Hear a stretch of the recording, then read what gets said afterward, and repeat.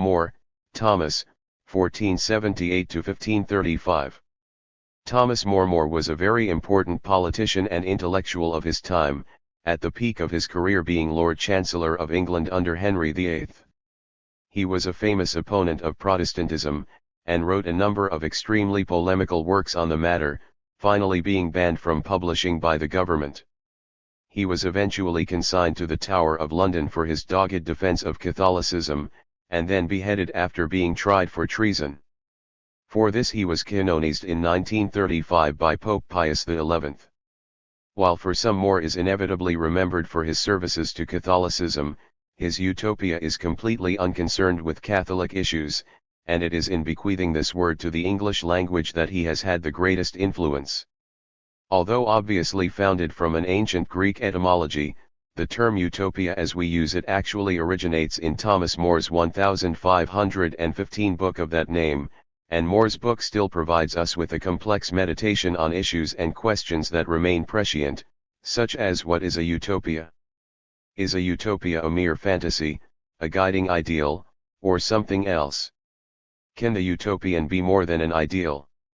In our usage of this word it is often forgotten that many of these complex issues had already been played upon by More, and the word is even thrown around as a simple pejorative, c.e.g. Engels' socialism, utopian and scientific. Utopia has come to signify the romance of an ideal unrelated to reality, and thus increasingly seems to signify something tragic or simply pathetic, an unfulfilled or unfulfillable dream. More, however, was already well aware of these possible aspects to the utopian. The title of the book, for example, is famously a self-undermining joke: utopia means non-place or nowhere. In fact, More revels in such tricks, and has the description of the island of Utopia narrated by a Raphael Hythloday, whose name roughly translates as talker of nonsense. It is hard to fathom the extent to which such tropes are merely More's mischievous sense of humor, and the extent to which they are a political safeguard for a book which could have got him into trouble. Since the first half of the book contains a sustained social criticism of the England of his day, and the second proposes an alternative, it is impossible not to reason that there is a great deal more at stake than More's sense of humor. But is all this irony simply political self-defense? We can at least say that he does not merely mean to argue that utopias are by definition vacuous ideas that are unworthy of attention. The addenda to utopia are commonly forgotten, but in many senses they are the key to the rest of the book. These, presented as an assemblage of documentary fragments, tell us of a place that is on the fringes of real knowledge. An alphabet is known, but not included here. Maps do not exist, but one missing sailor knows the way, and so on. Most importantly, More renders the apparent joke of his title distinctly ambivalent, as he tells us in verse that the island is not correctly the nowhere place of utopia, but the good place of utopia. His self-undermining joke is thus itself in a sense placed under erasure, and the island is reasserted as a good place. Furthermore, he compares his utopia to Plato's Republic, and in doing so plays upon a tension between the ideal and the real. I one of all other without philosophy have shaped for man a philosophical city. And for what Plato's pen hath plated briefly, in naked words as in a glass, the same have I performed fully. With his many references to philosophical ideals, poetry, and language, as he completes his book, it would seem that More is partly alluding to how utopias may be constructions of language, and that his is necessarily prior to completion, for the utopian alphabet itself is missing. Yet we should not overemphasize the latter poetic aspects of the book. Rather, utopia is a construction of two complementary halves, and the first of these is a piece of social criticism. More, in fact, seems to have consciously divided utopia between real, the first book, and ideal, the second book, and the whole can be read as a play on the tension between these two, which is underlined by his play on the names utopia and utopia. Perhaps it is that More's work shows us that social criticism must work between these two poles, that it takes its authority not only from the positively real, but also from the impossibly idealistic. As the narrator says, Speaking More's thoughts at the conclusion to Book 2, there is much to wish for in utopia, though there may be doubt about such things ever coming to be. It is, however, certain that More wished that the utopian were not only nowhere, but that the utopian, the good place, might actually come about. Utopia. Thomas More, 1515. To the Right Honourable Hierome Buslide, Provost of Arian and Councillor to Tub Catholic King Charles. Peter Giles, citizen of Antwerp, wish it health and felicity. Thomas More, the singular ornament of this our age, as you yourself, Right Honourable Buslide, can witness, to whom he is perfectly well known, sent unto me this other day the island of Utopia, to very few as yet known, but most worthy. Which, as far excelling Plato's Commonwealth, all people should be willing to know, specially of a man most eloquent, so finely set forth, so cunningly painted out, and so evidently subject to the eye, that as oft as I read it, methink that I see somewhat more than when I heard Raphael Hythloday himself, for I was present at that talk as well as Master More, uttering and pronouncing his own words. Yea, though the same man according to his pure eloquence did so open and declare the matter, that he might plainly enough appear to report not things which he had learned of others only by hearsay, but which he had with his own eyes presently seen and thoroughly viewed, and wherein he had no small time been conversant and abiding, a man, truly, in mine opinion, as touching the knowledge of regions, peoples, and worldly experience, much passing, yea, even the very famous and renowned traveller Ulysses, and indeed such a one, as for the space of these 800 years past I think nature into the world brought not forth his like, in comparison of whom Vespucci may be thought to have seen nothing. Moreover, whereas we be wont more effectually and pithily to declare and express things that we have seen than which we have but only heard, there was besides that in this man a certain peculiar grace and singular dexterity to describe and set forth a matter withal. Yet the self-same things as oft as I behold and consider them drawn and painted out with Master More's pencil, I am therewith so moved, so delighted, so inflamed, and so rapt, that sometime methink I am presently conversant, even in the island of Utopia. And I promise you, I can scant believe that Raphael himself, by all that 5 years' space that he was in Utopia abiding, saw there so much as here in Master More's description is to be seen and perceived. Which description with so many wonders and miraculous things is replenished, that I stand in great doubt whereat first and chiefly to muse or marvel, whether at the excellency of his perfect and sure memory, which could well nigh word by word rehearse so many things once only heard, or else at his singular prudence, who so well and wittily marked and bare away all the original causes and fountains, to the vulgar people commonly most unknown, whereof both issueth and springeth the mortal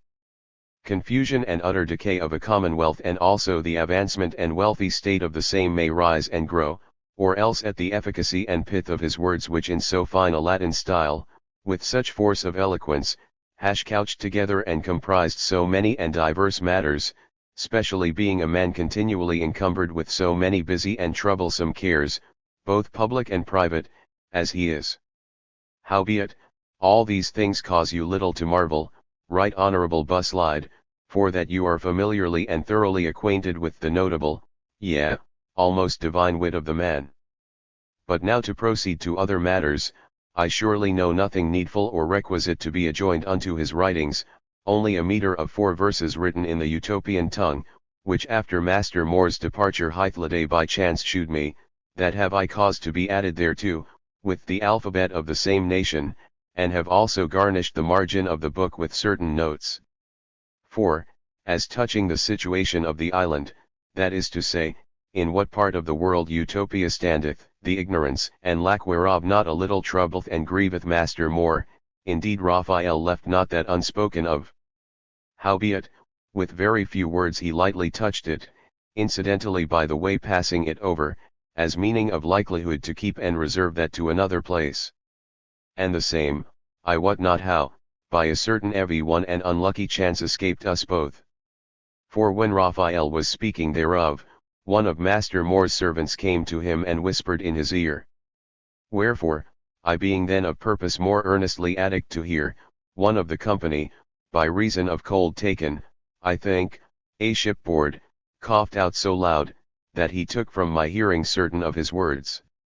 But I will never stint nor rest until I have got the full and exact knowledge hereof, insomuch that I will be able perfectly to instruct you, not only in the longitude or true meridian of the island, but also in the just latitude thereof, that is to say, in the sublevation or height of the pole in that region, if our friend Hythloday be in safety and alive. For we hear very uncertain news of him.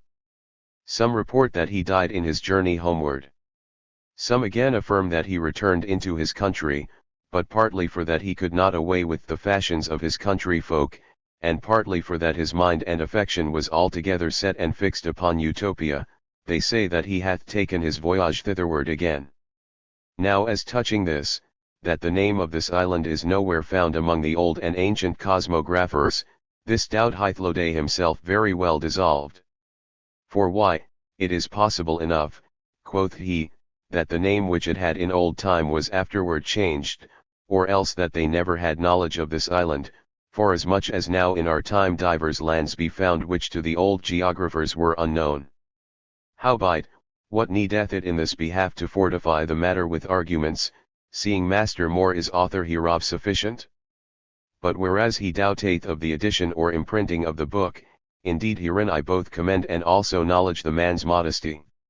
Howbeit, unto me it seemeth a work most unworthy to be long suppressed and most worthy to go abroad into the hands of men, yea, and under the title of your name to be published to the world, either because the singular endowments and qualities of Master More be to no man better known than to you, or else because no man is more fit and meet than you with good counsels to further and advance the commonwealth, wherein you have many years already continued and travailed with great glory and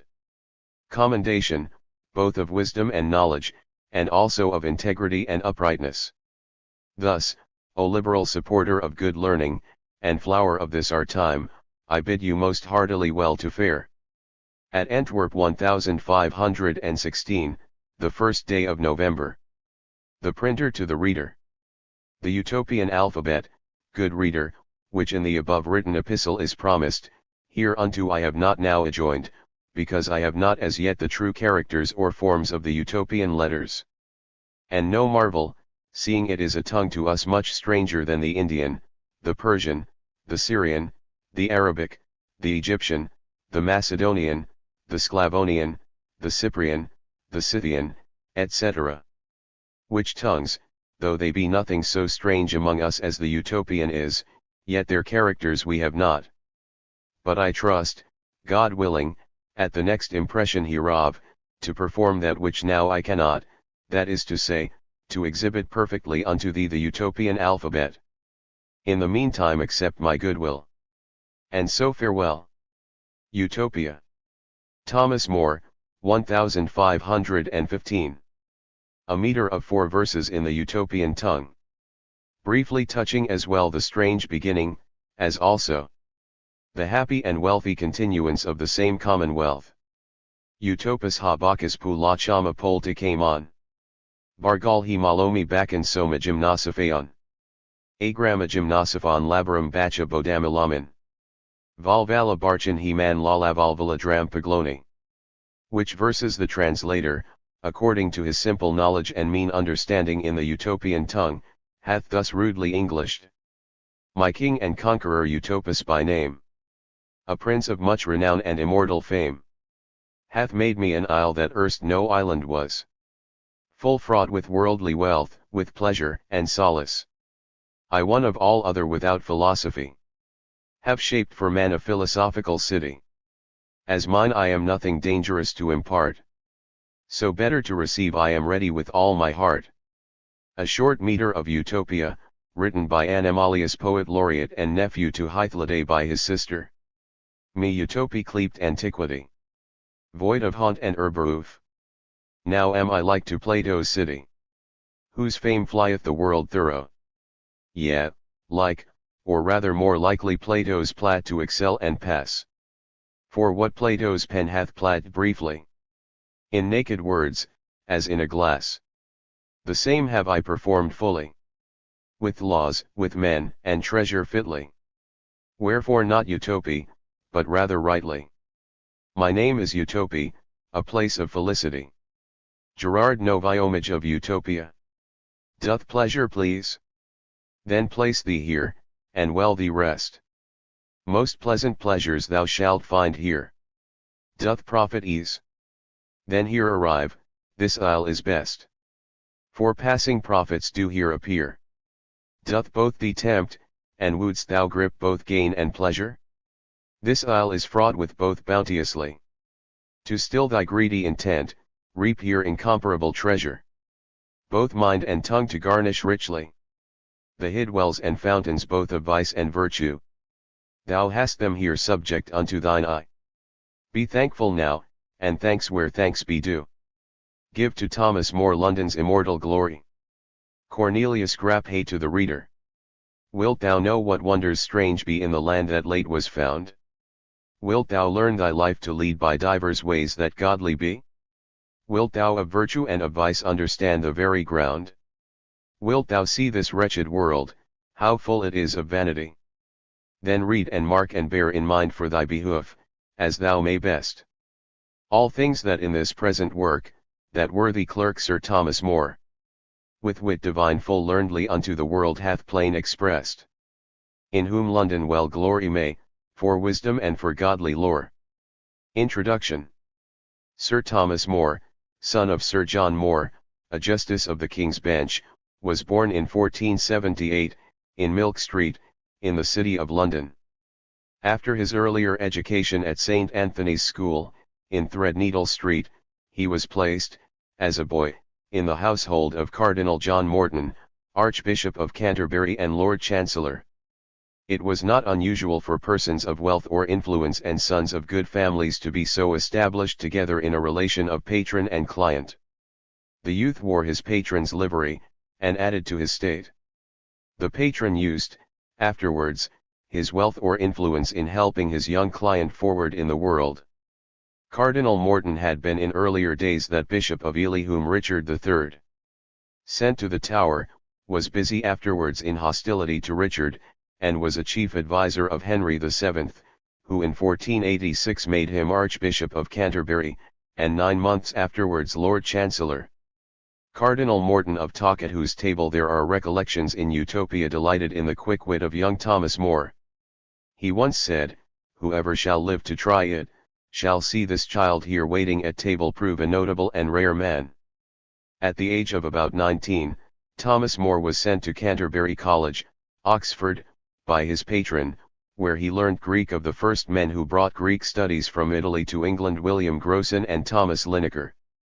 Linacre, a physician, who afterwards took orders, was also the founder of the College of Physicians. In 1499, More left Oxford to study law in London, at Lincoln's Inn, and in the next year Archbishop Morton died. More's earnest character caused him while studying law to aim at the subduing of the flesh, by wearing a hair shirt, taking a log for a pillow, and whipping himself on Fridays. At the age of 21 he entered Parliament, and soon after he had been called to the bar he was made Under-Sheriff of London.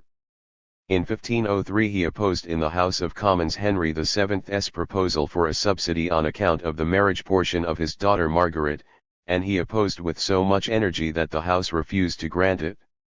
One went and told the king that a beardless boy had disappointed all his expectations. During the last years, therefore, of Henry VII, More was under the displeasure of the king, and had thoughts of leaving the country. Henry VII died in April, 1509, when More's age was a little over 30. In the first years of the reign of Henry VIII, he rose to large practice in the law courts, where it is said he refused to plead in cases which he thought unjust, and took no fees from widows, orphans, or the poor. He would have preferred marrying the second daughter of John Colt, of Newhall, in Essex, but chose her elder sister, that he might not subject her to the discredit of being passed over. In 1513 Thomas More, still Under-Sheriff of London, is said to have written his history of the life and death of King Edward V, and of the usurpation of Richard III. The book, which seems to contain the knowledge and opinions of More's patron, Morton, was not printed until 1557, when its writer had been 22 years dead. It was then printed from a miss in More's handwriting. In the year 1515 Wolsey, Archbishop of York, was made cardinal by Leo X, Henry VIII. Made him Lord Chancellor, and from that year until 1523 the king and the cardinal ruled England with absolute authority, and called no parliament. In May of the year 1515 Thomas More, not knighted yet, was joined in a commission to the Low Countries with Cuthbert Tunstall and others to confer with the ambassadors of Charles V, then only Archduke of Austria, upon a renewal of alliance. On that embassy More, aged about 37, was absent from England for 6 months, and while at Antwerp he established friendship with Peter Giles, Latinus de Aegidius, a scholarly and courteous young man, who was secretary to the municipality of Antwerp. Cuthbert Tunstall was a rising churchman, chancellor to the Archbishop of Canterbury, who in that year, 1515, was made Archdeacon of Chester, and in May of the next year, 1516, Master of the Rolls. In 1516 he was sent again to the Low Countries, and More then went with him to Brussels, where they were in close companionship with Erasmus. More's Utopia was written in Latin, and is in 2 parts, of which the second, describing the place, Greek text or nusquama, as he called it sometimes in his letters nowhere, was probably written towards the close of 1515, the first part, introductory, early in 1516. The book was first printed at Louvain, late in 1516, under the editorship of Erasmus, Peter Giles, and other of More's friends in Flanders. It was then revised by More, and printed by Frobenius at Basel in November, 1518. It was reprinted at Paris and Vienna, but was not printed in England during More's lifetime. Its first publication in this country was in the English translation, made in Edward VI's reign, 1551, by Ralph Robinson. It was translated with more literary skill by Gilbert Burnet, in 1684, soon after he had conducted the defence of his friend Lord William Russell, attended his execution, vindicated his memory, and been spitefully deprived by James II of his lectureship at St. Clement's. Burnet was drawn to the translation of Utopia by the same sense of unreason in high places that caused More to write the book. Burnet's is the translation given in this volume. The name of the book has given an adjective to our language we call an impracticable scheme utopian. Yet, under the veil of a playful fiction, the talk is intensely earnest, and abounds in practical suggestion. It is the work of a scholarly and witty Englishman, who attacks in his own way the chief political and social evils of his time.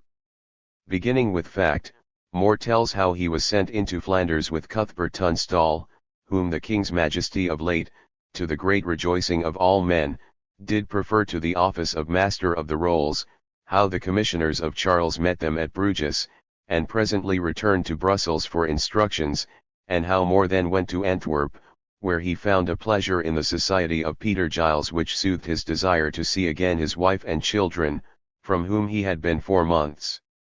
away. Then fact slides into fiction with the finding of Raphael Hythloday, whose name, made of 2 Greek words Greek text and Greek text, means knowing in trifles, a man who had been with Amerigo Vespucci in the 3 last of the voyages to the New World lately discovered, of which the account had been first printed in 1507, only 9 years before Utopia was written.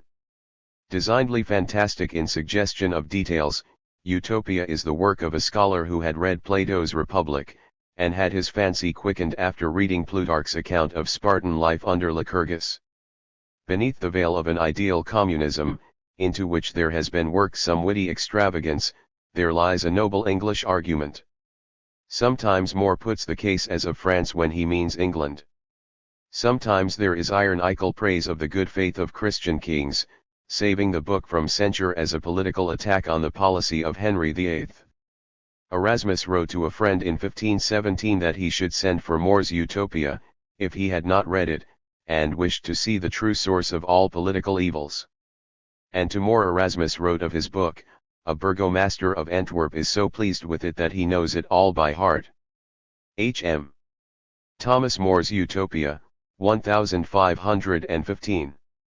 Discourses of Raphael Hythloday, of the best state of a commonwealth. Henry VIII, the unconquered King of England, a prince adorned with all the virtues that become a great monarch, having some differences of no small consequence with Charles the most serene Prince of Castile, sent me into Flanders, as his ambassador, for treating and composing matters between them.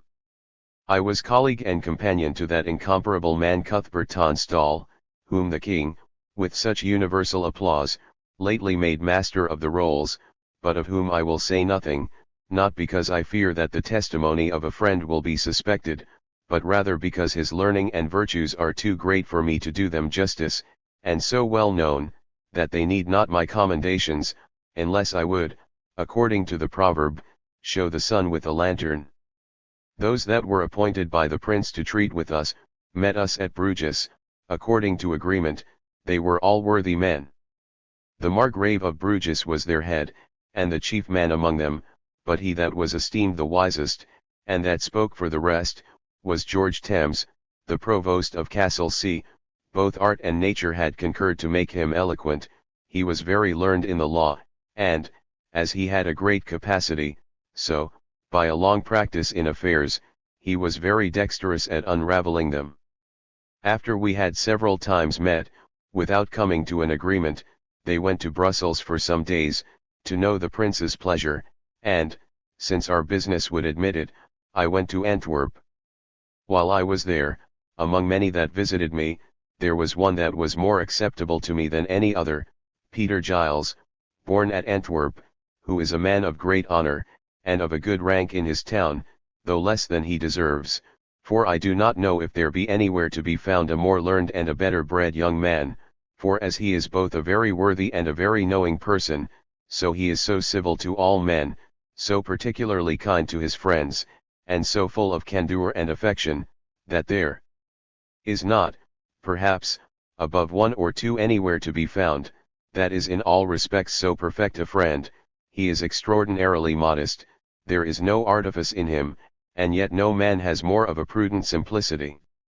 His conversation was so pleasant and so innocently cheerful, that his company in a great measure lessened any longings to go back to my country, and to my wife and children, which an absence of four mouths had quickened very much. One day, as I was returning home from Mass at St. Mary's, which is the chief church, and the most frequented of any in Antwerp, I saw him, by accident, talking with a stranger, who seemed past the flower of his age. His face was tanned, he had a long beard, and his cloak was hanging carelessly about him, so that, by his looks and habit, I concluded he was a seaman. As soon as Peter saw me, he came and saluted me, and as I was returning his civility, he took me aside, and pointing to him with whom he had been discoursing, he said, "Do you see that man? I was just thinking to bring him to you." I answered, "He should have been very welcome on your account." "And on his own too," replied he, "if you knew the man, for there is none alive that can give so copious an account of unknown nations and countries as he can do, which I know you very much desire." "Then," said I did not guess amiss, for at first sight I took him for a seaman." "But you are much mistaken," said he, "for he has not sailed as a seaman, but as a traveler, or rather a philosopher. This Raphael, who from his family carries the name of Hythloday, is not ignorant of the Latin tongue, but is eminently learned in the Greek, having applied himself more particularly to that than to the former, because he had given himself much to philosophy, in which he knew that the Romans have left us nothing that is valuable, except what is to be found in Seneca and Cicero. He is a Portuguese by birth, and was so desirous of seeing the world, that he divided his estate among his brothers, ran the same hazard as Americus Vespucius, and bore a share in 3 of his 4 voyages that are now published, only he did not return with him in his last, but obtained leave of him, almost by force, that he might be one of those 24 who were left at the farthest place at which they touched in their last voyage to Newcastle. The leaving him thus did not a little gratify one that was more fond of travelling than of returning home to be buried in his own country, for he used often to say, that the way to heaven was the same from all places, and he that had no grave had the heavens still over him. Yet this disposition of mind had cost him dear, if God had not been very gracious to him, for after he, with 5 Castilians, had travelled over many countries, at last, by strange good fortune, he got to Ceylon, and from thence to Calicut, where he, very happily, found some Portuguese ships, and, beyond all men's expectations, returned to his native country. When Peter had said this to me, I thanked him for his kindness in intending to give me the acquaintance of a man whose conversation he knew would be so acceptable, and upon that Raphael and I embraced each other. After those civilities were past which are usual with strangers upon their first meeting, we all went to my house, and entering into the garden, sat down on a green bank and entertained one another in discourse.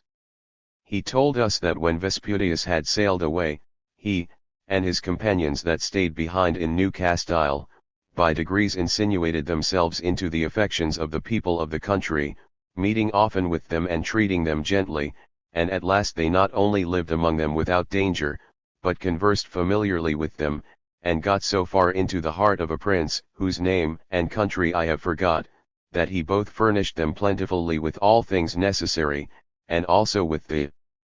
conveniences of travelling, both boats when they went by water, and wagons when they trained over land. He sent with them a very faithful guide, who was to introduce and recommend them to such other princes as they had a mind to see, and after many days' journey, they came to towns and cities and to commonwealths, that were both happily governed and well peopled. Under the equator, and as far on both sides of it as the sun moves, there lay vast deserts that were parched with the perpetual heat of the sun, the soil was withered, all things looked dismally, and all places were either quite uninhabited, or abounded with wild beasts and serpents, and some few men, that were neither less wild nor less cruel than the beasts themselves. But, as they went farther, a new scene opened, all things grew milder, the air less burning, the soil more verdant, and even the beasts were less wild, and, at last, there were nations, towns, and cities, that had not only mutual commerce among themselves and with their neighbors, but traded, both by sea and land, to very remote countries. There they found the conveniencies of seeing many countries on all hands, for no ship went any voyage into which he and his companions were not very welcome. The first vessels that they saw were flat-bottomed, their sails were made of reeds and wicker, woven close together, only some were of leather, but, afterwards, they found ships made with round keels and canvas sails, and in all respects like our ships, and the seamen understood both astronomy and navigation. He got wonderfully into their favor by showing them the use of the needle, of which till then they were utterly ignorant.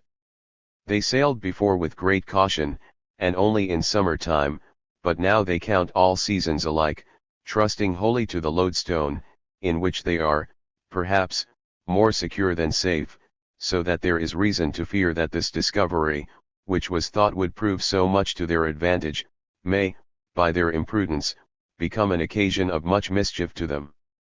But it were too long to dwell on all that he told us he had observed in every place, it would be too great a digression from our present purpose. Whatever is necessary to be told concerning those wise and prudent institutions which he observed among civilized nations, may perhaps be related by us on a more proper occasion. We asked him many questions concerning all these things, to which he answered very willingly. We made no inquiries after monsters, than which nothing is more common, for everywhere one may hear of ravenous dogs and wolves, and cruel men-eaters, but it is not so easy to find states that are well and wisely governed. As he told us of many things that were amiss in those new discovered countries, so he reckoned up not a few things, from which patterns might be taken for correcting the errors of these nations among whom we live, of which an account may be given, as I have already promised, at some other time, for, at present, I intend only to relate those particulars that he told us. of the manners and laws of the Utopians, but I will begin with the occasion that led us to speak of that commonwealth. After Raphael had discoursed with great judgment on the many errors that were both among us and these nations, had treated of the wise institutions both here and there, and had spoken as distinctly of the customs and government of every nation through which he had passed, as if he had spent his whole life in it, Peter, being struck with admiration, said, I wonder, Raphael, how it comes that you enter into no king's service, for I am sure there are none to whom you would not be very acceptable. For your learning and knowledge, both of men and things, is such, that you would not only entertain them very pleasantly, but be of great use to them, by the examples you could set before them, and the advices you could give them, and by this means you would both serve your own interest, and be of great use to all your friends. As for my friends, answered he, I need not be much concerned, having already done for them all that was incumbent on me, for when I was not only in good health, but fresh and young, I distributed that among my kindred and friends which other people do not part with till they are old and sick, when they then unwillingly give that which they can enjoy no longer themselves. I think my friends ought to rest contented with this, and not to expect that for their sakes I should enslave myself to any king whatsoever. Soft and fair, said Peter, I do not mean that you should be a slave to any king, but only that you should assist them and be useful to them. The change of the word, said he, does not alter the matter. But term it as you will, replied Peter, I do not see any other way in which you can be so useful, both in private to your friends and to the public, and by which you can make your own condition happier. Happier, answered Raphael, is that to be compassed in a way so abhorrent to my genius? Now I live as I will, to which I believe, few courtiers can pretend, and there are so many that court the favor of great men, that there will be no great loss if they are not troubled either with me or with others of my temper. Upon this, said I perceive, Raphael, that you neither desire wealth nor greatness, and, indeed, I value and admire such a man much more than I do any of the great men in the world. Yet I think you would do what would well become so generous and philosophical a soul as yours is, if you would apply your time and thoughts to public affairs, even though you may happen to find it a little uneasy to yourself, and this you can never do with so much advantage as by being taken into the council of some great prince and putting him on noble and worthy actions, which I know you would do if you were in such a post, for the springs both of good and evil flow from the prince over a whole nation, as from a lasting fountain.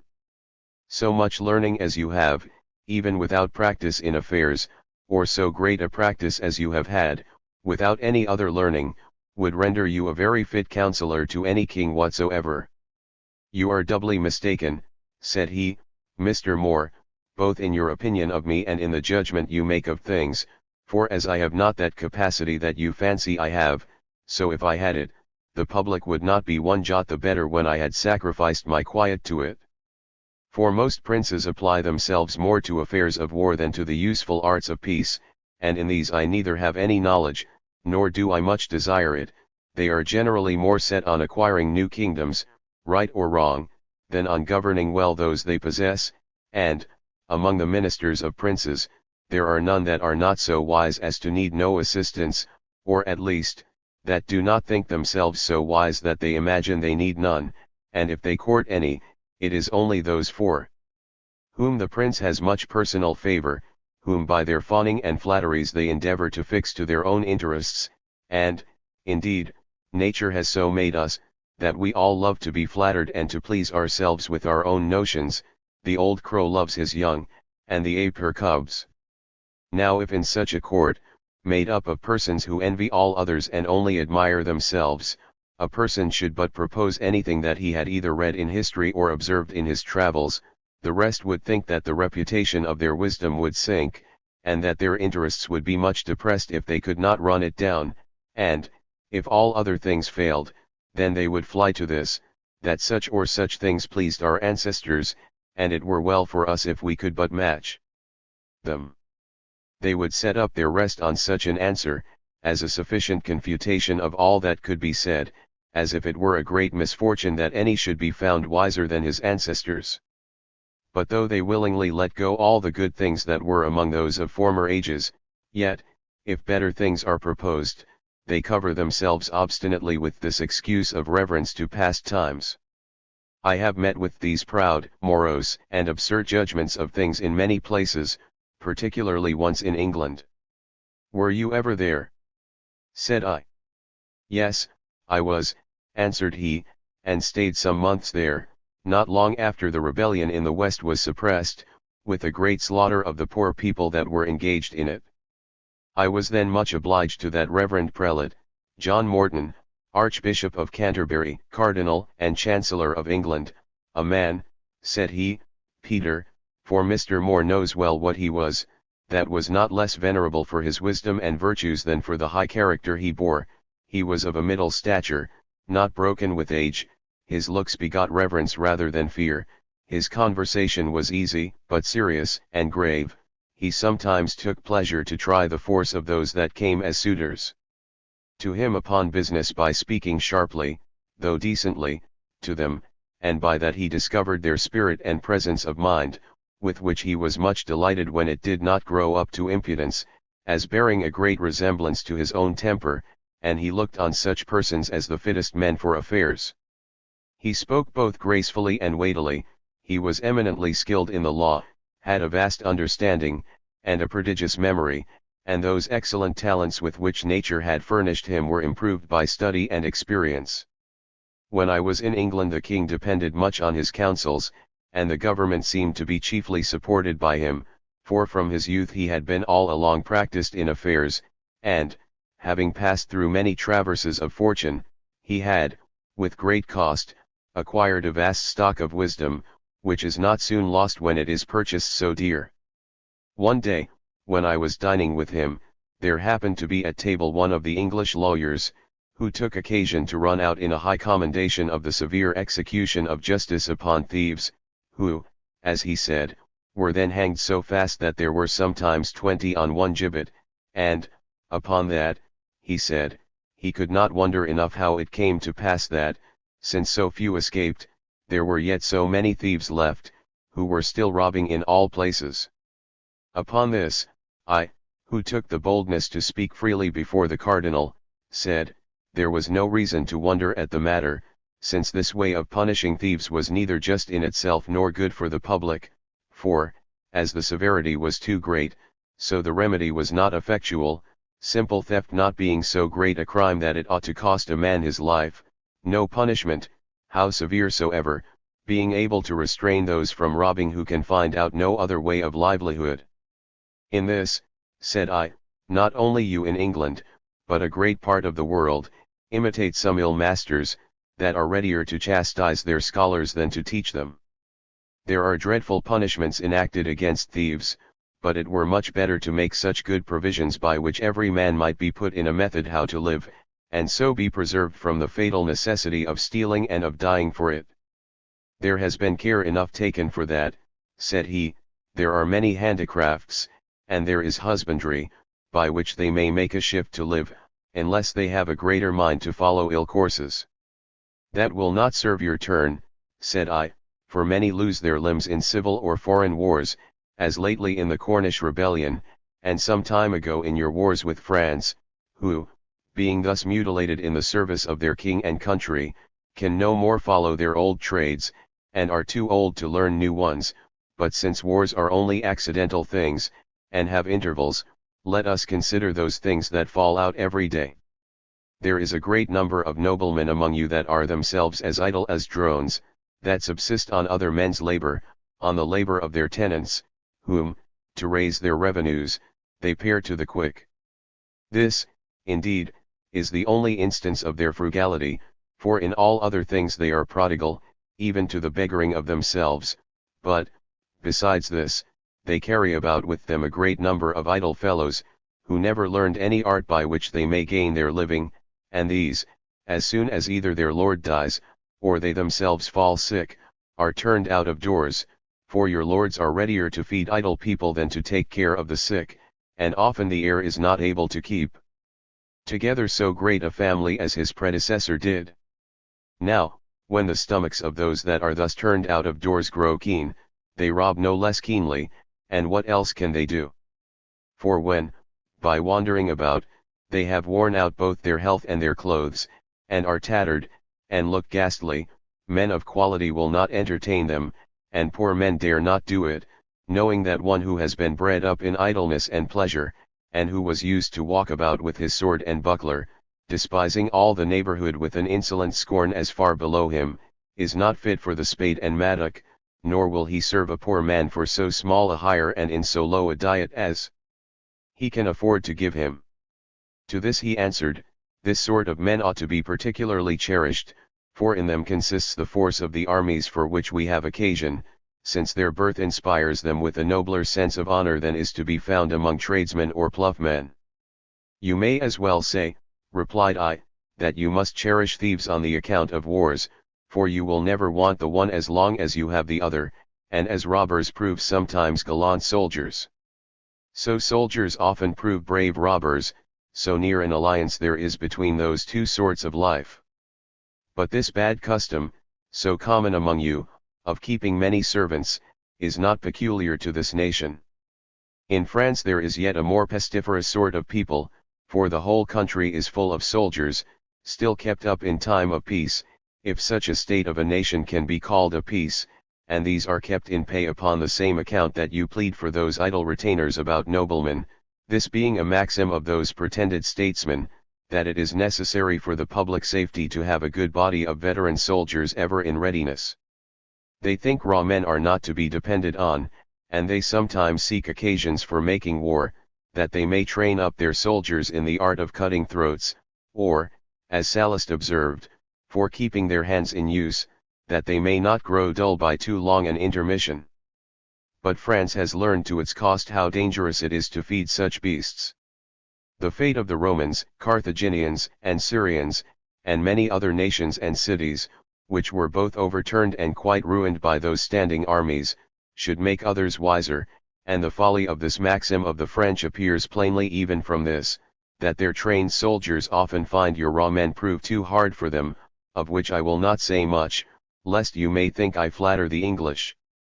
Every day's experience shows that the mechanics in the towns or the clowns in the country are not afraid of fighting with those idle gentlemen, if they are not disabled by some misfortune in their body or dispirited by extreme want, so that you need not fear that those well-shaped and strong men, for it is only such that noblemen love to keep about them till they spoil them, who now grow feeble with ease and are softened with their effeminate manner of life, would be less fit for action if they were well bred and well employed. And it seems very unreasonable that, for the prospect of a war, which you need never have but when you please, you should maintain so many idle men, as will always disturb you in time of peace, which is ever to be more considered than war. But I do not think that this necessity of stealing arises only from hence, there is another cause of it, more peculiar to England. What is that? Said the Cardinal. The increase of pasture, said I, by which your sheep, which are naturally mild, and easily kept in order, may be said now to devour men and unpeople, not only villages, but towns, for wherever it is found that the sheep of any soil yield a softer and richer wool than ordinary, there the nobility and gentry, and even those holy men, the Dobots, not contented with the old rents which their farms yielded, nor thinking it enough that they, living at their ease, do no good to the public, resolve to do it hurt instead of good. They stop the course of agriculture, destroying houses and towns, reserving only the churches, and enclose grounds that they may lodge their sheep in them. As if forests and parks had swallowed up too little of the land, those worthy countrymen turn the best inhabited places into solitudes, for when an insatiable wretch, who is a plague to his country, resolves to enclose many thousand acres of ground, the owners, as well as tenants, are turned out of their possessions by trick or by main force, or, being wearied out by ill usage, they are forced to sell them, by which means those miserable people, both men and women, married and unmarried, old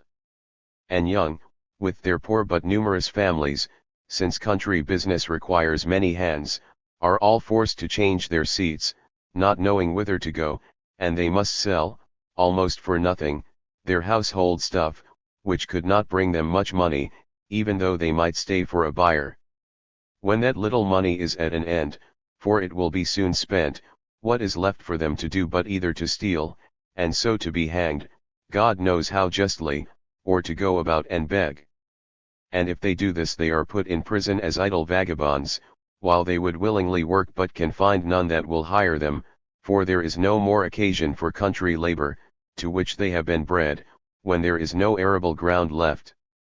One shepherd can look after a flock, which will stock an extent of ground that would require many hands if it were to be plowed and reaped. This, likewise, in many places raises the price of corn. The price of wool is also so risen that the poor people, who were wont to make cloth, are no more able to buy it, and this, likewise, makes many of them idle, for since the increase of pasture God has punished the avarice of the owners by a rot among the sheep, which has destroyed vast numbers of them. To us it might have seemed more just had it fell on the owners themselves. But, suppose the sheep should increase ever so much, their price is not likely to fall, since, though they cannot be called a monopoly, because they are not engrossed by one person, yet they are in so few hands, and these are so rich, that, as they are not pressed to sell them sooner than they have a mind to it, so they never do it till they have raised the price as high as possible. And on the same account it is that the other kinds of cattle are so dear, because many villages being pulled down, and all country labor being much neglected, there are none who make it their business to breed them. The rich do not breed cattle as they do sheep, but buy them lean and at low prices, and, after they have fattened them on their grounds, sell them again at high rates. And I do not think that all the inconveniences this will produce are yet observed, for, as they sell the cattle dear, so, if they are consumed faster than the breeding countries from which they are brought can afford them, then the stock must decrease, and this must needs end in great scarcity, and by these means, this your island, which seemed as to this particular the happiest in the world, will suffer much by the cursed avarice of a few persons. Besides this, the rising of corn makes all people lessen their families as much as they can, and what can those who are dismissed by them do but either beg or rob? And to this last a man of a great mind is much sooner drawn than to the former.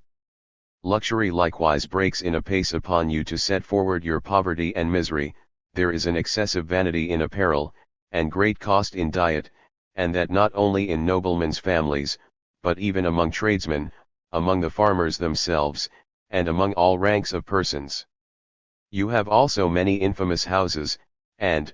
besides those that are known, the taverns and ale-houses are no better. Add to these dice, cards, tables, football, tennis, and quoits, in which money runs fast away, and those that are initiated into them must, in the conclusion, betake themselves to robbing for a supply. Banish these plagues, and give orders that those who have dispeopled so much soil may either rebuild the villages they have pulled down or let out their grounds to such as will do it. Restrain those engrossings of the rich, that are as bad almost as monopolies. Leave fewer occasions to idleness. Let agriculture be set up again, and the manufacture of the wool be regulated, that so there may be work found for those companies of idle people whom want forces to be thieves, or who now, being idle vagabonds or useless servants, will certainly grow thieves at last. If you do not find a remedy to these evils, it is a vain thing to boast of your severity in punishing theft, which, though it may have the appearance of justice, yet in itself is neither just nor convenient. For if you suffer your people to be ill-educated, and their manners to be corrupted from their infancy, and then punish them for those crimes to which their first education disposed them, what else is to be concluded from this but that you first make thieves and then punish them? While I was talking thus, the councillor, who was present, had prepared an answer, and had resolved to resume all I had said, according to the formality of a debate, in which things are generally repeated more faithfully than they are answered, as if the chief trial to be made were of men's memories. You have talked prettily, for a stranger, said he, having heard of many things among us which you have not been able to consider well, but I will make the whole matter plain to you, and will first repeat in order all that you have said, then I will show how much your ignorance of our affairs has misled you, and will, in the last place, answer all your arguments. And, that I may begin where I promised, there were 4 things. Hold your peace, said the cardinal, this will take up too much time, therefore we will, at present, ease you of the trouble of answering, and reserve it to our next meeting, which shall be tomorrow, if Raphael's affairs and yours can admit of it.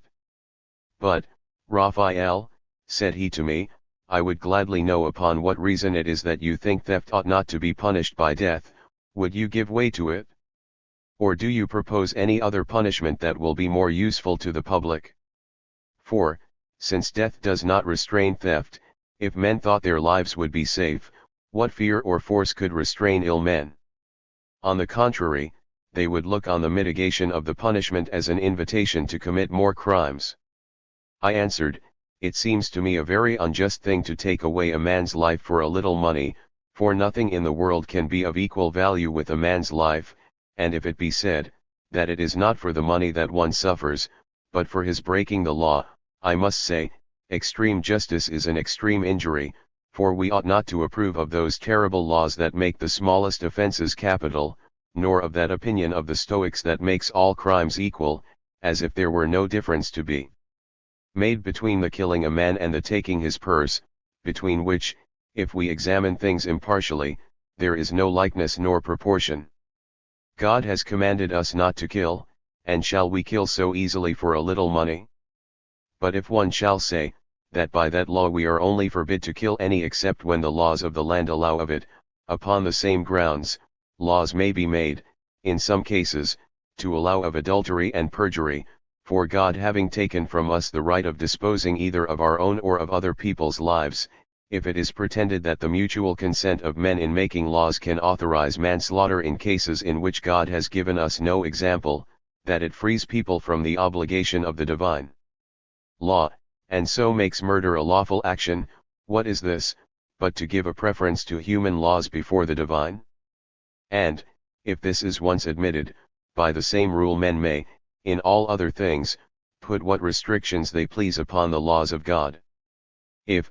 by the Mosaical law, though it was rough and severe, as being a yoke laid on an obstinate and servile nation, men were only fined, and not put to death for theft, we cannot imagine, that in this new law of mercy, in which God treats us with the tenderness of a father, he has given us a greater license to cruelty than he did to the Jews.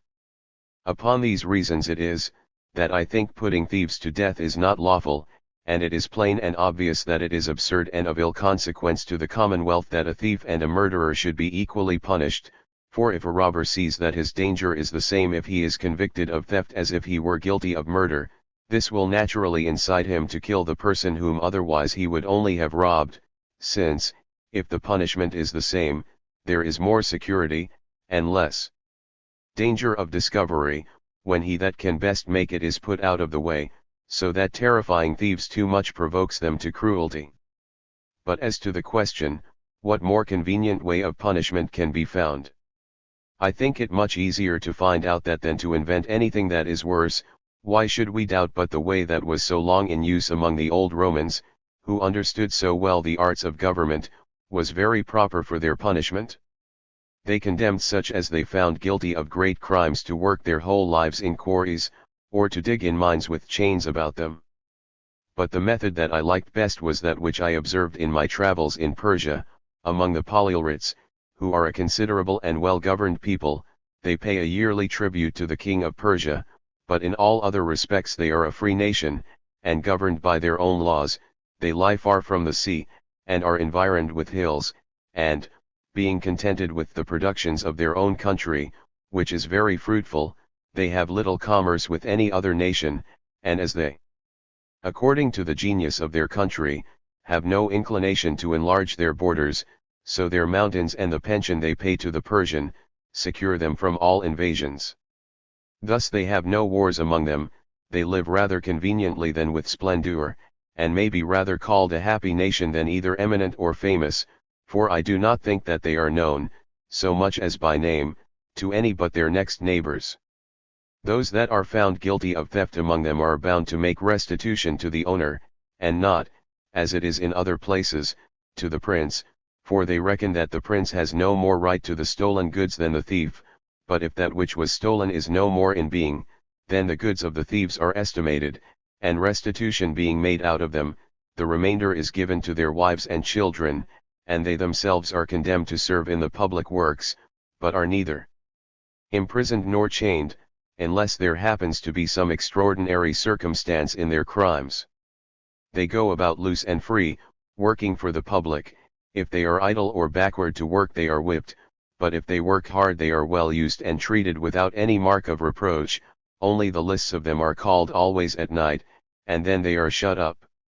They suffer no other uneasiness but this of constant labor, for, as they work for the public, so they are well entertained out of the public stock, which is done differently in different places. In some places whatever is bestowed on them is raised by a charitable contribution, and, though this way may seem uncertain, yet so merciful are the inclinations of that people, that they are plentifully supplied by it, but in other places public revenues are set aside for them, or there is a constant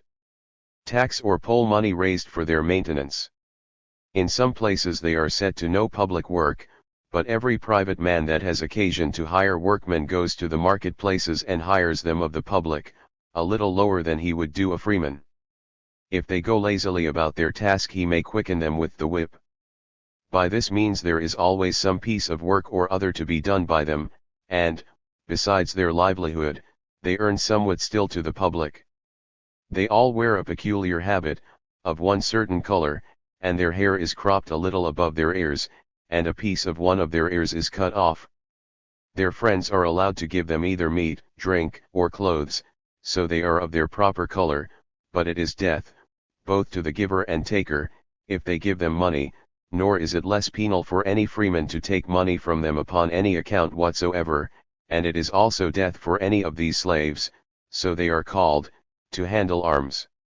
Those of every division of the country are distinguished by a peculiar mark, which it is capital for them to lay aside, to go out of their bounds, or to talk with a slave of another jurisdiction, and the very attempt of an escape is no less penal than an escape itself. It is death for any other slave to be accessory to it, and if a freeman engages in it he is condemned to slavery. Those that discover it are rewarded if freemen, in money, and if slaves, with liberty, together with a pardon for being accessory to it, that so they might find their account rather in repenting of their engaging in such a design than in persisting in it. These are their laws and rules in relation to robbery, and it is obvious that they are as advantageous as they are mild and gentle, since vice is not only destroyed and men preserved, but they are treated in such a manner as to make them see the necessity of being honest and of employing the rest of their lives in repairing the injuries they had formerly done to society. Nor is there any hazard of their falling back to their old customs, and so little do travelers apprehend mischief from them that they generally make use of them for guides from one jurisdiction to another, for there is nothing left them by which they can rob or be the better for it, since, as they are disarmed, so the very having of money is a sufficient conviction, and as they are certainly punished if discovered, so they cannot hope to escape, for their habit being in all the parts of it different from what is commonly worn, they cannot fly away, unless they would go naked, and even then their cropped ear would betray them. The only danger to be feared from them is their conspiring against the government, but those of one division and neighborhood can do nothing to any purpose unless a general conspiracy were laid amongst all the slaves of the several jurisdictions, which cannot be done, since they cannot meet or talk together, nor will any venture on a design where the concealment would be so dangerous and the discovery so profitable. None are quite hopeless of recovering their freedom, since by their obedience and patience, and by giving good grounds to believe that they will change their manner of life for the future, they may expect at last to obtain their liberty, and some are every year restored to it upon the good character that is given of them. When I had related all this, I added that I did not see why such a method might not be followed with more advantage than could ever be expected from that severe justice which the counsellor magnified so much. To this he answered, that it could never take place in England without endangering the whole nation. As he said this he shook his head, made some grimaces, and held his peace, while all the company seemed of his opinion, except the cardinal, who said, that it was not easy to form a judgment of its success, since it was a method that never yet had been tried, but if, said he, when sentence of death were passed upon a thief, the prince would reprieve him for a while, and make the experiment upon him, denying him the privilege of a sanctuary, and then, if it had a good effect upon him, it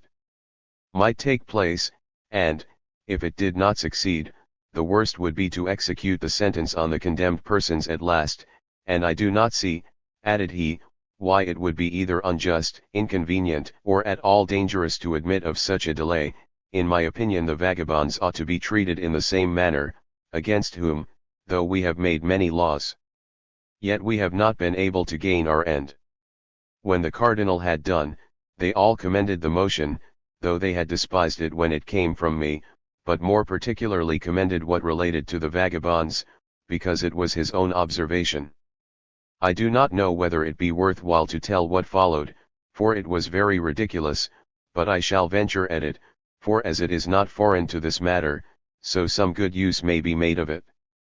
There was a jester standing by, that counterfeited the fool so naturally that he seemed to be really one. The jests which he offered were so cold and dull that we laughed more at him than at them, yet sometimes he said, as it were by chance, things that were not unpleasant, so as to justify the old proverb, that he who throws the dice often, will sometimes have a lucky hit.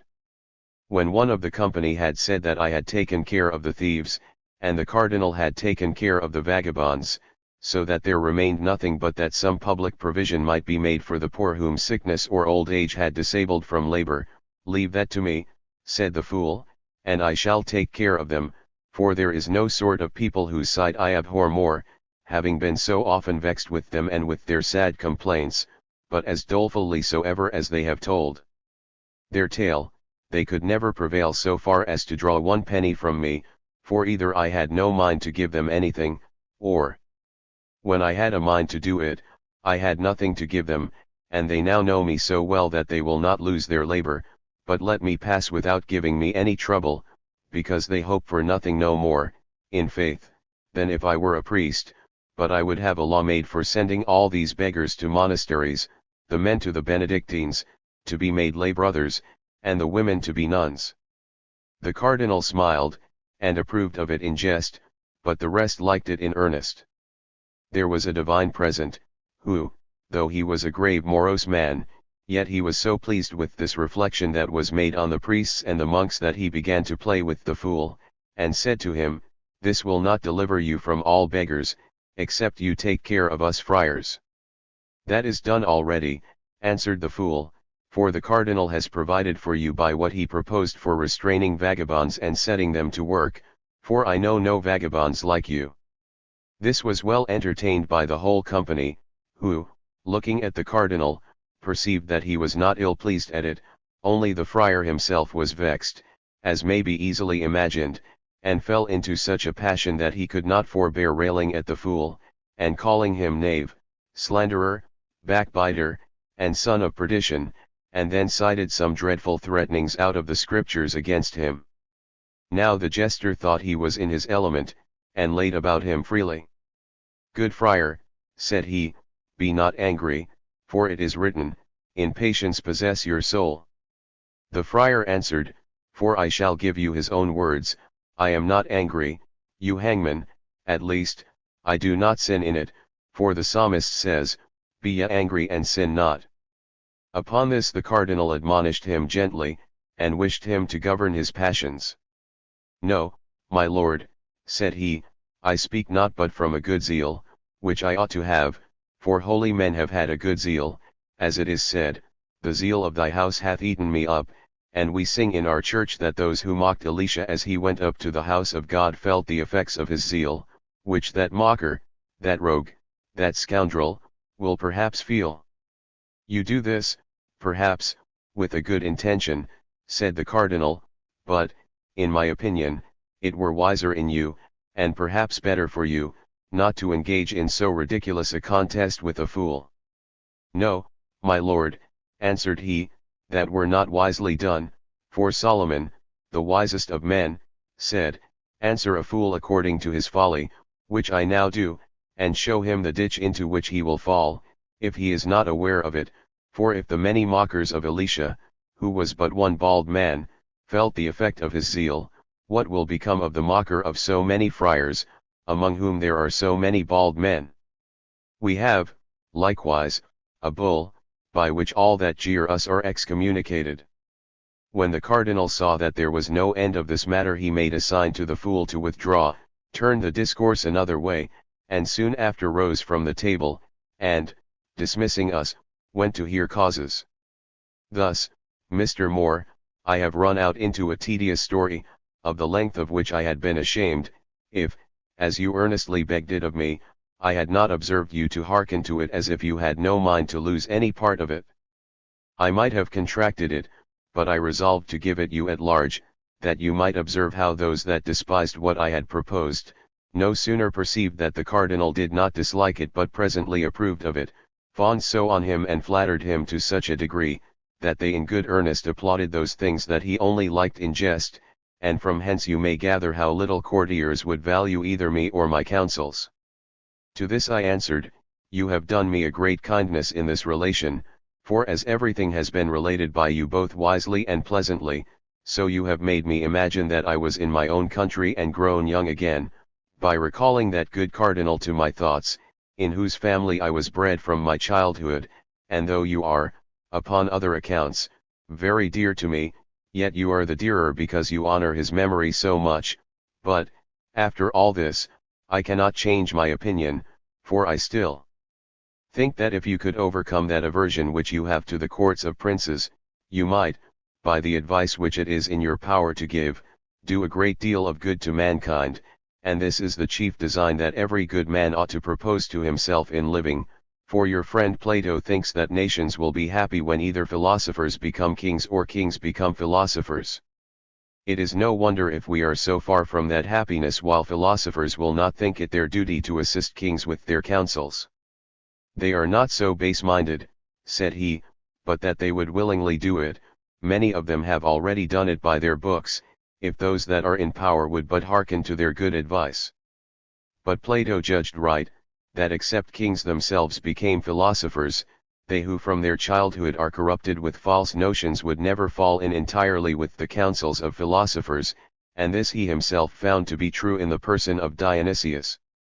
Do not you think that if I were about any king, proposing good laws to him, and endeavoring to root out all the cursed seeds of evil that I found in him, I should either be turned out of his court, or, at least, be laughed at for my pains? For instance, what could I signify if I were about the King of France, and were called into his cabinet council, where several wise men, in his hearing, were proposing many expedients, as, by what arts and practices Milan may be kept, and Naples, that has so often slipped out of their hands, recovered, how the Venetians, and after them the rest of Italy, may be subdued, and then how Flanders, Brabant, and all Burgundy, and some other kingdoms which he has swallowed already in his designs, may be added to his empire? One proposes a league with the Venetians, to be kept as long as he finds his account in it, and that he ought to communicate counsels with them, and give them some share of the spoil till his success makes him need or fear them less, and then it will be easily taken out of their hands. Another proposes the hiring the Germans and the securing the Switzers by pensions. Another proposes the gaining the emperor by money, which is omnipotent with him. Another proposes a peace with the king of Aragon, and, in order to cement it, the yielding up the king of Navarre's pretensions. Another thinks that the prince of Castile is to be wrought on by the hope of an alliance, and that some of his courtiers are to be gained to the French faction by pensions. The hardest point of all is, what to do with England. A treaty of peace is to be set on foot, and, if their alliance is not to be depended on, yet it is to be made as firm as possible, and they are to be called friends, but suspected as enemies. Therefore the Scots are to be kept in readiness to be let loose upon England on every occasion, and some banished nobleman is to be supported underhand, for by the league it cannot be done avowedly, who has a pretension to the crown, by which means that suspected prince may be kept in awe. Now when things are in so great a fermentation, and so many gallant men are joining councils how to carry on the war, if so mean a man as I should stand up and wish them to change all their counsels to let Italy alone and stay at home, since the kingdom of France was indeed greater than could be well governed by one man, that therefore he ought not to think of adding others to it, and if, after this, I should propose to them the resolutions of the Acarians, a people that lie on the southeast of Utopia, who long ago engaged in war in order to add to the dominions of their prince another kingdom, to which he had some pretensions by an ancient alliance, this they conquered, but found that the trouble of keeping it was equal to that by which it was gained, that the conquered people were always either in rebellion or exposed to foreign invasions, while they were obliged to be incessantly at war, either for or against them, and consequently could never disband their army. That in the meantime they were oppressed with taxes, their money went out of the kingdom, their blood was spilled for the glory of their king without procuring the least advantage to the people, who received not the smallest benefit from it even in time of peace, and that, their manners being corrupted by a long war, robbery and murders everywhere abounded, and their laws fell into contempt, while their king, distracted with the care of two kingdoms, was the less able to apply his mind to the interest of either. When they saw this, and that there would be no end to these evils, they by joint councils made an humble address to their king, desiring him to choose which of the two kingdoms he had the greatest mind to keep, since he could not hold both, for they were too great a people to be governed by a divided king, since no man would willingly have a groom that should be in common between him and another. Upon which the good prince was forced to quit his new kingdom to one of his friends, who was not long after dethroned, and to be contented with his old one. To this I would add that after all those warlike attempts, the vast confusions, and the consumption both of treasure and of people that must follow them, perhaps upon some misfortune they might be forced to throw up all at last, therefore it seemed much more eligible that the king should improve his ancient kingdom all he could, and make it flourish as much as possible, that he should love his people, and be beloved of them, that he should live among them, govern them gently and let other kingdoms alone, since that which had fallen to his share was big enough, if not too big, for him. Pray, how do you think would such a speech as this be heard? I confess, said I think not very well. But what, said he, if I should sort with another kind of ministers, whose chief contrivances and consultations were by what art the prince's treasures might be increased? Where one proposes raising the value of specie when the king's debts are large, and lowering it when his revenues were to come in, that so he might both pay much with a little, and in a little receive a great deal. Another proposes a pretense of a war, that money might be raised in order to carry it on, and that a peace be concluded as soon as that was done, and this with such appearances of religion as might work on the people, and make them impute it to the piety of their prince, and to his tenderness for the lives of his subjects. A third offers some old musty laws that have been antiquated by a long disuse, and which, as they had been forgotten by all the subjects, so they had also been broken by them, and proposes the levying the penalties of these laws, that, as it would bring in a vast treasure, so there might be a very good pretence for it, since it would look like the executing a law and the doing of justice. A fourth proposes the prohibiting of many things under severe penalties, especially such as were against the interest of the people, and then the dispensing with these prohibitions, upon great compositions, to those who might find their advantage in breaking them. This would serve two ends, both of them acceptable to many, for as those whose avarice led them to transgress would be severely fined, so the selling licenses dear would look as if a prince were tender of his people, and would not easily, or at low rates, dispense with anything that might be against the public good.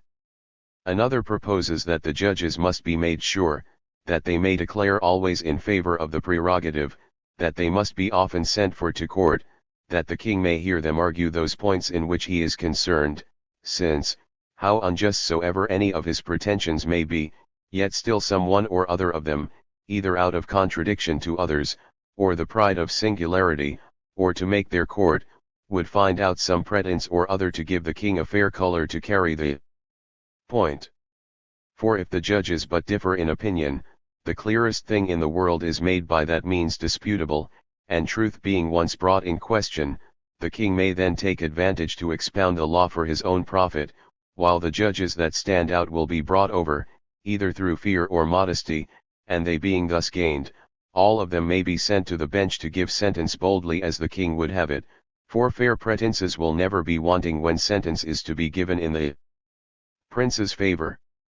It will either be said that equity lies of his side, or some words in the law will be found sounding that way, or some forced sense will be put on them, and, when all other things fail, the king's undoubted prerogative will be pretended, as that which is above all law, and to which a religious judge ought to have a special regard. Thus all consent to that maxim of Crassus, that a prince cannot have treasure enough, since he must maintain his armies out of it, that a king, even though he would, can do nothing unjustly, that all property is in him, not excepting the very persons of his subjects, and that no man has any other property but that which the king, out of his goodness, thinks fit to leave him. And they think it is the prince's interest that there be as little of this left as may be, as if it were his advantage that his people should have neither riches nor liberty, since these things make them less easy and willing to submit to a cruel and unjust government. Whereas necessity and poverty blunts them, makes them patient, beats them down, and breaks that height of spirit that might otherwise dispose them to rebel. Now what if, after all these propositions were made, I should rise up and assert that such counsels were both unbecoming a king and mischievous to him, and that not only his honor, but his safety, consisted more in his people's wealth than in his own, if I should show that they choose a king for their own sake, and not for his, that, by his care and endeavors, they may be both easy and safe, and that, therefore, a prince ought to take more care of his people's happiness than of his own, as a shepherd is to take more care of his flock than of himself? It is also certain that they are much mistaken that think the poverty of a nation is a mean of the public safety. Who quarrel more than beggars? Who does more earnestly long for a change than he that is uneasy in his present circumstances? And who run to create confusions with so desperate a boldness as those who, having nothing to lose, hope to gain by them? If a king should fall under such contempt or envy that he could not keep his subjects in their duty but by oppression and ill usage, and by rendering them poor and miserable, it were certainly better for him to quit his kingdom than to retain it by such methods as make him, while he keeps the name of authority, lose the majesty due to it. Nor is it so becoming the dignity of a king to reign over beggars as over rich and happy subjects. And therefore Fabricius, a man of a noble and exalted temper, said he would rather govern rich men than be rich himself, since for one man to abound in wealth and pleasure when all about him are mourning and groaning, is to be a jailer and not a king. He is an unskillful physician that cannot cure one disease without casting his patient into another. So he that can find no other way for correcting the errors of his people but by taking from them the conveniences of life, shows that he knows not what it is to govern a free nation. He himself ought rather to shake off his sloth, or to lay down his pride, for the contempt or hatred that his people have for him takes its rise from the vices in himself. Let him live upon what belongs to him without wronging others, and accommodate his expense to his revenue. Let him punish crimes, and, by his wise conduct, let him endeavor to prevent them, rather than be severe when he has suffered them to be too common. Let him not rashly revive laws that are abrogated by disuse, especially if they have been long forgotten and never wanted. And let him never take any penalty for the breach of them to which a judge would not give way in a private man, but would look on him as a crafty and unjust person for pretending to it. To these things I would add that law among the Macarians, a people that live not far from Utopia, by which their king, on the day on which he began to reign, is tied by an oath, confirmed by solemn sacrifices, never to have at once above 1,000 pounds of gold in his treasures, or so much silver as is equal to that in value. This law, they tell us, was made by an excellent king who had more regard to the riches of his country than to his own wealth, and therefore provided against the heaping up of so much treasure as might impoverish the people. He thought that moderate sum might be sufficient for any accident, if either the king had occasion for it against the rebels, or the kingdom against the invasion of an enemy, but that it was not enough to encourage a prince to invade other men's rights, a circumstance that was the chief cause of his making that law. He also thought that it was a good provision for that free circulation of money so necessary for the course of commerce and exchange.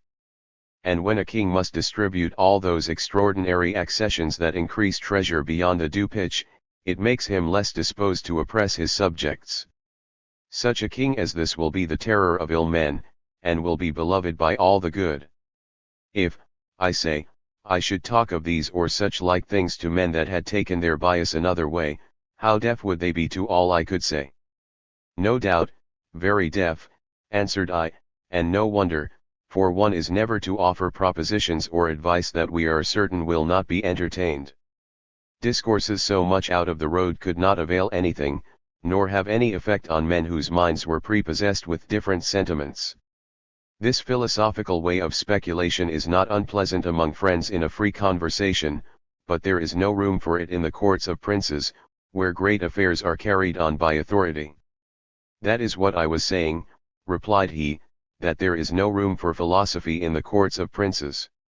Yes, there is, said I, but not for this speculative philosophy, that makes everything to be alike fitting at all times, but there is another philosophy that is more pliable, that knows its proper scene, accommodates itself to it, and teaches a man with propriety and decency to act that part which has fallen to his share. If when one of Plautus' comedies is upon the stage, and a company of servants are acting their parts, you should come out in the garb of a philosopher, and repeat, out of Octavia, a discourse of Senecas to Nero, would it not be better for you to say nothing than by mixing things of such different natures to make an impertinent tragi-comedy? For you spoil and corrupt the play that is in hand when you mix with it things of an opposite nature, even though they are much better. Therefore go through with the play that is acting the best you can, and do not confound it because another that is pleasanter comes into your thoughts. It is even so in a commonwealth and in the councils of princes, if ill opinions cannot be quite rooted out, and you cannot cure some received vice according to your wishes, you must not, therefore, abandon the commonwealth, for the same reasons as you should not forsake the ship in a storm because you cannot command the winds. You are not obliged to assault people with discourses that are out of their road, when you see that their received notions must prevent your making an impression upon them. You ought rather to cast about and to manage things with all the dexterity in your power, so that, if you are not able to make them go well, they may be as little ill as possible, for, except all men were good, everything cannot be right, and that is a blessing that I do not at present hope to see. According to your argument, answered he, all that I could be able to do would be to preserve myself from being mad while I endeavored to cure the madness of others, for, if I speak with, I must repeat what I have said to you, and as for lying, whether a philosopher can do it or not I cannot tell, I am sure I cannot do it.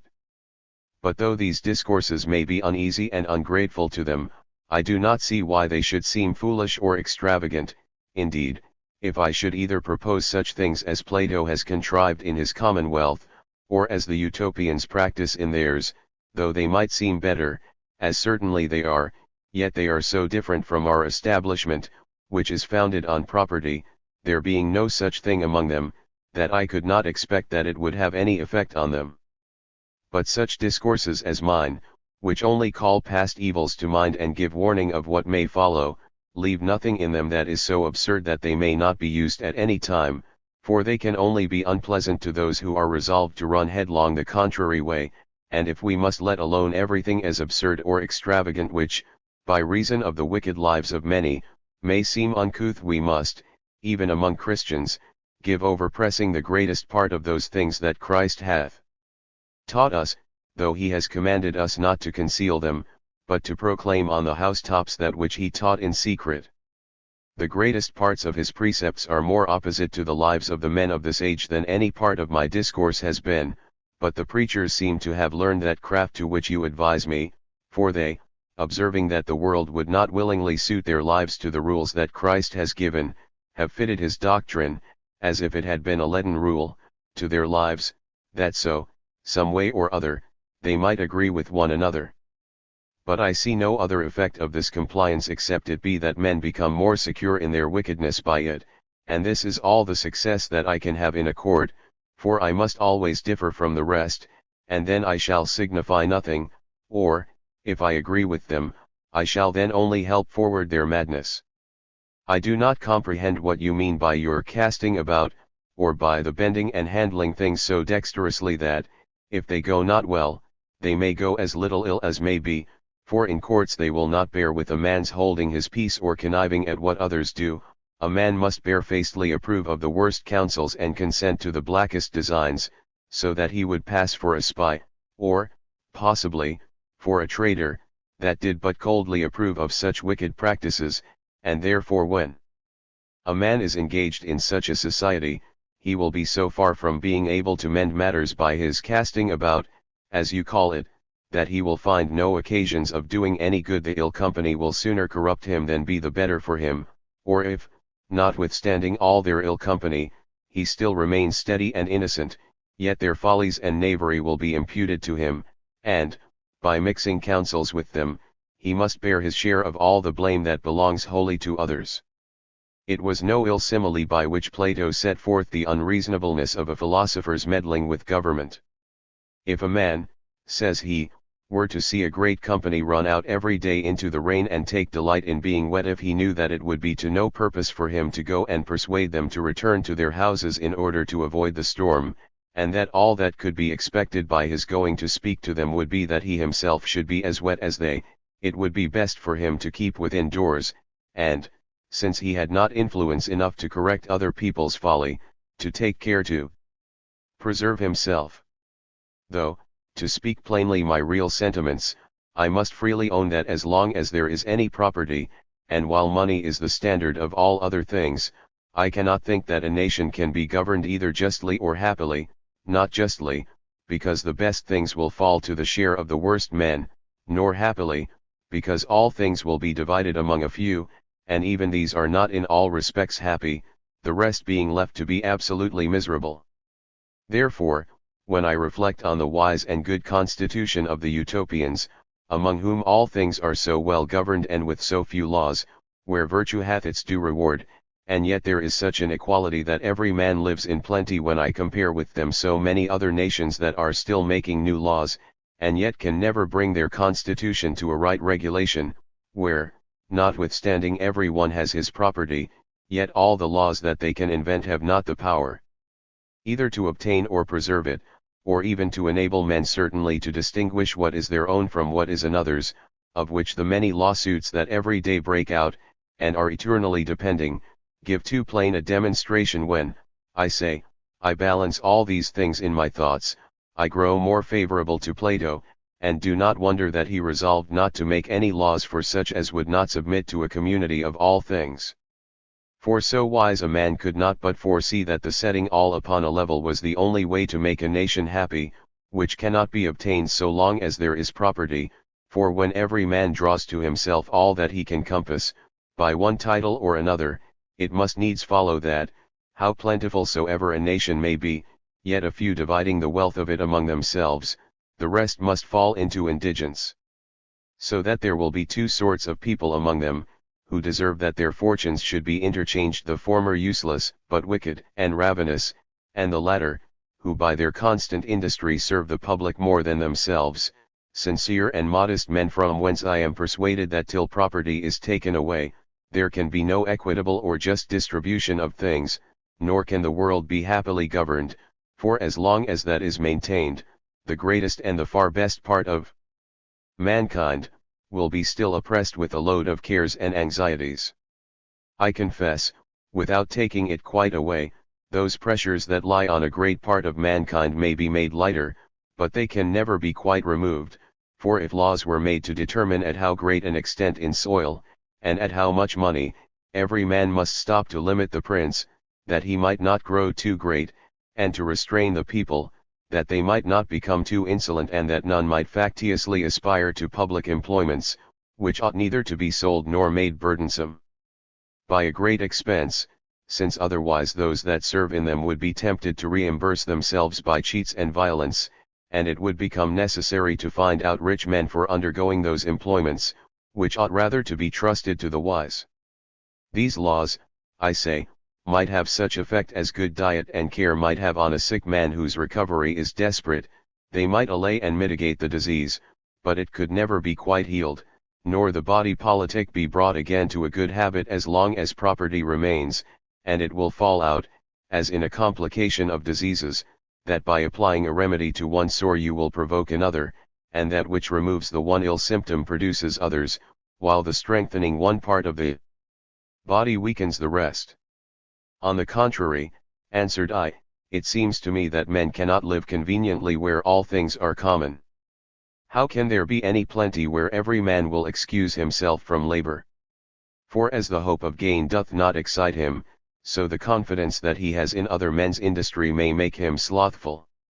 If people come to be pinched with want, and yet cannot dispose of anything as their own, what can follow upon this but perpetual sedition and bloodshed, especially when the reverence and authority due to magistrates falls to the ground? For I cannot imagine how that can be kept up among those that are in all things equal to one another. I do not wonder, said he, that it appears so to you, since you have no notion, or at least no right one, of such a constitution, but if you had been in Utopia with me, and had seen their laws and rules, as I did, for the space of 5 years, in which I lived among them, and during which time I was so delighted with them that indeed I should never have left them if it had not been to make the discovery of that new world to the Europeans, you would then confess that you had never seen a people so well constituted as they. You will not easily persuade me, said Peter, that any nation in that new world is better governed than those among us, for as our understandings are not worse than theirs, so our government, if I mistake not, being more ancient, a long practice has helped us to find out many conveniences of life, and some happy chances have discovered other things to us which no man's understanding could ever have invented. As for the antiquity either of their government or of ours, said he, you cannot pass a true judgment of it unless you had read their histories, for, if they are to be believed, they had towns among them before these parts were so much as inhabited, and as for those discoveries that have been either hit on by chance or made by ingenious men, these might have happened there as well as here. I do not deny but we are more ingenious than they are, but they exceed us much in industry and application. They knew little concerning us before our arrival among them. They call us all by a general name of the nations that lie beyond the equinoctial line, for their chronicle mentions a shipwreck that was made on their coast 1200 years ago, and that some Romans and Egyptians that were in the ship, getting safe ashore, spent the rest of their days amongst them, and such was their ingenuity that from this single opportunity they drew the advantage of learning from those unlooked-for guests, and acquired all the useful arts that were then among the Romans, and which were known to these shipwrecked men, and by the hints that they gave them they themselves found out even some of those arts which they could not fully explain, so happily did they improve that accident of having some of our people cast upon their shore.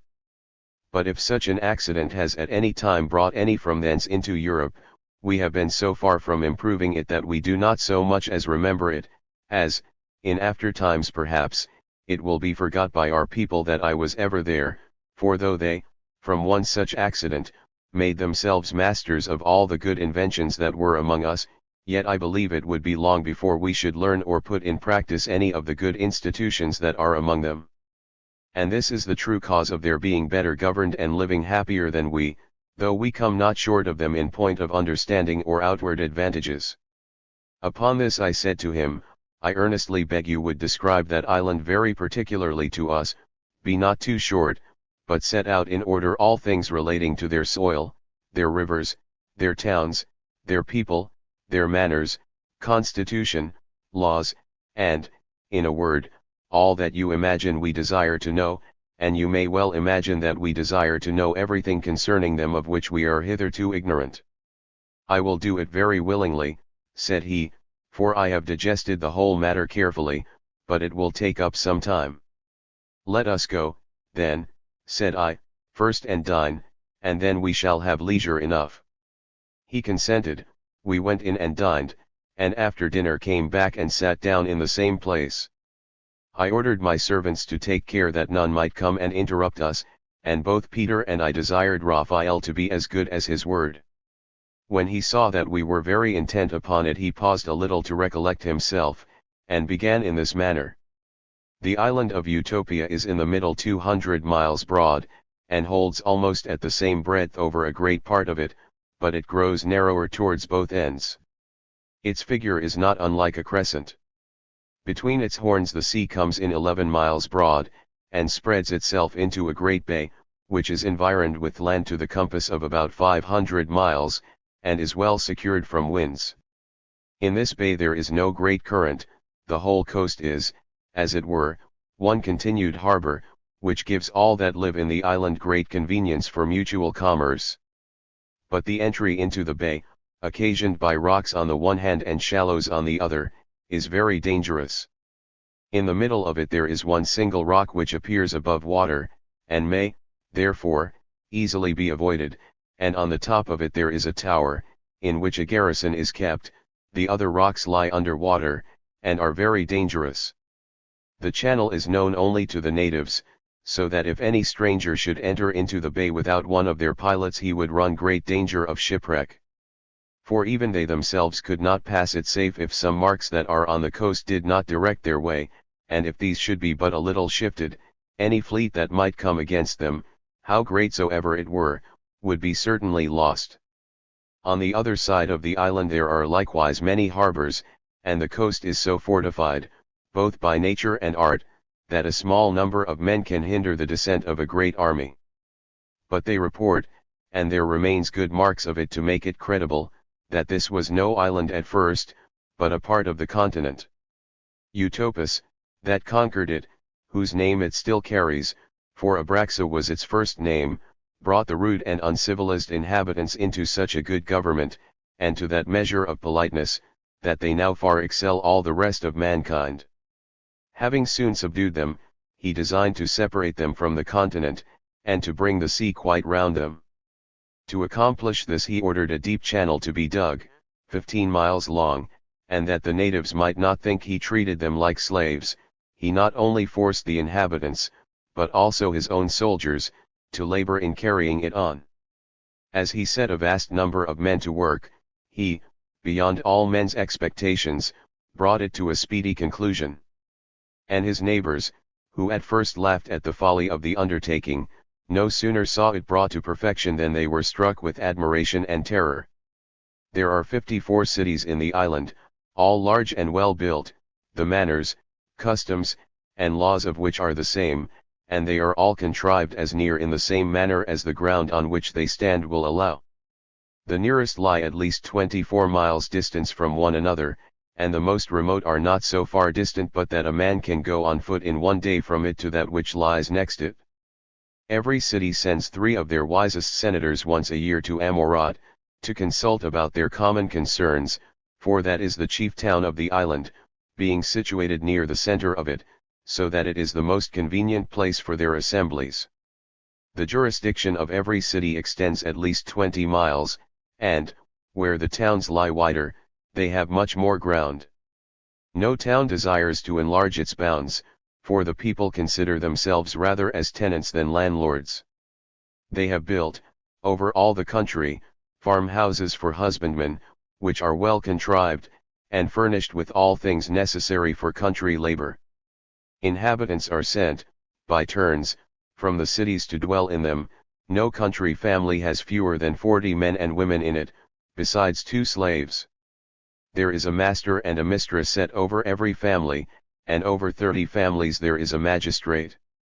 Every year 20 of this family come back to the town after they have stayed 2 years in the country, and in their room there are other 20 sent from the town, that they may learn country work from those that have been already 1 year in the country, as they must teach those that come to them the next from the town.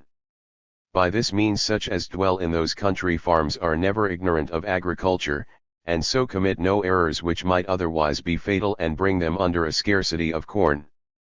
But though there is every year such a shifting of the husbandman to prevent any man being forced against his will to follow that hard course of life too long, yet many among them take such pleasure in it that they desire leave to continue in it many years. These husbandmen till the ground, breed cattle, hew wood, and convey it to the towns either by land or water, as is most convenient. They breed an infinite multitude of chickens in a very curious manner, for the hens do not sit and hatch them, but a vast number of eggs are laid in a gentle and equal heat in order to be hatched, and they are no sooner out of the shell, and able to stir about, but they seem to consider those that feed them as their mothers, and follow them as other chickens do the hen that hatched them. They breed very few horses, but those they have are full of mettle, and are kept only for exercising their youth in the art of sitting and riding them, for they do not put them to any work, either of ploughing or carriage, in which they employ oxen. For though their horses are stronger, yet they find oxen can hold out longer, and as they are not subject to so many diseases, so they are kept upon a less charge and with less trouble. And even when they are so worn out that they are no more fit for labor, they are good meat at last. They sow no corn but that which is to be their bread, for they drink either wine, cider, or perry, and often water, sometimes boiled with honey or licorice, with which they abound. And though they know exactly how much corn will serve every town and all that tract of country which belongs to it, yet they sow much more and breed more cattle than are necessary for their consumption, and they give that overplus of which they make no use to their neighbors.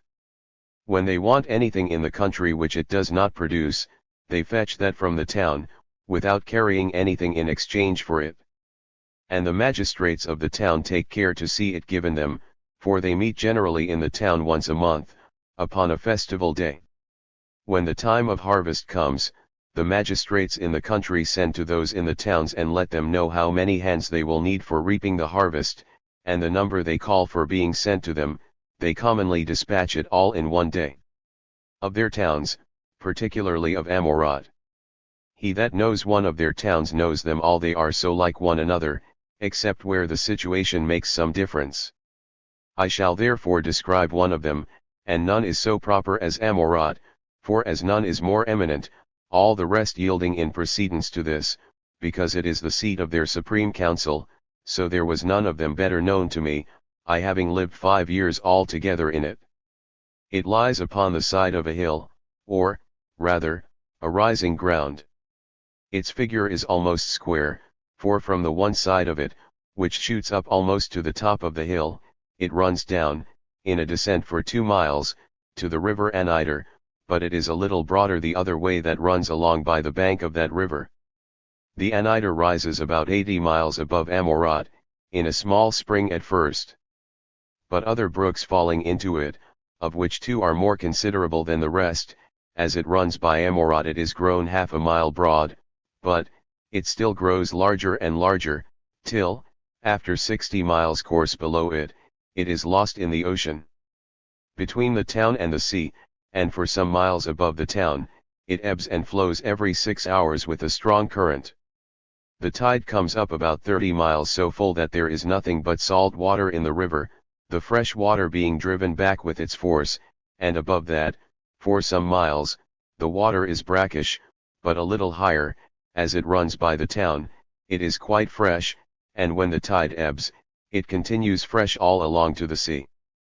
There is a bridge cast over the river, not of timber, but of fair stone, consisting of many stately arches. It lies at that part of the town which is farthest from the sea, so that the ships, without any hindrance, lie all along the side of the town. There is, likewise, another river that runs by it, which, though it is not great, yet it runs pleasantly, for it rises out of the same hill on which the town stands, and so runs down through it and falls into the Anider. The inhabitants have fortified the fountainhead of this river, which springs a little without the towns, that so, if they should happen to be besieged, the enemy might not be able to stop or divert the course of the water, nor poison it. From thence it is carried, in earthen pipes, to the lower streets. And for those places of the town to which the water of that small river cannot be conveyed, they have great cisterns for receiving the rain water, which supplies the want of the other. The town is compassed with a high and thick wall, in which there are many towers and forts. There is also a broad and deep dry ditch, set thick with thorns, cast round 3 sides of the town, and the river is instead of a ditch on the 4th side. The streets are very convenient for all carriage, and are well sheltered from the winds. Their buildings are good, and are so uniform that a whole side of a street looks like one house. The streets are 20 feet broad, there lie gardens behind all their houses. These are large, but enclosed with buildings, that on all hands face the streets, so that every house has both a door to the street and a back door to the garden. Their doors have all two leaves, which, as they are easily opened, so they shut of their own accord, and, there being no property among them, every man may freely enter into any house whatsoever. At every 10 years' end they shift their houses by lots. They cultivate their gardens with great care, so that they have both vines, fruits, herbs, and flowers in them, and all is so well ordered and so finely kept that I never saw gardens anywhere that were both so fruitful and so beautiful as theirs. And this humor of ordering their gardens so well is not only kept up by the pleasure they find in it, but also by an emulation between the inhabitants of the several streets, who vie with each other. And there is, indeed, nothing belonging to the whole town that is both more useful and more pleasant. So that he who founded the town seems to have taken care of nothing more than of their gardens, for they say the whole scheme of the town was designed at first by Utopias, but he left all that belonged to the ornament and improvement of it to be added by those that should come after him, that being too much for one man to bring to perfection. Their records, that contain the history of their town and state, are preserved with an exact care, and run backward 1760 years. From these it appears that their houses were at first low and mean, like cottages, made of any sort of timber, and were built with mud walls and thatched with straw. But now their houses are 3 stories high, the fronts of them are faced either with stone, plastering, or brick, and between the facings of their walls they throw in their rubbish. Their roofs are flat, and on them they lay a sort of plaster, which costs very little, and yet is so tempered that it is not apt to take fire, and yet resists the weather more than lead. They have great quantities of glass among them, with which they glaze their windows. They use also in their windows a thin linen cloth, that is so oiled or gummed that it both keeps out the wind and gives free admission to the light. Of their magistrates, 30 families choose every year a magistrate, who was anciently called the Syphagrant, but is now called the Philarch, and over every 10 Syphagrants, with the families subject to them, there is another magistrate, who was anciently called the Traniberi, but of late the Archphilarch. All the Syphagrants, who are in number 200, choose the prince out of a list of 4 who are named by the people of the 4 divisions of the city, but they take an oath, before they proceed to an election, that they will choose him whom they think most fit for the office. They give him their voices secretly, so that it is not known for whom every one gives his suffrage. The prince is for life, unless he is removed upon suspicion of some design to enslave the people. The Tranibers are new chosen every year, but yet they are, for the most part, continued. All their other magistrates are only annual. The Tranibers meet every 3rd day, and oftener if necessary, and consult with the prince either concerning the affairs of the state in general, or such private differences as may arise sometimes among the people, though that falls out but seldom. There are always 2 Syphagrants called into the council chamber, and these are changed every day. It is a fundamental rule of their government, that no conclusion can be made in anything that relates to the public till it has been first debated 3 several days in their council. It is death for any to meet and consult concerning the state, unless it be either in their ordinary council, or in the assembly of the whole body of the people. These things have been so provided among them that the prince and the Tranibers may not conspire together to change the government and enslave the people, and therefore when anything of great importance is set on foot, it is sent to the Syphagrants, who, after they have communicated it to the families that belong to their divisions, and have considered it among themselves, make report to the Senate, and, upon great occasions, the matter is referred to the council of the whole island.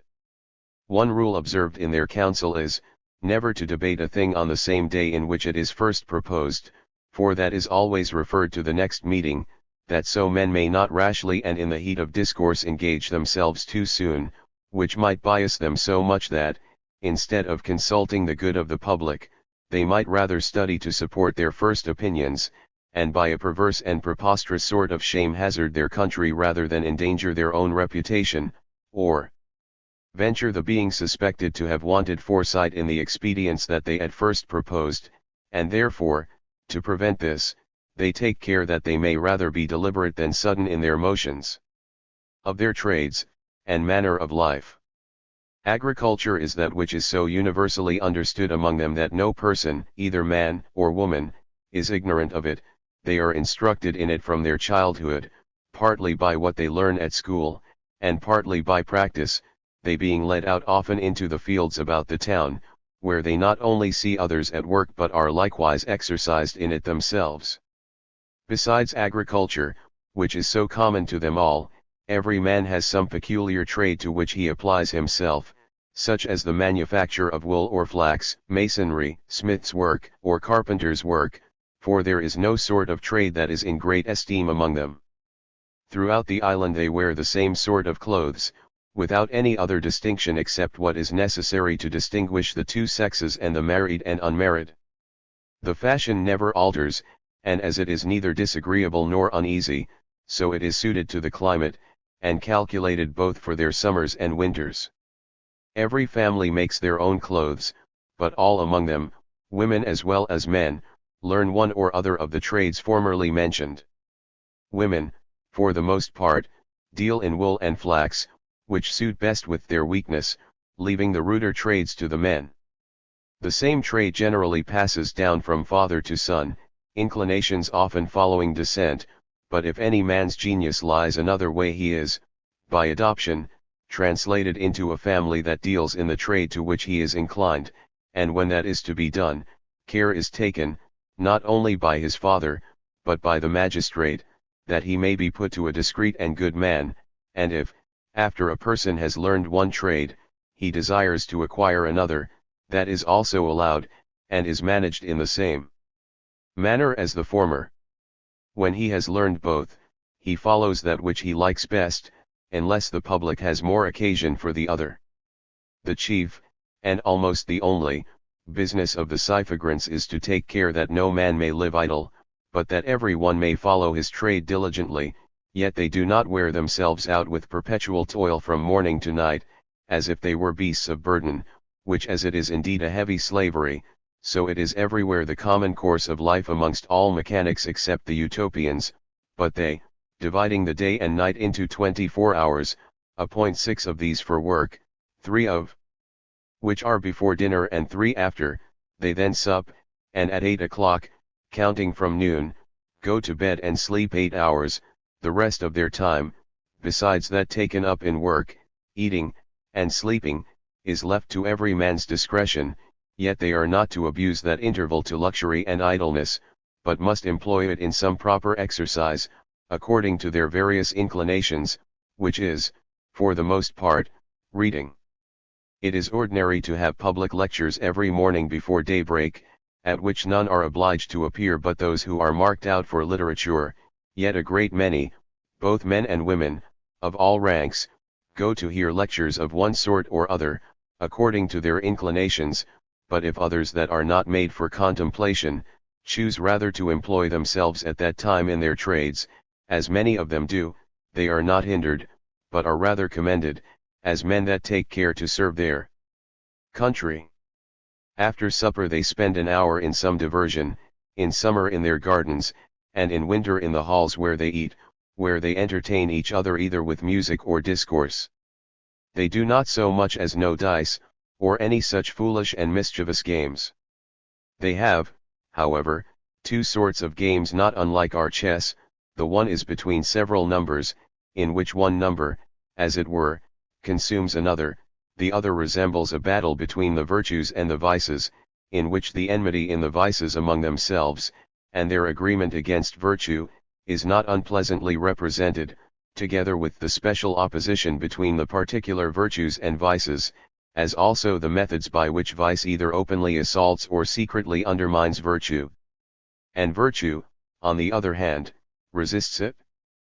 But the time appointed for labor is to be narrowly examined, otherwise you may imagine that since there are only 6 hours appointed for work, they may fall under a scarcity of necessary provisions, but it is so far from being true that this time is not sufficient for supplying them with plenty of all things, either necessary or convenient, that it is rather too much, and this you will easily apprehend if you consider how great a part of all other nations is quite idle. First, women generally do little, who are the half of mankind, and if some few women are diligent, their husbands are idle. Then consider the great company of idle priests, and of those that are called religious men. Add to these all rich men, chiefly those that have estates in land, who are called noblemen and gentlemen, together with their families, made up of idle persons, that are kept more for show than use. Add to these all those strong and lusty beggars that go about pretending some disease in excuse for their begging, and upon the whole account you will find that the number of those by whose labors mankind is supplied is much less than you perhaps imagined. Then consider how few of those that work are employed in labors that are of real service, for we, who measure all things by money, give rise to many trades that are both vain and superfluous, and serve only to support riot and luxury. For if those who work were employed only in such things as the conveniences of life require, there would be such an abundance of them that the prices of them would so sink that tradesmen could not be maintained by their gains. If all those who labor about useless things were set to more profitable employments, and if all they that languish out their lives in sloth and idleness, every one of whom consumes as much as any two of the men that are at work, were forced to labor, you may easily imagine that a small proportion of time would serve for doing all that is either necessary, profitable, or pleasant to mankind, especially while pleasure is kept within its due bounds. This appears very plainly in Utopia, for there, in a great city, and in all the territory that lies round it, you can scarce find 500, either men or women, by their age and strength capable of labor, that are not engaged in it. Even the Syphogrants, though excused by the law, yet do not excuse themselves, but work, that by their examples they may excite the industry of the rest of the people. The like exemption is allowed to those who, being recommended to the people by the priests, are, by the secret suffrages of the Syphogrants, privileged from labor, that they may apply themselves wholly to study, and if any of these fall short of those hopes that they seemed at first to give, they are obliged to return to work. And sometimes a mechanic that so employs his leisure hours as to make a considerable advancement in learning is eased from being a tradesman and ranked among their learned men. Out of these they choose their ambassadors, their priests, their tranibers, and the prince himself, anciently called their bars ns, but is called of late their adamus. And thus from the great numbers among them that are neither suffered to be idle nor to be employed in any fruitless labor, you may easily make the estimate how much may be done in those few hours in which they are obliged to labor. But, besides all that has been already said, it is to be considered that the needful arts among them are managed with less labor than anywhere else. The building or the repairing of houses among us employ many hands, because often a thriftless heir suffers a house that his father built to fall into decay, so that his successor must, at a great cost, repair that which he might have kept up with a small charge. It frequently happens that the same house which one person built at a vast expense is neglected by another, who thinks he has a more delicate sense of the beauties of architecture, and he, suffering it to fall to ruin, builds another at no less charge. But among the Utopians all things are so regulated that men very seldom build upon a new piece of ground, and are not only very quick in repairing their houses, but show their foresight in preventing their decay, so that their buildings are preserved very long with but very little labor, and thus the builders, to whom that care belongs, are often without employment, except the hewing of timber and the squaring of stones, that the materials may be in readiness for raising a building very suddenly when there is any occasion for it. As to their clothes, observe how little work is spent in them. While they are at labor they are clothed with leather and skins, cut carelessly about them, which will last 7 years, and when they appear in public they put on an upper garment which hides the other, and these are all of one color, and that is the natural color of the wool. As they need less woolen cloth than is used anywhere else, so that which they make use of is much less costly, they use linen cloth more, but that is prepared with less labor, and they value cloth only by the whiteness of the linen or the cleanness of the wool, without much regard to the fineness of the thread. While in other places 4 or 5 upper garments of woolen cloth of different colors, and as many vests of silk, will scarce serve one man, and while those that are nicer think 10 too few, every man there is content with one, which very often serves him 2 years, nor is there anything that can tempt a man to desire more, for if he had them he would neither be the warmer nor would he make one jot the better appearance for it. And thus, since they are all employed in some useful labor, and since they content themselves with fewer things, it falls out that there is a great abundance of all things among them, so that it frequently happens that, for want of other work, vast numbers are sent out to mend the highways, but when no public undertaking is to be performed, the hours of working are lessened. The magistrates never engage the people in unnecessary labor, since the chief end of the Constitution is to regulate labor by the necessities of the public, and to allow the people as much time as is necessary for the improvement of their minds, in which they think the happiness of life consists. Of their traffic. But it is now time to explain to you the mutual intercourse of this people, their commerce, and the rules by which all things are distributed among them. As their cities are composed of families, so their families are made up of those that are nearly related to one another. Their women, when they grow up, are married out, but all the males, both children and grandchildren, live still in the same house, in great obedience to their common parent, unless age has weakened his understanding, and in that case he that is next to him in age comes in his room, but lest any city should become either too great, or by any accident be dispeopled, provision is made that none of their cities may contain above 6,000 families, besides those of the country around it. No family may have less than 10 and more than 16 persons in it, but there can be no determined number for the children under age. This rule is easily observed by removing some of the children of a more fruitful couple to any other family that does not abound so much in them.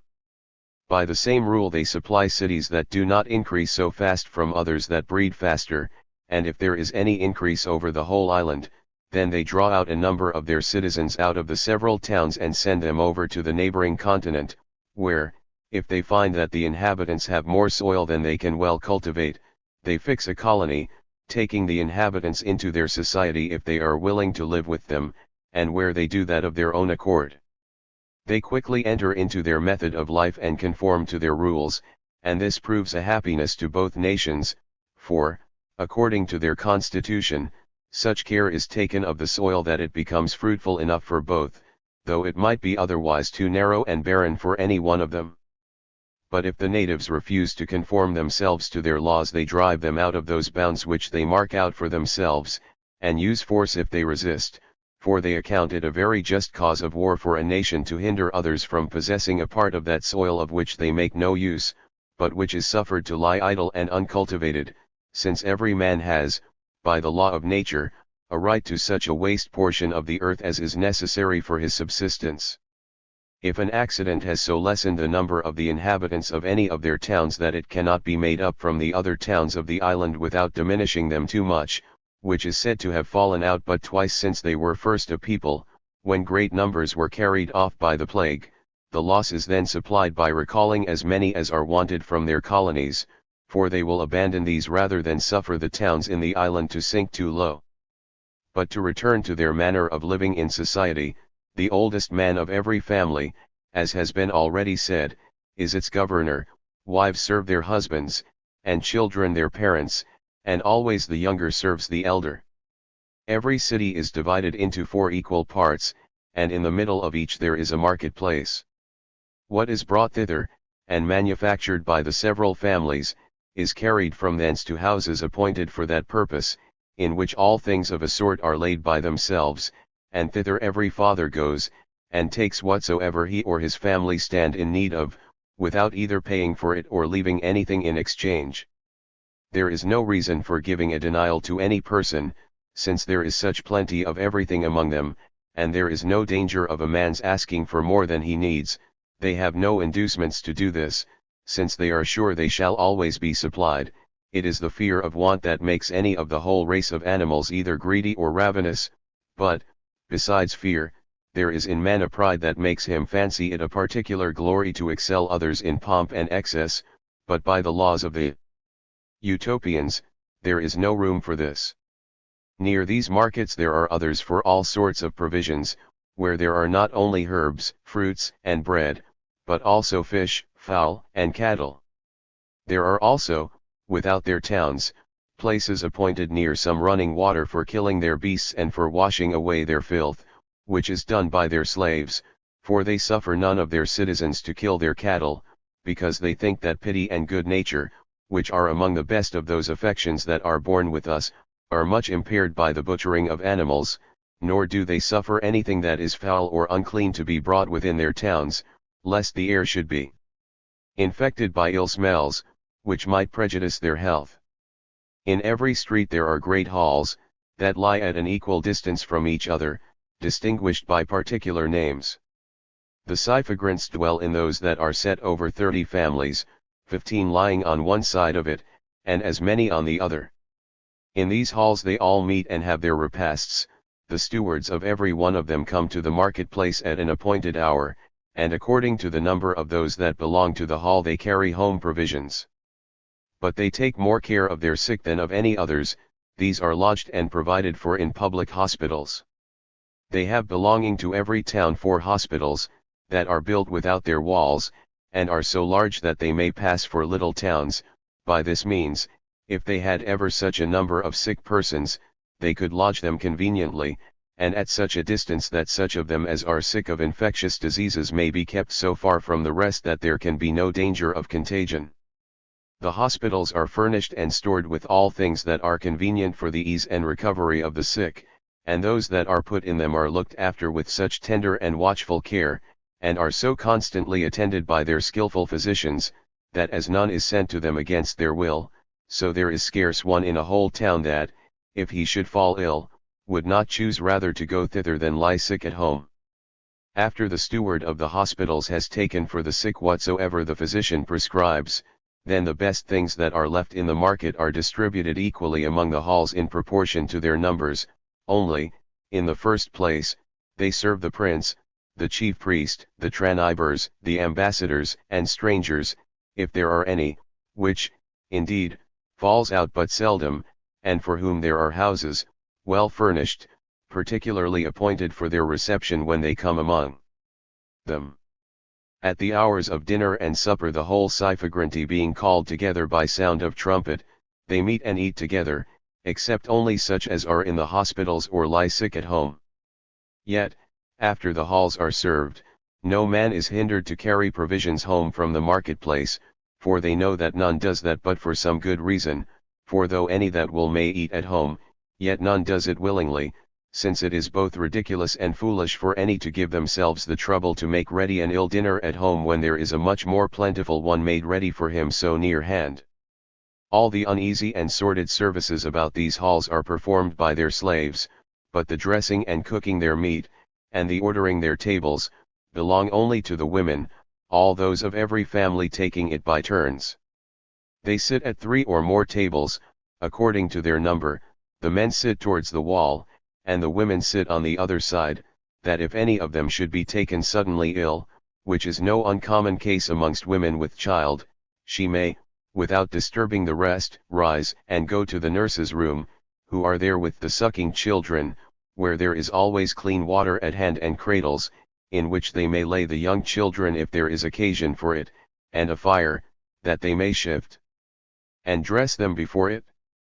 Every child is nursed by its own mother if death or sickness does not intervene, and in that case the Scythigrants' wives find out a nurse quickly, which is no hard matter, for any one that can do it offers herself cheerfully, for as they are much inclined to that piece of mercy, so the child whom they nurse considers the nurse as its mother. All the children under 5 years old sit among the nurses, the rest of the younger sort of both sexes, till they are fit for marriage, either serve those that sit at table, or, if they are not strong enough for that, stand by them in great silence and eat what is given them, nor have they any other formality of dining. In the middle of the first table, which stands across the upper end of the hall, sit the Scythigrant and his wife, for that is the chief and most conspicuous place. Next to him sit 2 of the most ancient, for there go always 4 to a mess. If there is a temple within the Scythigranty, the priest and his wife sit with the Scythigrant above all the rest. Next them there is a mixture of old and young, who are so placed that as the young are set near others, so they are mixed with the more ancient, which, they say, was appointed on this account, that the gravity of the old people, and the reverence that is due to them, might restrain the younger from all indecent words and gestures. Dishes are not served up to the whole table at first, but the best are first set before the old, whose seats are distinguished from the young, and, after them, all the rest are served alike. The old men distribute to the younger any curious meats that happen to be set before them, if there is not such an abundance of them that the whole company may be served alike. Thus old men are honored with a particular respect, yet all the rest fare as well as they. Both dinner and supper are begun with some lecture of morality that is read to them, but it is so short that it is not tedious nor uneasy to them to hear it. From hence the old men take occasion to entertain those about them with some useful and pleasant enlargements, but they do not engross the whole discourse so to themselves during their meals that the younger may not put in for a share. On the contrary, they engage them to talk, that so they may, in that free way of conversation, find out the force of every one's spirit and observe his temper. They dispatch their dinners quickly, but sit long at supper, because they go to work after the one, and are to sleep after the other, during which they think the stomach carries on the concoction more vigorously. They never sup without music, and there is always fruit served up after meat. While they are at table some burn perfumes and sprinkle about fragrant ointments and sweet waters. In short, they want nothing that may cheer up their spirits. They give themselves a large allowance that way, and indulge themselves in all such pleasures as are attended with no inconvenience. Thus do those that are in the towns live together, but in the country, where they live at a great distance, every one eats at home, and no family wants any necessary sort of provision, for it is from them that provisions are sent unto those that live in the towns. Of the traveling of the Utopians. If any man has a mind to visit his friends that live in some other town, or desires to travel and see the rest of the country, he obtains leave very easily from the Syphagrant and Tranibers, when there is no particular occasion for him at home. Such as travel carry with them a passport from the prince, which both certifies the license that is granted for traveling, and limits the time of their return. They are furnished with a wagon and a slave, who drives the oxen and looks after them, but, unless there are women in the company, the wagon is sent back at the end of the journey as a needless encumbrance. While they are on the road they carry no provisions with them, yet they want for nothing, but are everywhere treated as if they were at home. If they stay in any place longer than a night, every one follows his proper occupation, and is very well used by those of his own trade. But if any man goes out of the city to which he belongs without leave, and is found rambling without a passport, he is severely treated, he is punished as a fugitive, and sent home disgracefully, and, if he falls again into the like fault, is condemned to slavery.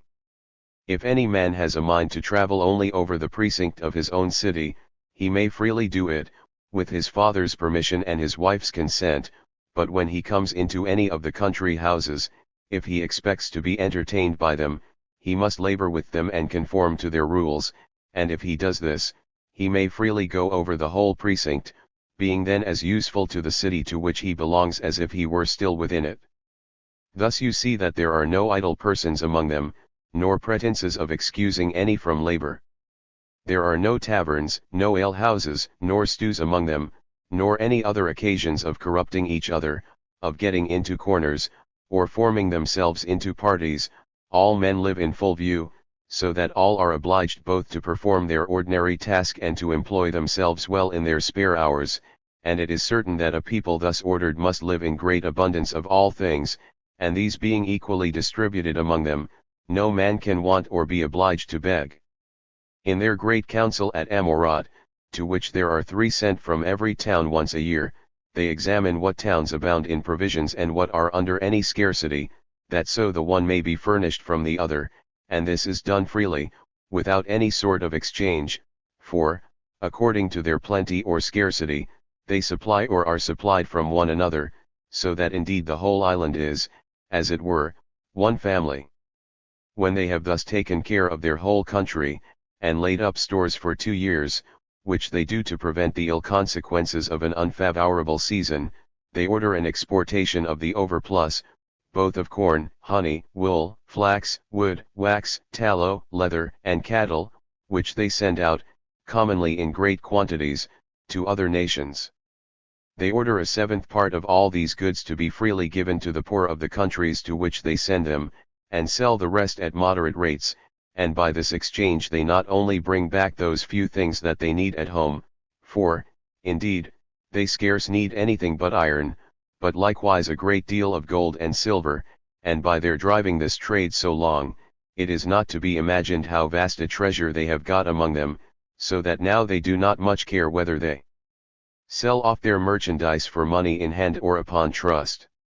A great part of their treasure is now in bonds, but in all their contracts no private man stands bound, but the writing runs in the name of the town, and the towns that owe them money raise it from those private hands that owe it to them, lay it up in their public chamber, or enjoy the profit of it till the utopians call for it, and they choose rather to let the greatest part of it lie in their hands, who make advantage by it, than to call for it themselves, but if they see that any of their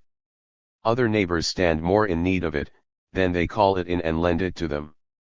Whenever they are engaged in war, which is the only occasion in which their treasure can be usefully employed, they make use of it themselves. In great extremities or sudden accidents they employ it in hiring foreign troops, whom they more willingly expose to danger than their own people. They give them great pay, knowing well that this will work even on their enemies, that it will engage them either to betray their own side, or, at least, to desert it, and that it is the best means of raising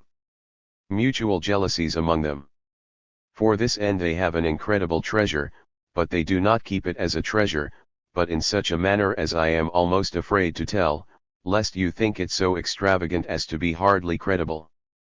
This I have the more reason to apprehend because, if I had not seen it myself, I could not have been easily persuaded to have believed it upon any man's report.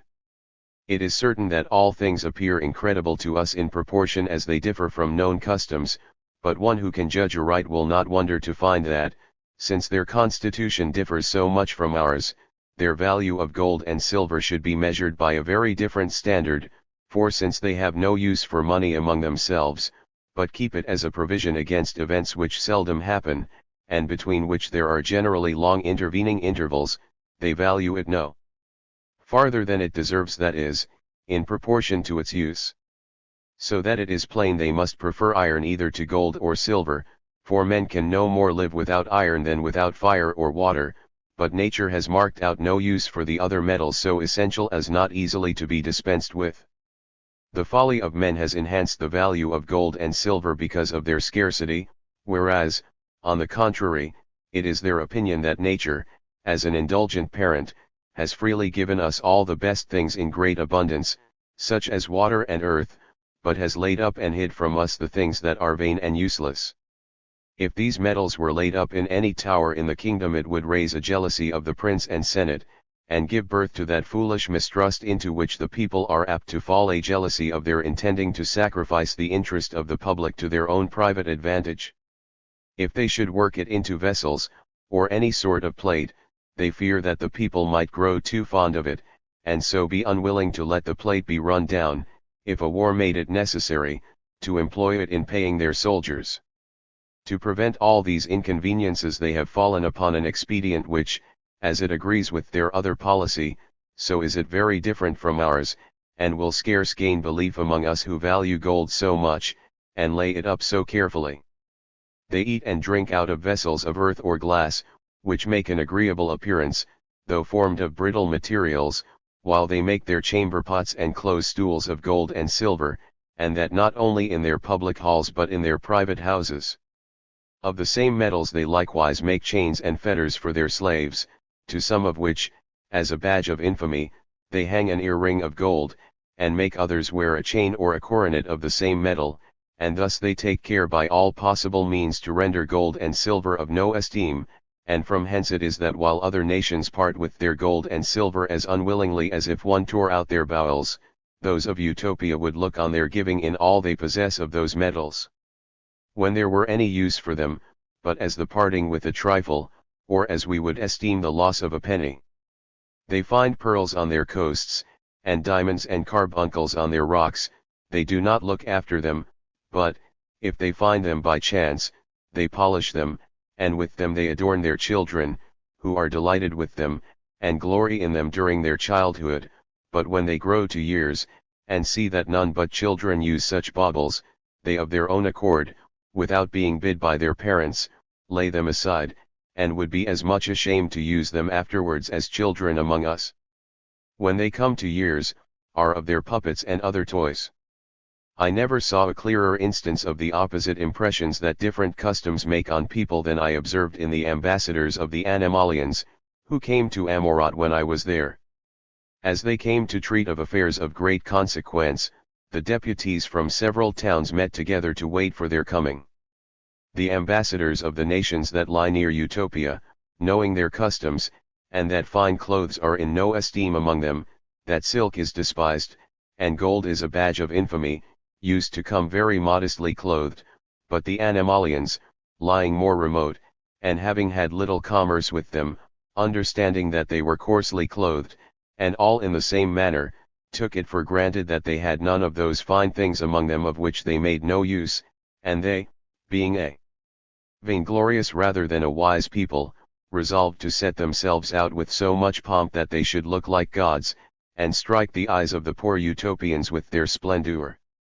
Thus 3 ambassadors made their entry with 100 attendants, all clad in garments of different colors, and the greater part in silk. The ambassadors themselves, who were of the nobility of their country, were in cloth of gold, and adorned with massy chains, earrings, and rings of gold. Their caps were covered with bracelets set full of pearls and other gems. In a word, they were set out with all those things that among the Utopians were either the badges of slavery, the marks of infamy,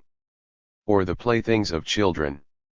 It was not unpleasant to see, on the one side, how they looked big, when they compared their rich habits with the plain clothes of the Utopians, who were come out in great numbers to see them make their entry, and, on the other, to observe how much they were mistaken in the impression which they hoped this pomp would have made on them. It appeared so ridiculous a show to all that had never stirred out of their country, and had not seen the customs of other nations, that though they paid some reverence to those that were the most meanly clad, as if they had been the ambassadors, yet when they saw the ambassadors themselves so full of gold and chains, they looked upon them as slaves, and forbore to treat them with reverence. You might have seen the children who were grown big enough to despise their playthings, and who had thrown away their jewels, call to their mothers, push them gently, and cry out, "See that great fool, that wears pearls and gems as if he were yet a child," while their mothers very innocently replied, "Hold your peace." This, I believe, is one of the ambassadors' fools. Others censured the fashion of their chains, and observed, that they were of no use, for they were too slight to bind their slaves, who could easily break them, and, besides, hung so loose about them that they thought it easy to throw their away, and so get from them. But after the ambassadors had stayed a day among them, and saw so vast a quantity of gold in their houses, which was as much despised by them as it was esteemed in other nations, and beheld more gold and silver in the chains and fetters of one slave than all their ornaments amounted to, their plumes fell, and they were ashamed of all that glory for which they had formed valued themselves, and accordingly laid it aside, a resolution that they immediately took when, on their engaging in some free discourse with the Utopians, they discovered their sense of such things and their other customs. The Utopians wonder how any man should be so much taken with the glaring doubtful luster of a jewel or a stone, that can look up to a star or to the sun himself, or how any should value himself because his cloth is made of a finer thread, for, how fine soever that thread may be, it was once no better than the fleece of a sheep, and that sheep was a sheep still, for all its wearing it. They wonder much to hear that gold, which in itself is so useless a thing, should be everywhere so much esteemed that even man, for whom it was made, and by whom it has its value, should yet be thought of less value than this metal, that a man of lead, who has no more sense than a log of wood, and is as bad as he is foolish, should have many wise and good men to serve him, only because he has a great heap of that metal, and that if it should happen that by some accident or trick of law, which sometimes produces as great changes as chance itself. All this wealth should pass from the master to the meanest varlet of his whole family, he himself would very soon become one of his servants, as if he were a thing that belonged to his wealth, and so were bound to follow its fortune. But they much more admire and detest the folly of those who, when they see a rich man, though they neither owe him anything, nor are in any sort dependent on his bounty, yet, merely because he is rich, give him little less than divine honors, even though they know him to be so covetous and base-minded that, notwithstanding all his wealth, he will not part with 1 farthing of it to them as long as he lives. These and such like notions have that people imbibed, partly from their education, being bred in a country whose customs and laws are opposite to all such foolish maxims, and partly from their learning and studies, for though there are but few in any town that are so wholly excused from labor as to give themselves entirely up to their studies, these being only such persons as discover from their childhood an extraordinary capacity and disposition for letters, yet their children and a great part of the nation, both men and women, are taught to spend those hours in which they are not obliged to work in reading, and this they do through the whole progress of life. They have all their learning in their own tongue, which is both a copious and pleasant language, and in which a man can fully express his mind. It runs over a great tract of many countries, but it is not equally pure in all places. They had never so much as heard of the names of any of those philosophers that are so famous in these parts of the world, before we went among them, and yet they had made the same discoveries as the Greeks, both in music, logic, arithmetic, and geometry. But as they are almost in everything equal to the ancient philosophers, so they far exceed our modern logicians, for they have never yet fallen upon the barbarous niceties that our youth are forced to learn in those trifling logical schools that are among us. They are so far from minding chimeras and fantastical images made in the mind that none of them could comprehend what we meant when we talked to them of a man in the abstract as common to all men in particular, so that though we spoke of him as a thing that we could point at with our fingers, yet none of them could perceive him, and yet distinct from every one, as if he were some monstrous colossus or giant. Yet, for all this ignorance of these empty notions, they knew astronomy, and were perfectly acquainted with the motions of the heavenly bodies, and have many instruments, well contrived and divided, by which they very accurately compute the course and positions of the sun, moon, and stars. But for the cheat of divining by the stars, by their oppositions or conjunctions, it has not so much as entered into their thoughts. They have a particular sagacity, founded upon much observation, in judging of the weather, by which they know when they may look for rain, wind, or other alterations in the air. But as to the philosophy of these things, the cause of the saltness of the sea, of its ebbing and flowing, and of the original and nature both of the heavens and the earth, they dispute of them partly as our ancient philosophers have done, and partly upon some new hypothesis, in which, as they differ from them, so they do not in all things agree among themselves. As to moral philosophy, they have the same disputes among them as we have here. They examine what are properly good, both for the body and the mind, and whether any outward thing can be called truly good, or if that term belong only to the endowments of the soul. They inquire, likewise, into the nature of virtue and pleasure. But their chief dispute is concerning the happiness of a man, and wherein it consists, whether in some one thing or in a great many. They seem, indeed, more inclinable to that opinion that places, if not the whole, yet the chief part, of a man's happiness in pleasure, and, what may seem more strange, they make use of arguments even from religion, notwithstanding its severity and roughness, for the support of that opinion so indulgent to pleasure, for they never dispute concerning happiness without fetching some arguments from the principles of religion as well as from natural reason, since without the former they reckon that all our inquiries after happiness must be but conjectural and defective. These are their religious principles: that the soul of man is immortal, and that God of his goodness has designed that it should be happy, and that he has, therefore, appointed rewards for good and virtuous actions, and punishments for vice, to be distributed after this life. Though these principles of religion are conveyed down among them by tradition, they think that even reason itself determines a man to believe and acknowledge them, and freely confess that if these were taken away, no man would be so insensible as not to seek after pleasure by all possible means, lawful or unlawful, using only this caution that a lesser pleasure might not stand in the way of a greater, and that no pleasure ought to be pursued that should draw a great deal of pain after it. 4. They think it the maddest thing in the world to pursue virtue, that is a sour and difficult thing, and not only to renounce the pleasures of life, but willingly to undergo much pain and trouble, if a man has no prospect of a reward.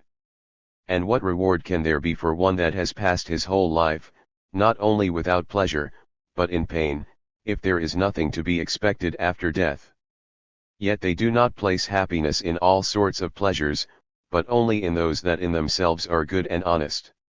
There is a party among them who place happiness in bare virtue, others think that our natures are conducted by virtue to happiness, as that which is the chief good of man. They define virtue thus that it is a living according to nature, and think that we are made by God for that end. They believe that a man then follows the dictates of nature when he pursues or avoids things according to the direction of reason.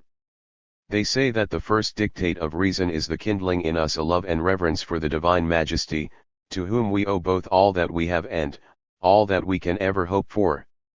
In the next place, reason directs us to keep our minds as free from passion and as cheerful as we can, and that we should consider ourselves as bound by the ties of good nature and humanity to use our utmost endeavors to help forward the happiness of all other persons, for there never was any man such a morose and severe pursuer of virtue, such an enemy to pleasure, that though he set hard rules for men to undergo, much pain, many watchings, and other rigors, yet did not at the same time advise them to do all they could in order to relieve and ease the miserable, and who did not represent gentleness and good nature as amiable dispositions. And from thence they infer that if a man ought to advance the welfare and comfort of the rest of mankind, there being no virtue more proper and peculiar to our nature than to ease the miseries of others, to free from trouble and anxiety, in furnishing them with the comforts of life, in which pleasure consists, nature much more vigorously leads them to do all this for himself. A life of pleasure is either a real evil, and in that case we ought not to assist others in their pursuit of it, but, on the contrary, to keep them from it all we can, as from that which is most hurtful and deadly, or if it is a good thing, so that we not only may but ought to help others to it. Why, then, ought not a man to begin with himself? Since no man can be more bound to look after the good of another than after his own, for nature cannot direct us to be good and kind to others, and yet at the same time to be unmerciful and cruel to ourselves. Thus as they define virtue to be living according to nature, so they imagine that nature prompts all people on to seek after pleasure as the end of all they do. They also observe that in order to our supporting the pleasures of life, nature inclines us to enter into society, for there is no man so much raised above the rest of mankind as to be the only favorite of nature, who, on the contrary, seems to have placed on a level all those that belong to the same species.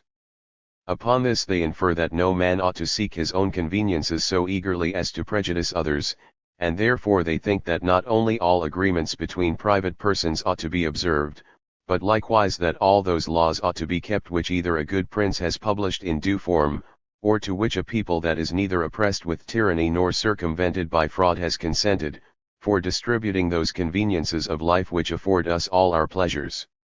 They think it is an evidence of true wisdom for a man to pursue his own advantage as far as the laws allow it. They account it piety to prefer the public good to one's private concerns, but they think it unjust for a man to seek for pleasure by snatching another man's pleasures from him, and, on the contrary, they think it a sign of a gentle and good soul for a man to dispense with his own advantage for the good of others, and that by this means a good man finds as much pleasure one way as he parts with another, for as he may expect the like from others when he may come to need it, so, if that should fail him, yet the sense of a good action, and the reflections that he makes on the love and gratitude of those whom he has so obliged, gives the mind more pleasure than the body could have found in that from which it had restrained itself. They are also persuaded that God will make up the loss of those small pleasures with a vast and endless joy, of which religion easily convinces a good soul. Thus, upon an inquiry into the whole matter, they reckon that all our actions, and even all our virtues, terminate in pleasure, as in our chief end and greatest happiness, and they call every motion or state, either of body or mind, in which nature teaches us to delight, a pleasure. Thus they cautiously limit pleasure only to those appetites to which nature leads us, for they say that nature leads us only to those delights to which reason, as well as sense, carries us, and by which we neither injure any other person nor lose the possession of greater pleasures, and of such as draw no troubles after them. But they look upon those delights which men by a foolish, though common, mistake call pleasure, as if they could change as easily the nature of things as the use of words, as things that greatly obstruct their real happiness, instead of advancing it, because they so entirely possess the minds of those that are once captivated by them with a false notion of pleasure that there is no room left for pleasures of a truer or purer kind. There are many things that in themselves have nothing that is truly delightful, on the contrary, they have a good deal of bitterness in them, and yet, from our perverse appetites after forbidden objects, are not only ranked among the pleasures, but are made even the greatest designs, of life. Among those who pursue these sophisticated pleasures they reckon such as I mentioned before, who think themselves really the better for having fine clothes, in which they think they are doubly mistaken, both in the opinion they have of their clothes, and in that they have of themselves. For if you consider the use of clothes, why should a fine thread be thought better than a coarse one? And yet these men, as if they had some real advantages beyond others, and did not owe them wholly to their mistakes, look big, seem to fancy themselves to be more valuable, and imagine that a respect is due to them for the sake of a rich garment, to which they would not have pretended if they had been more meanly clothed, and even resent it as an affront if that respect is not paid them. It is also a great folly to be taken with outward marks of respect, which signify nothing, for what true or real pleasure can one man find in another's standing bare or making legs to him?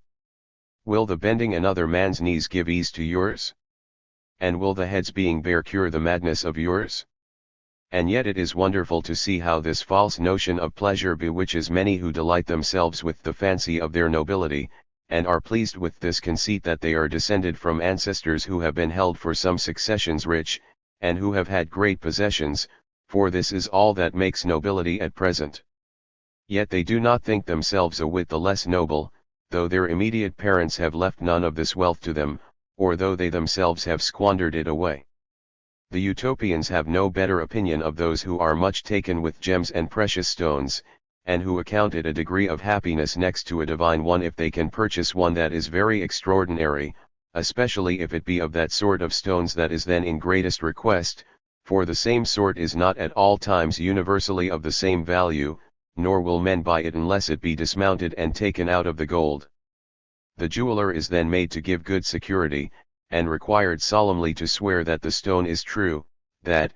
by such an exact caution, a false one might not be bought instead of a true, though, if you were to examine it, your eye could find no difference between the counterfeit and that which is true, so that they are all one to you, as much as if you were blind. Or can it be thought that they who heap up a useless mass of wealth, not for any use that it is to bring them, but merely to please themselves with the contemplation of it, enjoy any true pleasure in it? The delight they find is only a false shadow of joy. Those are no better whose error is somewhat different from the former, and who hide it out of their fear of losing it, for what other name can fit the hiding it in the earth, or, rather, the restoring it to it again, it being thus cut off from being useful either to its owner or to the rest of mankind.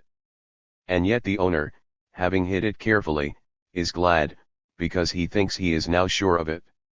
If it should be stole, the owner, though he might live perhaps 10 years after the theft, of which he knew nothing, would find no difference between his having or losing it, for both ways it was equally useless to him.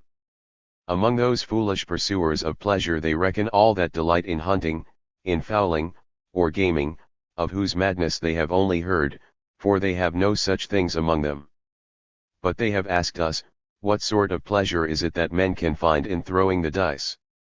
For if there were any pleasure in it, they think the doing it so often should give one a surfeit of it, and what pleasure can one find in hearing the barking and howling of dogs, which seem rather odious than pleasant sounds? nor can they comprehend the pleasure of seeing dogs run after a hare, more than of seeing one dog run after another, for if the seeing them run is that which gives the pleasure, you have the same entertainment to the eye on both these occasions, since that is the same in both cases. But if the pleasure lies in seeing the hare killed and torn by the dogs, this ought rather to stir pity, that a weak, harmless, and fearful hare should be devoured by strong, fierce, and cruel dogs. Therefore all this business of hunting is, among the utopians, turned over to their butchers, and those, as has been already said, are all slaves, and they look on hunting as one of the basest parts of a butcher's work, for they account it both more profitable and more decent to kill those beasts that are more necessary and useful to mankind, whereas the killing and tearing of so small and miserable an animal can only attract the huntsman with a false show of pleasure, from which he can reap but small advantage. They look on the desire of the bloodshed, even of beasts, as a mark of a mind that is already corrupted with cruelty, or that at least, by too frequent returns of so brutal a pleasure, must degenerate into it. Thus though the rabble of mankind look upon these, and on innumerable other things of the same nature, as pleasures, the utopians, on the contrary, observing that there is nothing in them truly pleasant, conclude that they are not to be reckoned among pleasures, for though these things may create some tickling in the senses, which seems to be a true notion of pleasure, yet they imagine that this does not arise from the thing itself, but from a depraved custom, which may so vitiate a man's taste that bitter things may pass for sweet, as women with child think pitch or tallow tastes sweeter than honey, but as a man's sense, when corrupted either by a disease or some ill habit, does not change the nature of other things, so neither can it change the nature of pleasure.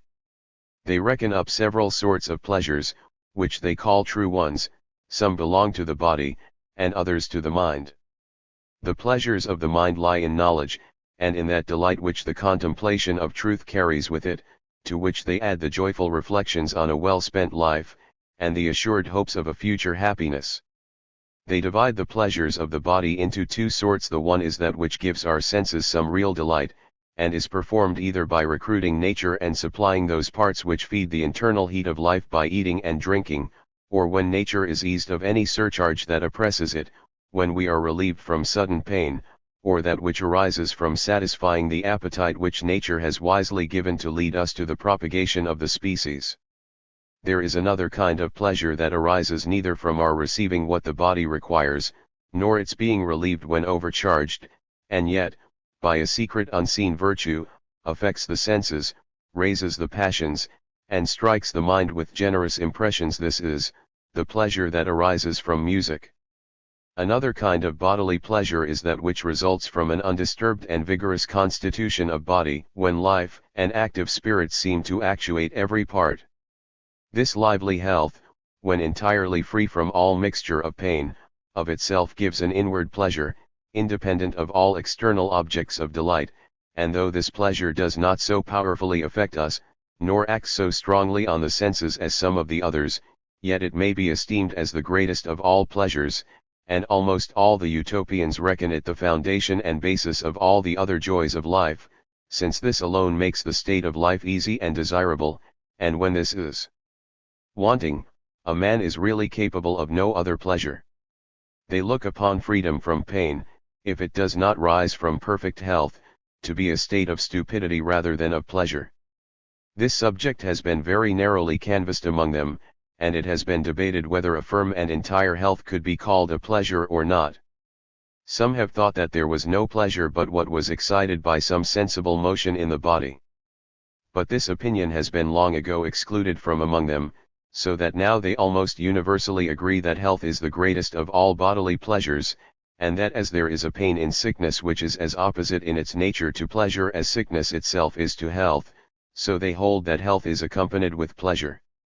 And if any should say that sickness is not really pain, but that it only carries pain along with it, they look upon that as a fetch of subtlety that does not much alter the matter.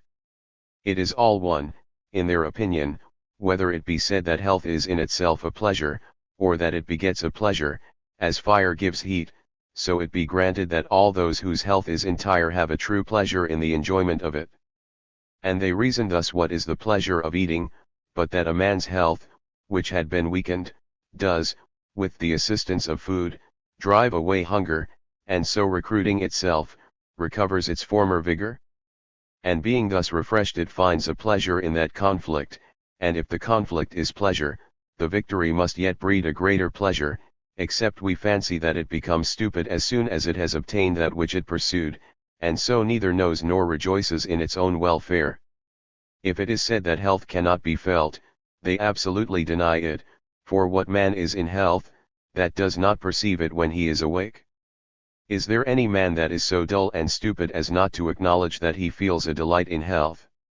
And what is delight but another name for pleasure? But, of all pleasures, they esteem those to be most valuable that lie in the mind, the chief of which arise out of true virtue and the witness of a good conscience.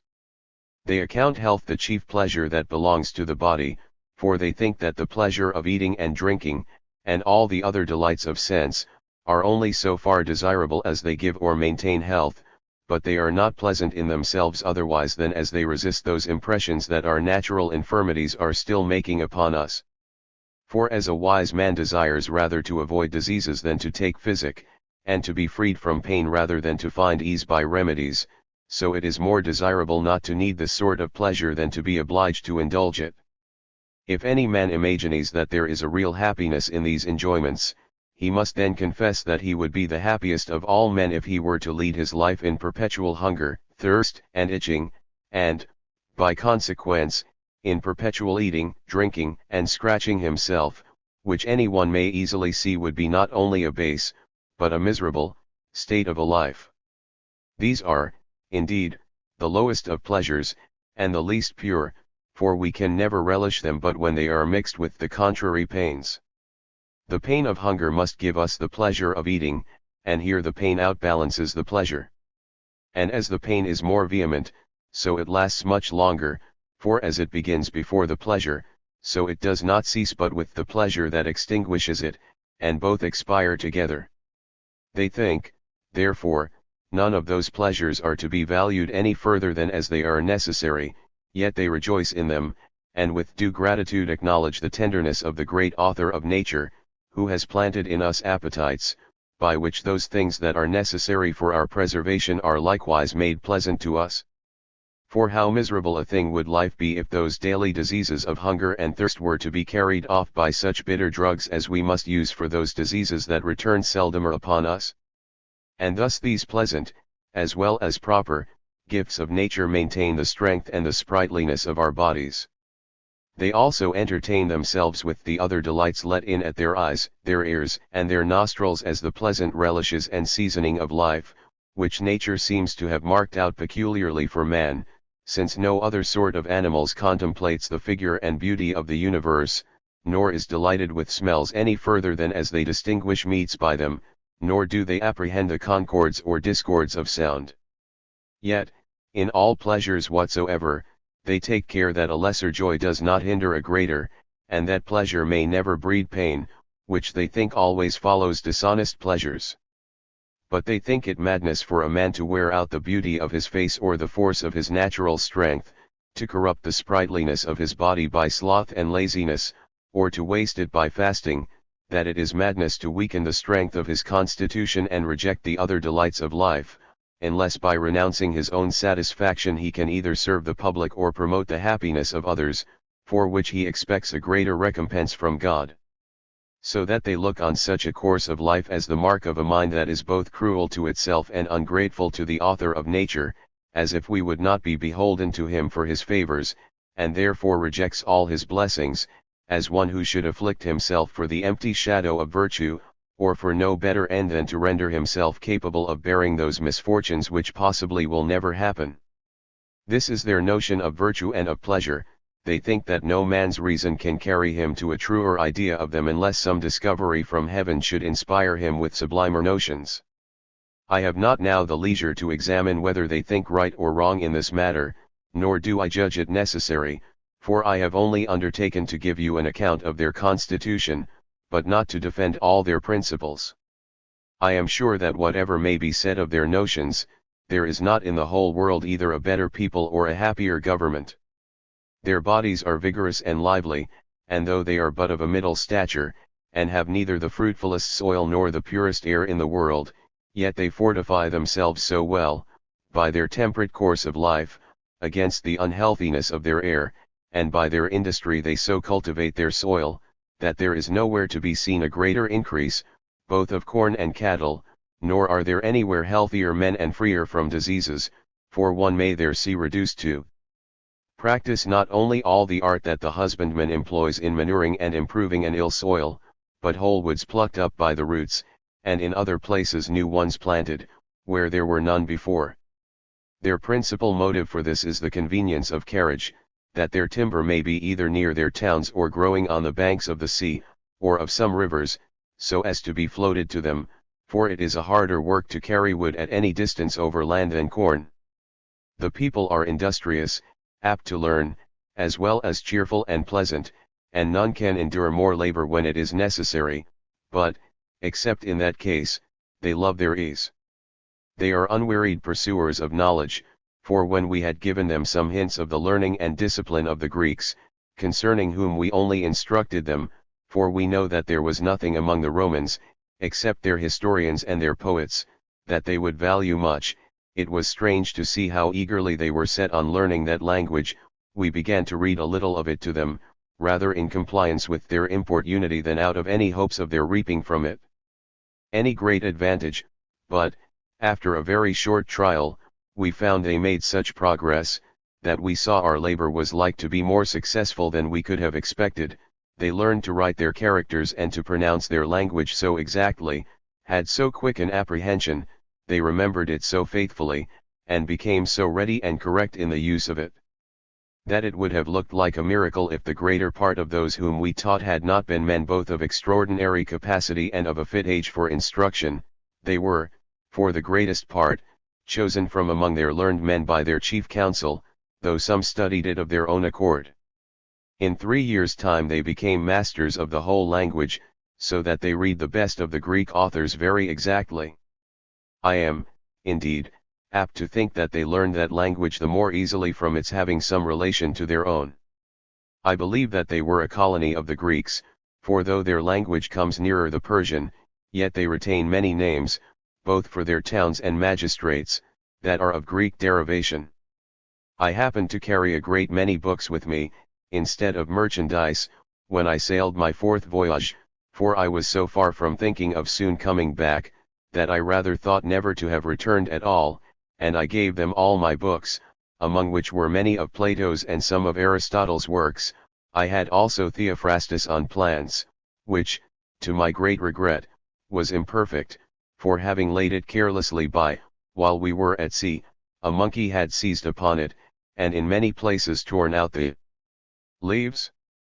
They have no books of grammar but Lascars, for I did not carry Theodorus with me, nor have they any dictionaries but Hesychius and Dioscorides. They esteem Plutarch highly, and were much taken with Lucian's wit and with his pleasant way of writing. As for the poets, they have Aristophanes, Homer, Euripides, and Sophocles of Aldus's edition, and for historians, Thucydides, Herodotus, and Herodian. One of my companions, Thricius Epinodus, happened to carry with him some of Hippocrates's works and Galen's Microtechny, which they hold in great estimation, for though there is no nation in the world that needs physics so little as they do, yet there is not any that honors it so much. They reckon the knowledge of it one of the pleasantest and most profitable parts of philosophy, by which, as they search into the secrets of nature, so they not only find the study highly agreeable, but think that such inquiries are very acceptable to the author of nature, and imagine, that as he, like the inventors of curious engines amongst mankind, has exposed this great machine of the universe to the view of the only creatures capable of contemplating it, so an exact and curious observer, who admires his workmanship, is much more acceptable to him than one of the herd, who, like a beast incapable of reason, looks on this glorious scene with the eyes of a dull and unconcerned spectator. The minds of the utopians, when fenced with a love for learning, are very ingenious in discovering all such arts as are necessary to carry it to perfection.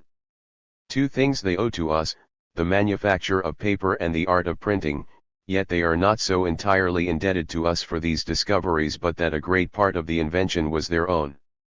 We showed them some books printed by Aldus, we explained to them the way of making paper and the mystery of printing, but, as we had never practiced these arts, we described them in a crude and superficial manner. They seized the hints we gave them, and though at first they could not arrive at perfection, yet by making many essays they at last found out and corrected all their errors and conquered every difficulty. Before this they only wrote on parchment, on reeds, or on the barks of trees, but now they have established the manufactures of paper and set up printing presses, so that, if they had but a good number of Greek authors, they would be quickly supplied with many copies of them. At present, though they have no more than those I have mentioned, yet, by several impressions, they have multiplied them into many thousands. If any man was to go among them that had some extraordinary talent, or that by much travelling had observed the customs of many nations, which made us to be so well received, he would receive a hearty welcome, for they are very desirous to know the state of the whole world. Very few go among them on the account of traffic, for what can a man carry to them but iron, or gold, or silver? Which merchants desire rather to export than import to a strange country, and as for their exportation, they think it better to manage that themselves than to leave it to foreigners, for by this means, as they understand the state of the neighboring countries better, so they keep up the art of navigation which cannot be maintained but by much practice. Of their slaves, and of their marriages. They do not make slaves of prisoners of war, except those that are taken in battle, nor of the sons of their slaves, nor of those of other nations. The slaves among them are only such as are condemned to that state of life for the commission of some crime, or, which is more common, such as their merchants find condemned to die in those parts to which they trade, whom they sometimes redeem at low rates, and in other places have them for nothing.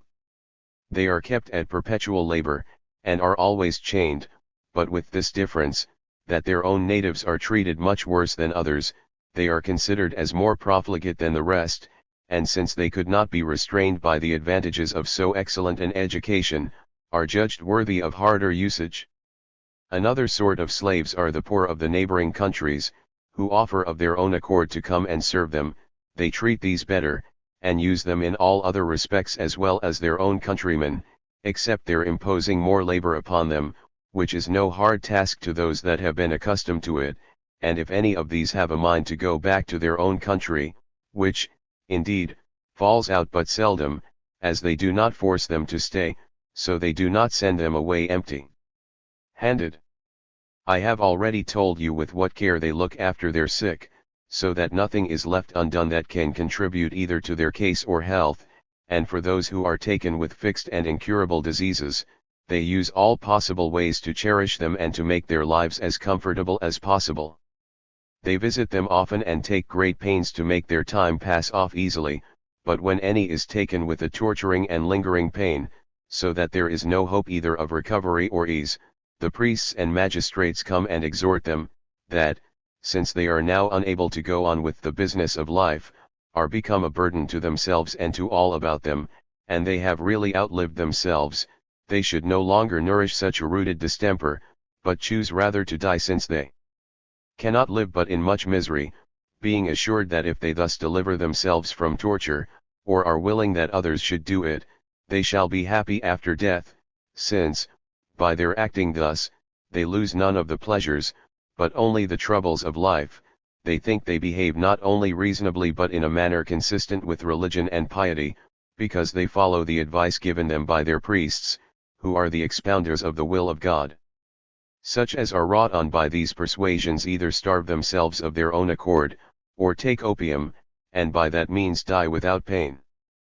But no man is forced on this way of ending his life, and if they cannot be persuaded to it, this does not induce them to fail in their attendance and care of them, but as they believe that a voluntary death, when it is chosen upon such an authority, is very honorable, so if any man takes away his own life without the approbation of the priests and the Senate, they give him none of the honors of a decent funeral, but throw his body into a ditch. Their women are not married before 18 nor their men before 22, and if any of them run into forbidden embraces before marriage they are severely punished, and the privilege of marriage is denied them unless they can obtain a special warrant from the prince. Such disorders cast a great reproach upon the master and mistress of the family in which they happen, for it is supposed that they have failed in their duty. The reason of punishing this so severely is, because they think that if they were not strictly restrained from all vagrant appetites, very few would engage in a state in which they venture the quiet of their whole lives, by being confined to one person, and are obliged to endure all the inconveniences with which it is accompanied. In choosing their wives they use a method that would appear to us very absurd and ridiculous, but it is constantly observed among them, and is accounted perfectly consistent with wisdom. Before marriage some grave matron presents the bride, naked, whether she is a virgin or a widow, to the bridegroom, and after that some grave man presents the bridegroom, naked, to the bride. We, indeed, both laughed at this, and condemned it as very indecent. But they, on the other hand, wondered at the folly of the men of all other nations, who, if they are but to buy a horse of a small value, are so cautious that they will see every part of him, and take off both his saddle and all his other tackle, that there may be no secret ulcer hid under any of them, and that yet in the choice of a wife, on which depends the happiness or unhappiness of the rest of his life, a man should venture upon trust, and only see about a hand's breadth of the face, all the rest of the body being covered, under which may lie hid what may be contagious as well as loathsome. All men are not so wise as to choose a woman only for her good qualities, and even wise men consider the body as that which adds not a little to the mind, and it is certain there may be some such deformity covered with clothes as may totally alienate a man from his wife, when it is too late to part with her. If such a thing is discovered after marriage a man has no remedy but patience. They, therefore, think it is reasonable that there should be good provision made against such mischievous frauds. There was so much the more reason for them to make a regulation in this matter, because they are the only people of those parts that neither allow of polygamy nor of divorces, except in the case of adultery or insufferable perverseness, for in these cases the Senate dissolves the marriage and grants the injured person leave to marry again, but the guilty are made infamous and are never allowed the privilege of a second marriage. None are suffered to put away their wives against their wills, from any great calamity that may have fallen on their persons, for they look on it as the height of cruelty and treachery to abandon either of the married persons when they need most the tender care of their consort, and that chiefly in the case of old age, which, as it carries many diseases along with it, so it is a disease of itself. But it frequently falls out that when a married couple do not well agree, they, by mutual consent, separate, and find out other persons with whom they hope they may live more happily, yet this is not done without obtaining leave of the Senate, which never admits of a divorce but upon a strict inquiry made, both by the senators and their wives, into the grounds upon which it is desired, and even when they are satisfied concerning the reasons of it they go on but slowly, for they imagine that too great easiness in granting leave for new marriages would very much shake the kindness of married people. They punish severely those that defile the marriage bed. If both parties are married they are divorced, and the injured persons may marry one another, or whom they please, but the adulterer and the adulteress are condemned to slavery. Yet if either of the injured persons cannot shake off the love of the married person they may live with them still in that state, but they must follow them to that labor to which the slaves are condemned, and sometimes the repentance of the condemned, together with the unshaken kindness of the innocent and injured person, has prevailed so far with the prince that he has taken off the sentence, but those that relapse after they are once pardoned are punished with death. Their law does not determine the punishment for other crimes, but that is left to the Senate, to temper it according to the circumstances of the fact. Husbands have power to correct their wives and parents to chastise their children, unless the fault is so great that a public punishment is thought necessary for striking terror into others. For the most part slavery is the punishment even of the greatest crimes, for as that is no less terrible to the criminals themselves than death, so they think the preserving them in a state of servitude is more for the interest of the commonwealth than killing them, since, as their labor is a greater benefit to the public than their death could be, so the sight of their misery is a more lasting terror to other men than that which would be given by their death. If their slaves rebel, and will not bear their yoke and submit to the labor that is enjoined them, they are treated as wild beasts that cannot be kept in order, neither by a prison nor by their chains, and are at last put to death. But those who bear their punishment patiently, and are so much wrought on by that pressure that lies so hard on them, that it appears they are really more troubled for the crimes they have committed than for the miseries they suffer, are not out of hope, but that, at last, either the prince will, by his prerogative, or the people, by their intercession, restore them again to their liberty, or, at least, very much mitigate their slavery. He that tempts a married woman to adultery is no less severely punished than he that commits it, for they believe that a deliberate design to commit a crime is equal to the fact itself, since its not taking effect does not make the person that miscarried in his attempt at all the less guilty. They take great pleasure in fools, and as it is thought a base and unbecoming thing to use them ill, so they do not think it amiss for people to divert themselves with their folly, and, in their opinion, this is a great advantage to the fools themselves, for if men were so sullen and severe as not at all to please themselves with their ridiculous behavior and foolish sayings, which is all that they can do to recommend themselves to others, it could not be expected that they would be so well provided for nor so tenderly used as they must otherwise be. If any man should reproach another for his being mishaped or imperfect in any part of his body, it would not at all be thought a reflection on the person so treated, but it would be accounted scandalous in him that had upbraided another with what he could not help. It is thought a sign of a sluggish and sordid mind not to preserve carefully one's natural beauty, but it is likewise infamous among them to use paint. They all see that no beauty recommends a wife so much to her husband as the probity of her life and her obedience, for as some few are caught and held only by beauty, so all are attracted by the other excellences which charm all the world. As they fright men from committing crimes by punishments, so they invite them to the love of virtue by public honors, therefore they erect statues to the memories of such worthy men as have deserved well of their country, and set these in their marketplaces, both to perpetuate the remembrance of their actions and to be an incitement to their posterity to follow their example. If any man aspires to any office he is sure never to compass it.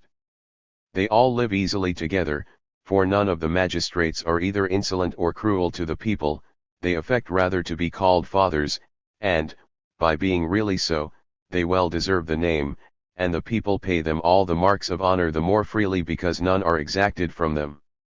The prince himself has no distinction, either of garments or of a crown, but is only distinguished by a sheaf of corn carried before him, as the high priest is also known by his being preceded by a person carrying a wax light.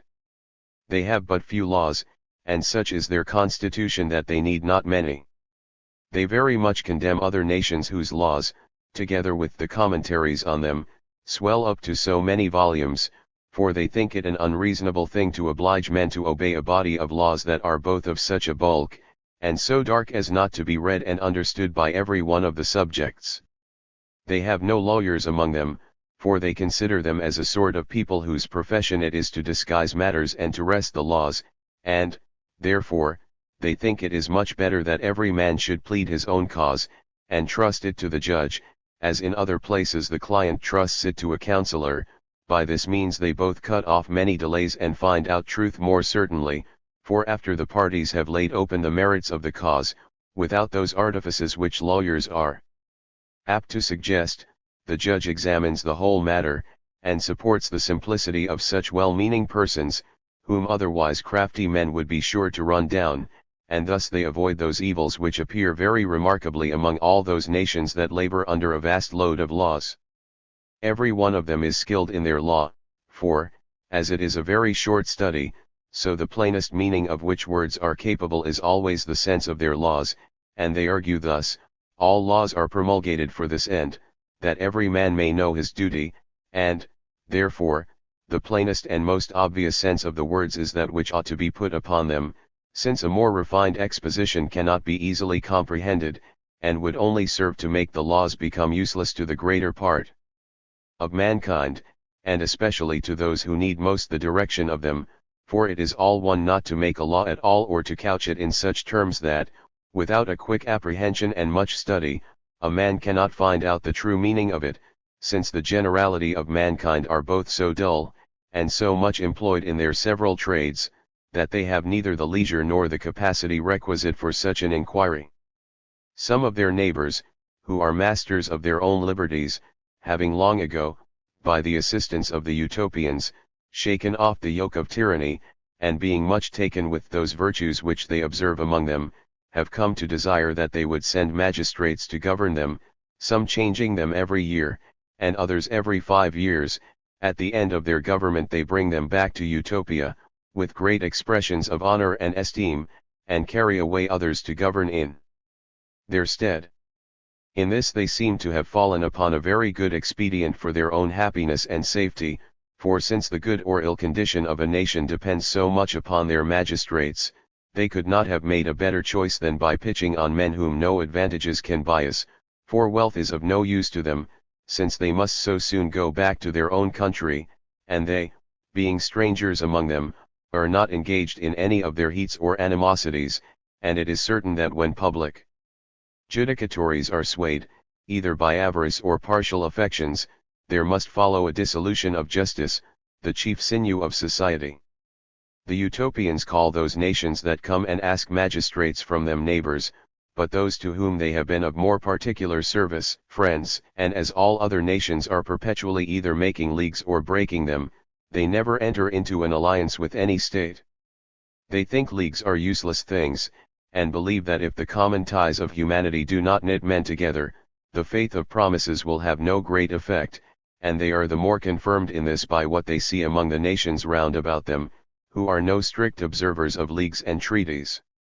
We know how religiously they are observed in Europe, more particularly where the Christian doctrine is received, among whom they are sacred and inviolable.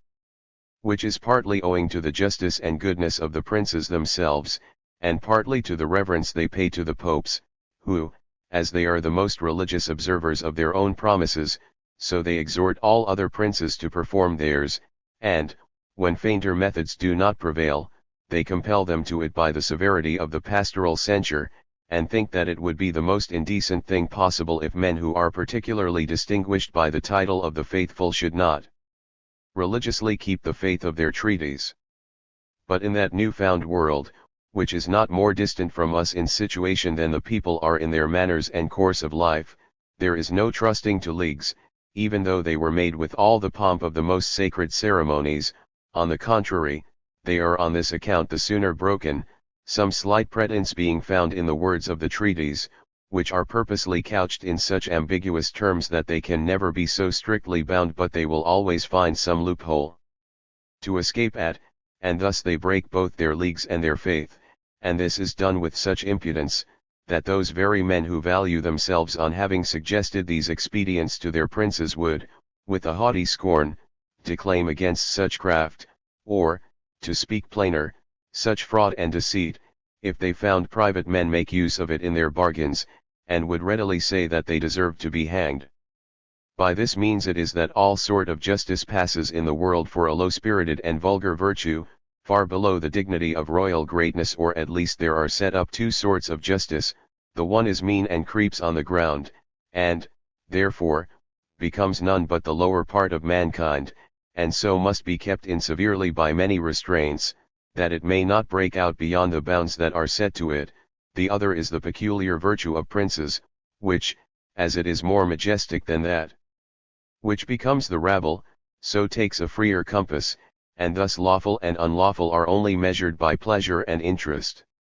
These practices of the princes that lie about utopia, who make so little account of their faith, seem to be the reasons that determine them to engage in no confederacy.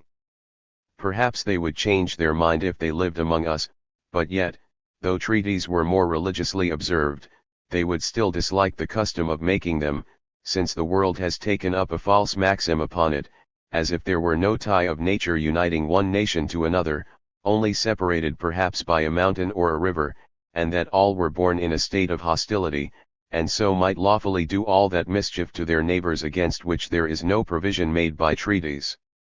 and that when treaties are made they do not cut off the enmity or restrain the license of preying upon each other, if, by the unskillfulness of wording them, there are not effectual provisos made against them, they, on the other hand, judge that no man is to be esteemed our enemy that has never injured us, and that the partnership of human nature is instead of a league, and that kindness and good nature unite men more effectually and with greater strength than any agreements whatsoever. Since thereby the engagements of men's hearts become stronger than the bond and obligation of words. Of their military discipline. They detest war as a very brutal thing, and which, to the reproach of human nature, is more practiced by men than by any sort of beasts. They, in opposition to the sentiments of almost all other nations, think that there is nothing more inglorious than that glory that is gained by war, and therefore, though they accustom themselves daily to military exercises and the discipline of war, in which not only their men, but their women likewise, are trained up, that, in cases of necessity, they may not be quite useless, yet they do not rashly engage in war, unless it be either to defend themselves or their friends from any unjust aggressors, or, out of good nature or in compassion, assist an oppressed nation in shaking off the yoke of tyranny. They, indeed, help their friends not only in defensive but also in offensive wars, but they never do that unless they had been consulted before the breach was made, and, being satisfied with the grounds on which they went, they had found that all demands of reparation were rejected, so that a war was unavoidable. This they think to be not only just when one neighbor makes an inroad on another by public order, and carries away the spoils, but when the merchants of one country are oppressed in another, either under pretence of some unjust laws, or by the perverse wresting of good ones. This they count a juster cause of war than the other, because those injuries are done under some color of laws.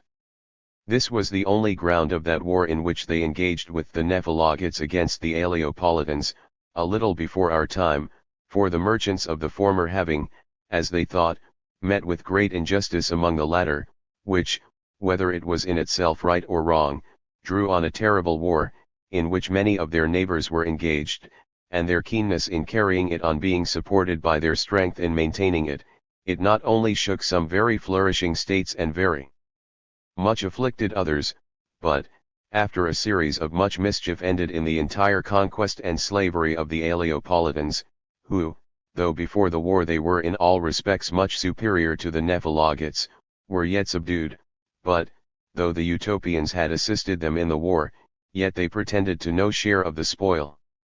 But, though they so vigorously assist their friends in obtaining reparation for the injuries they have received in affairs of this nature, yet, if any such frauds were committed against themselves, provided no violence was done to their persons, they would only, on their being refused satisfaction, forbear trading with such a people. This is not because they consider their neighbors more than their own citizens, but, since their neighbors trade every one upon his own stock, fraud is a more sensible injury to them than it is to the Utopians, among whom the public, in such a case, only suffers, as they expect no thing in return for the merchandise they export but that in which they so much abound, and is of little use to them, the loss does not much affect them. They think, therefore, it would be too severe to revenge a loss attended with so little inconvenience, either to their lives or their subsistence, with the death of many persons, but if any of their people are either killed or wounded wrongfully, whether it be done by public authority, or only by private men, as soon as they hear of it they send ambassadors, and demand that the guilty persons may be delivered up to them, and if that is denied, they declare war, but if it be complied with, the offenders are condemned either to death or slavery. They would be both troubled and ashamed of a bloody victory over their enemies, and think it would be as foolish a purchase as to buy the most valuable goods at too high a rate. And in no victory do they glory so much as in that which is gained by dexterity and good conduct without bloodshed. In such cases they appoint public triumphs, and erect trophies to the honor of those who have succeeded, for then do they reckon that a man acts suitably to his nature, when he conquers his enemy in such a way as that no other creature but a man could be capable of, and that is by the strength of his understanding. Bears, lions, boars, wolves, and dogs, and all other animals, employ their bodily force one against another, in which, as many of them are superior to men, both in strength and fierceness, so they are all subdued by his reason and understanding. The only design of the utopians in war is to obtain that by force which, if it had been granted them in time, would have prevented the war, or, if that cannot be done, to take so severe a revenge on those that have injured them that they may be terrified from doing the like for the time to come. By these ends they measure all their designs, and manage them so, that it is visible that the appetite of fame or vainglory does not work so much on there as a just care of their own security. As soon as they declare war, they take care to have a great many schedules, that are sealed with their common seal, affixed in the most conspicuous places of their enemy's country. This is carried secretly, and done in many places all at once. In these they promise great rewards to such as shall kill the prince, and lesser in proportion to such as shall kill any other persons who are those on whom, next to the prince himself, they cast the chief balance of the war. And they double the sum to him that, instead of killing the person so marked out, shall take him alive, and put him in their hands. They offer not only indemnity, but rewards, to such of the persons themselves that are so marked, if they will act against their countrymen. By this means those that are named in their schedules become not only distrustful of their fellow citizens, but are jealous of one another, and are much distracted by fear and danger, for it has often fallen out that many of them, and even the prince himself, have been betrayed, by those in whom they have trusted most, for the rewards that the utopians offer are so immeasurably great, that there is no sort of crime to which men cannot be drawn by them. They consider the risk that those run who undertake such services, and offer a recompense proportioned to the danger not only a vast deal of gold, but great revenues in lands, that lie among other nations that are their friends, where they may go and enjoy them very securely, and they observe the promises they make of their kind most religiously. They very much approve of this way of corrupting their enemies, though it appears to others to be base and cruel, but they look on it as a wise course, to make an end of what would be otherwise a long war, without so much as hazarding one battle to decide it. They think it likewise an act of mercy and love to mankind to prevent the great slaughter of those that must otherwise be killed in the progress of the war, both on their own side and on that of their enemies, by the death of a few that are most guilty, and that in so doing they are kind even to their enemies, and pity them no less than their own people, as knowing that the greater part of them do not engage in the war of their own accord, but are driven into it by the passions of their prince. If this method does not succeed with them, then they sow seeds of contention among their enemies, and animate the prince's brother, or some of the nobility, to aspire to the crown.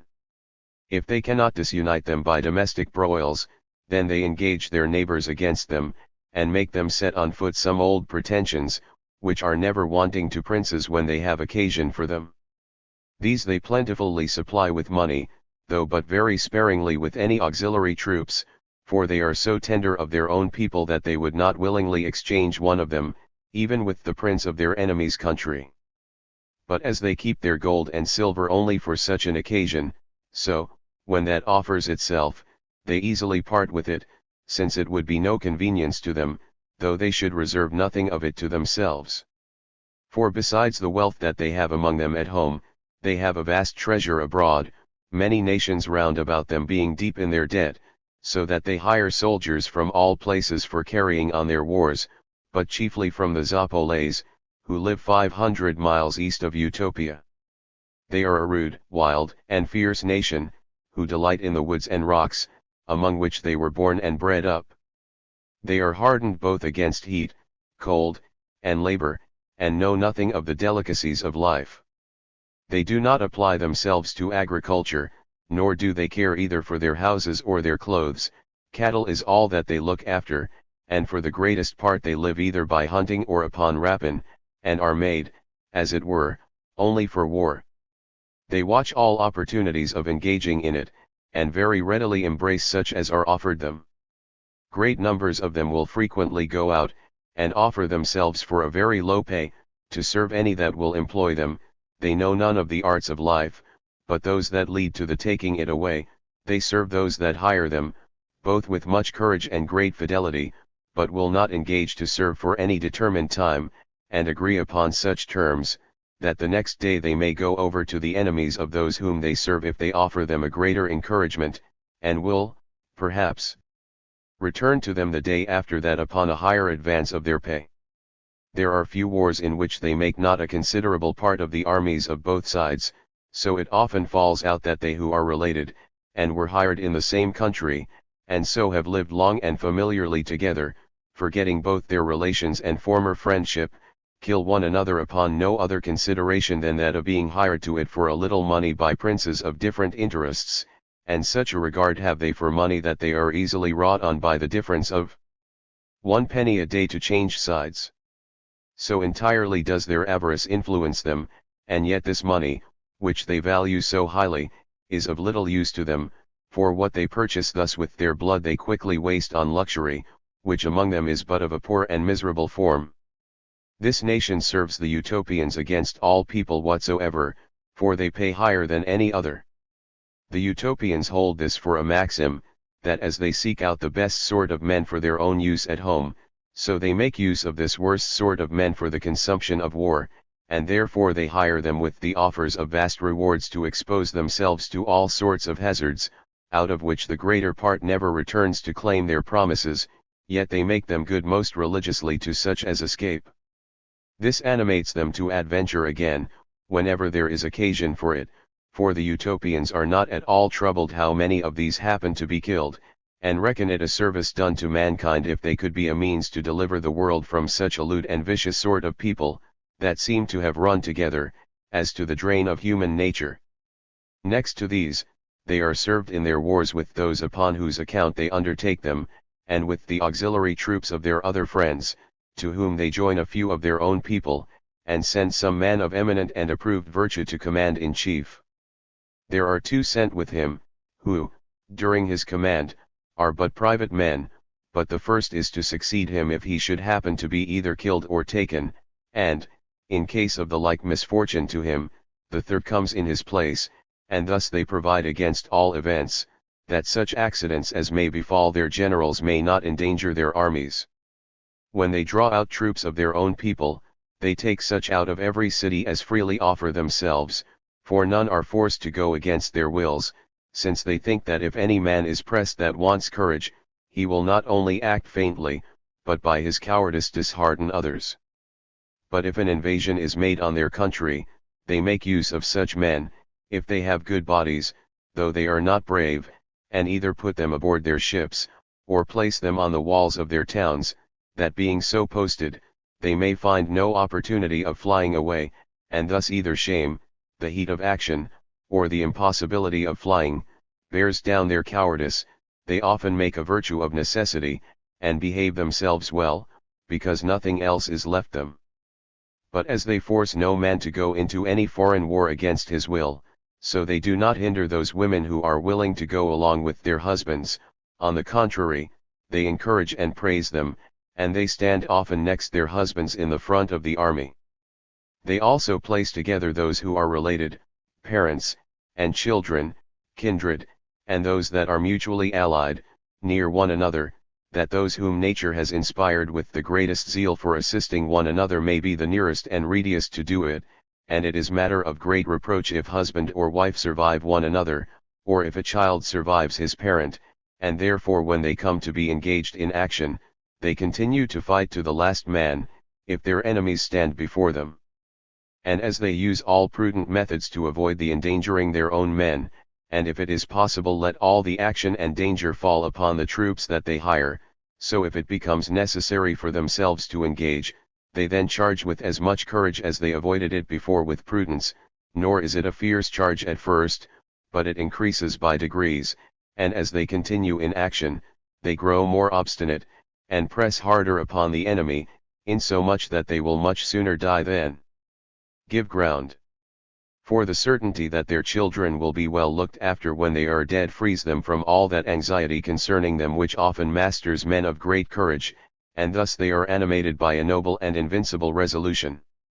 Their skill in military affairs increases their courage, and the wise sentiments which, according to the laws of their country, are instilled into them in their education, give additional vigor to their minds, for as they do not undervalue life so as prodigally to throw it away, they are not so indecently fond of it as to preserve it by base and unbecoming methods. In the greatest heat of action the bravest of their youth, who have devoted themselves to that service, single out the general of their enemies, set on him either openly or by ambuscade, pursue him everywhere, and when spent and wearied out, are relieved by others, who never give over the pursuit, either attacking him with close weapons when they can get near him, or with those which wound at a distance, when others get in between them. So that, unless he secures himself by flight, they seldom fail at last to kill or to take him prisoner. When they have obtained a victory, they kill as few as possible, and are much more bent on taking many prisoners than on killing those that fly before them. Nor do they ever let their men so loose in the pursuit of their enemies as not to retain an entire body still in order, so that if they have been forced to engage the last of their battalions before they could gain the day, they will rather let their enemies all escape than pursue them when their own army is in disorder, remembering well what has often fallen out to themselves, that when the main body of their army has been quite defeated and broken, when their enemies, imagining the victory obtained, have let themselves loose into an irregular pursuit, a few of them that lay for a reserve, waiting a fit opportunity, have fallen on them in their chase, and when straggling in disorder, and apprehensive of no danger, but counting the day their own, have turned the whole action, and, wresting out of their hands a victory that seemed certain and undoubted, while the vanquished have suddenly become victorious. It is hard to tell whether they are more dexterous in laying or avoiding ambushes. They sometimes seem to fly when it is far from their thoughts, and when they intend to give ground, they do it so that it is very hard to find out their design. If they see they are ill-posted, or are like to be overpowered by numbers, they then either march off in the night with great silence, or by some stratagem delude their enemies. If they retire in the daytime, they do it in such order that it is no less dangerous to fall upon them in a retreat than in a march. They fortify their camps with a deep and large trench, and throw up the earth that is dug out of it for a wall, nor do they employ only their slaves in this, but the whole army works at it, except those that are then upon the guard, so that when so many hands are at work, a great line and a strong fortification is finished in so short a time that it is scarce credible. Their armor is very strong for defense, and yet is not so heavy as to make them uneasy in their marches, they can even swim with it. All that are trained up to war practice swimming. Both horse and foot make great use of arrows, and are very expert. They have no swords, but fight with a pole-axe that is both sharp and heavy, by which they thrust or strike down an enemy. They are very good at finding out warlike machines, and disguise them so well that the enemy does not perceive them till he feels the use of them, so that he cannot prepare such a defense as would render them useless. The chief consideration had in the making them is that they may be easily carried and managed. If they agree to a truce, they observe it so religiously that no provocations will make them break it. They never lay their enemy's country waste nor burn their corn, and even in their marches they take all possible care that neither horse nor foot may tread it down, for they do not know but that they may have use for it themselves. They hurt no man whom they find disarmed, unless he is a spy.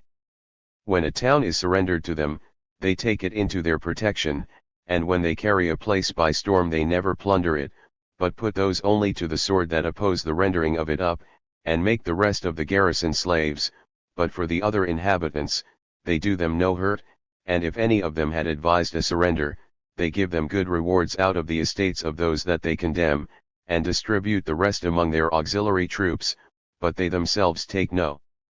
share of the spoil.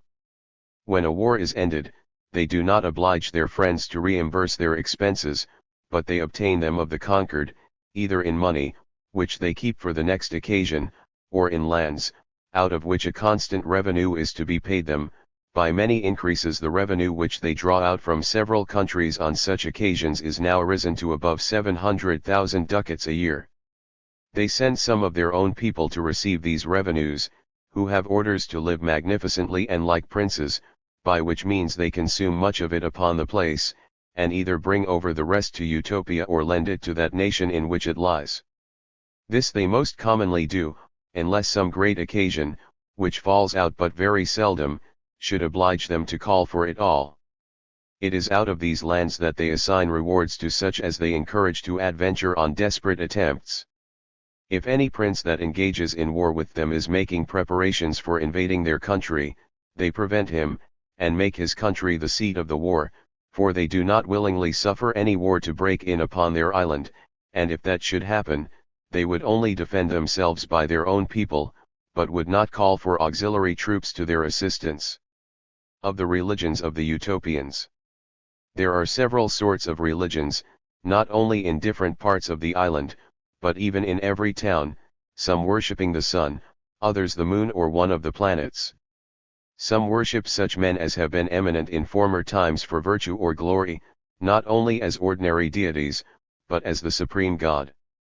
Yet the greater and wiser sort of them worship none of these, but adore one eternal, invisible, infinite, and incomprehensible deity, as a being that is far above all our apprehensions, that is spread over the whole universe, not by his bulk, but by his power and virtue. Him they call the Father of all, and acknowledge that the beginnings, the increase, the progress, the vicissitudes, and the end of all things come only from him, nor do they offer divine honors to any but to him alone. And, indeed, though they differ concerning other things, yet all agree in this, that they think there is one supreme being that made and governs the world, whom they call, in the language of their country, Mitras. They differ in this, that one thinks the God whom he worships is the supreme being, and another thinks that his idol is that God, but they all agree in one principle, that whoever is the supreme being, he is also that great essence to whose glory and majesty all honors are ascribed by the consent of all nations. By degrees they fall off from the various superstitions that are among them, and grow up to that one religion that is the best and most in request, and there is no doubt to be made, but that all the others had vanished long ago, if some of those who advised them to lay aside their superstitions had not met with some unhappy accidents, which, being considered as inflicted by heaven, made them afraid that the God whose worship had like to have been abandoned had interposed and revenged themselves on those who despised their authority. After they had heard from us an account of the doctrine, the course of life, and the miracles of Christ, and of the wonderful constancy of so many martyrs, whose blood, so willingly offered up by them, was the chief occasion of spreading their religion over a vast number of nations, it is not to be imagined how inclined they were to receive it. I shall not determine whether this proceeded from any secret inspiration of God, or whether it was because it seemed so favorable to that community of goods, which is an opinion so particular as well as so dear to them, since they perceived that Christ and his followers lived by that rule, and that it was still kept up in some communities among the sincerest sort of Christians. From whichsoever of these motives it might be, true it is, that many of them came over to our religion, and were initiated into it by baptism. But as 2 of our number were dead, so none of the 4 that survived were in priests' orders, we, therefore, could only baptize them, so that, to our great regret, they could not partake of the other sacraments, that can only be administered by priests, but they are instructed concerning them and long most vehemently for them. They have had great disputes among themselves, whether one chosen by them to be a priest would not be thereby qualified to do all the things that belong to that character, even though he had no authority derived from the Pope, and they seemed to be resolved to choose some for that employment, but they had not done it when I left them. Those among them that have not received our religion do not fright any from it, and use none ill that goes over to it, so that all the while I was there one man was only punished on this occasion.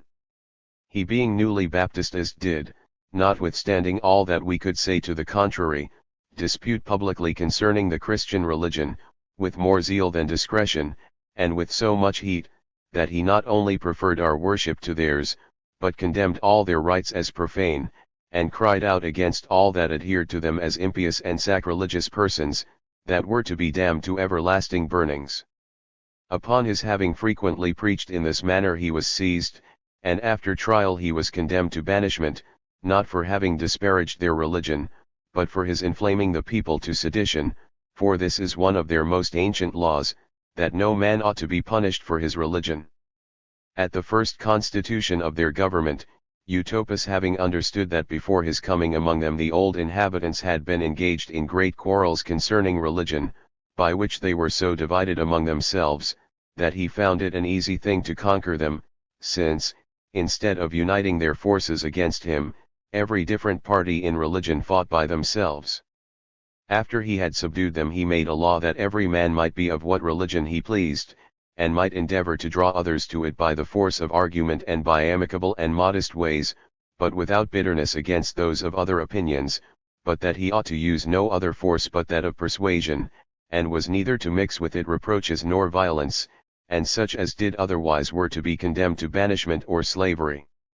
This law was made by Utopus, not only for preserving the public peace, which he saw suffered much by daily contentions and irreconcilable heats, but because he thought the interest of religion itself required it. He judged it not fit to determine anything rashly, and seemed to doubt whether those different forms of religion might not all come from God, who might inspire man in a different manner, and be pleased with this variety. He therefore thought it indecent and foolish for any man to threaten and terrify another to make him believe what did not appear to him to be true. And supposing that only one religion was really true, and the rest false, he imagined that the native force of truth would at last break forth and shine bright, if supported only by the strength of argument, and attended to with a gentle and unprejudiced mind, while, on the other hand, if such debates were carried on with violence and tumults, as the most wicked are always the most obstinate, so the best and most holy religion might be choked with superstition, as corn is with briars and thorns. He therefore left men wholly to their liberty, that they might be free to believe as they should see cause, only he made a solemn and severe law against such as should so far degenerate from the dignity of human nature, as to think that our souls died with our bodies, or that the world was governed by chance, without a wise overruling providence, for they all formerly believed that there was a state of rewards and punishments to the good and bad after this life. And they now look on those that think otherwise as scarce fit to be counted men, since they degrade so noble a being as the soul, and reckon it no better than a beast's. Thus they are far from looking on such men as fit for human society, or to be citizens of a well-ordered commonwealth, since a man of such principles must needs, as oft as he dares do it, despise all their laws and customs, for there is no doubt to be made, that a man who is afraid of nothing but the law, and apprehends nothing after death, will not scruple to break through all the laws of his country, either by fraud or force, when by this means he may satisfy his appetites. They never raise any that hold these maxims, either to honors or offices, nor employ them in any public trust, but despise them, as men of base and sordid minds.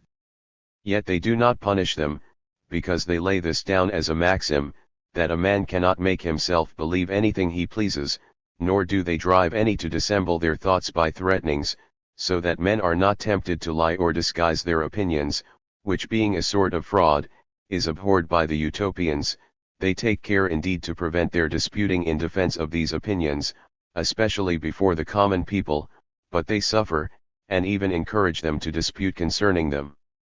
in private with their priest, and other grave men, being confident that they will be cured of those mad opinions by having reason laid before them. There are many among them that run far to the other extreme, though it is neither thought an ill nor unreasonable opinion, and therefore is not at all discouraged.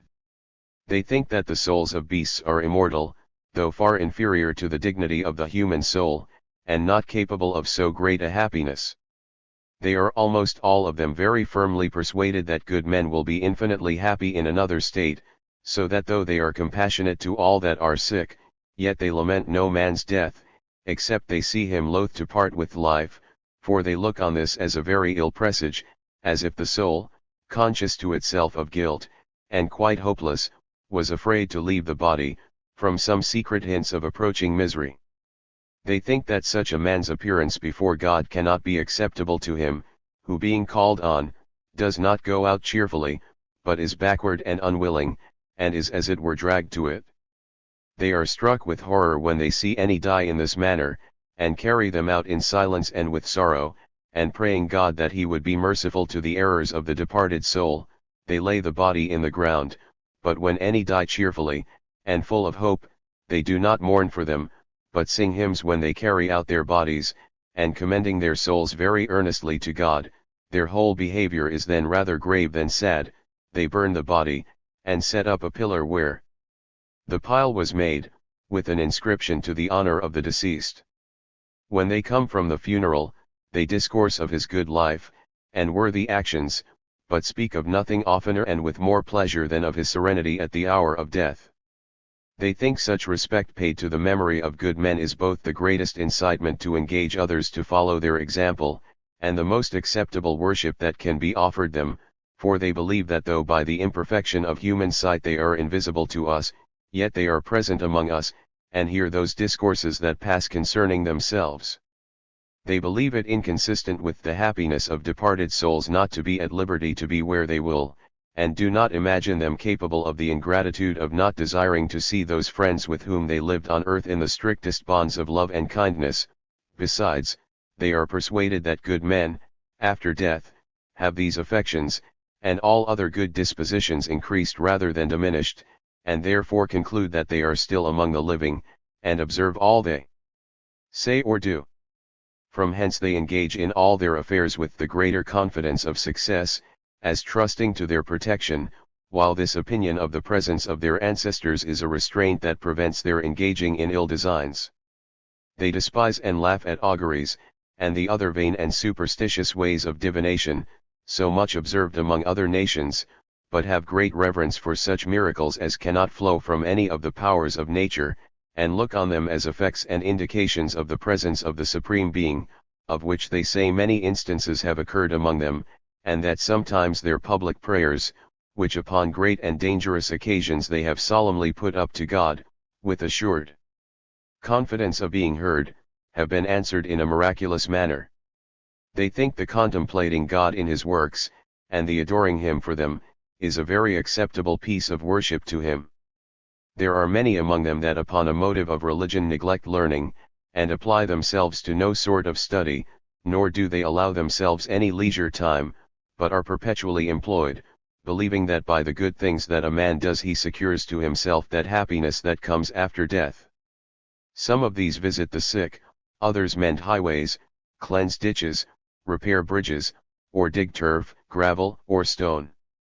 Others fell and cleave timber, and bring wood, corn, and other necessaries, on carts, into their towns, nor do these only serve the public, but they serve even private men, more than the slaves themselves do, for if there is anywhere a rough, hard, and sordid piece of work to be done, from which many are frightened by the labor and loathsomeness of it, if not the despair of accomplishing it, they cheerfully, and of their own accord, take that to their share, and by that means, as they ease others very much, so they afflict themselves, and spend their whole life in hard labor, and yet they do not value themselves upon this, nor lessen other people's credit to raise their own, but by their stooping to such servile employments they are so far from being despised, that they are so much the more esteemed by the whole nation. Of these there are two sorts: some live unmarried and chaste, and abstain from eating any sort of flesh, and thus weaning themselves from all the pleasures of the present life, which they account hurtful, they pursue, even by the hardest and painfulest methods possible, that blessedness which they hope for hereafter, and the nearer they approach to it, they are the more cheerful and earnest in their endeavors after it. Another sort of them is less willing to put themselves to much toil, and therefore prefer a married state to a single one, and as they do not deny themselves the pleasure of it, so they think the begetting of children is a debt which they owe to human nature, and to their country, nor do they avoid any pleasure that does not hinder labor, and therefore eat flesh so much the more willingly, as they find that by this means they are the more able to work. The Utopians look upon these as the wiser sect, but they esteem the others as the most holy. They would indeed laugh at any man who, from the principles of reason, would prefer an unmarried state to a married, or a life of labor to an easy life, but they reverence and admire such as do it from the motives of religion. There is nothing in which they are more cautious than in giving their opinion positively concerning any sort of religion. The men that lead those severe lives are called in the language of their country brodskis, which answers to those we call religious orders. Their priests are men of eminent piety, and therefore they are but few, for there are only 13 in every town, one for every temple, but when they go to war, 7 of these go out with their forces, and 7 others are chosen to supply their room in their absence, but these enter again upon their employments when they return, and those who served in their absence, attend upon the high priest, till vacancies fall by death, for there is one set over the rest. They are chosen by the people as the other magistrates are, by suffrages given in secret, for preventing of factions, and when they are chosen, they are consecrated by the college of priests. The care of all sacred things, the worship of God, and an inspection into the manners of the people, are committed to them. It is a reproach to a man to be sent for by any of them, or for them to speak to him in secret, for that always gives some suspicion. All that is incumbent on them is only to exhort and admonish the people, for the power of correcting and punishing ill men belongs wholly to the prince, and to the other magistrates. The severest thing that the priest does is the excluding those that are desperately wicked from joining in their worship. There is not any sort of punishment more dreaded by them than this, for as it loads them with infamy, so it fills them with secret horrors. Such is their reverence to their religion, nor will their bodies be long exempted from their share of trouble, for if they do not very quickly satisfy the priests of the truth of their repentance, they are seized on by the Senate, and punished for their impiety. The education of youth belongs to the priests, yet they do not take so much care of instructing them in letters, as in forming their minds and manners aright. They use all possible methods to infuse, very early, into the tender and flexible minds of children, such opinions as are both good in themselves and will be useful to their country, for when deep impressions of these things are made at that age, they follow men through the whole course of their lives, and conduce much to preserve the peace of the government, which suffers by nothing more than by vices that rise out of ill opinions. The wives of their priests are the most extraordinary women of the whole country. Sometimes the women themselves are made priests, though that falls out but seldom, nor are any but ancient widows chosen into that order. None of the magistrates have greater honor paid them than is paid the priests, and if they should happen to commit any crime, they would not be questioned for it. Their punishment is left to God, and to their own consciences, for they do not think it lawful to lay hands on any man, how wicked soever he is, that has been in a peculiar manner dedicated to God, nor do they find any great inconvenience in this, both because they have so few priests, and because these are chosen with much caution. So that it must be a very unusual thing to find one who, merely out of regard to his virtue, and for his being esteemed a singularly good man, was raised up to so great a dignity, degenerate into corruption and vice. And if such a thing should fall out, for man is a changeable creature, yet, there being few priests, and these having no authority but what rises out of the respect that is paid them, nothing of great consequence to the public can proceed from the indemnity that the priests enjoy. They have, indeed, very few of them, lest greater numbers sharing in the same honor might make the dignity of that order, which they esteem so highly, to sink in its reputation. They also think it difficult to find out many of such an exalted pitch of goodness as to be equal to that dignity, which demands the exercise of more than ordinary virtues.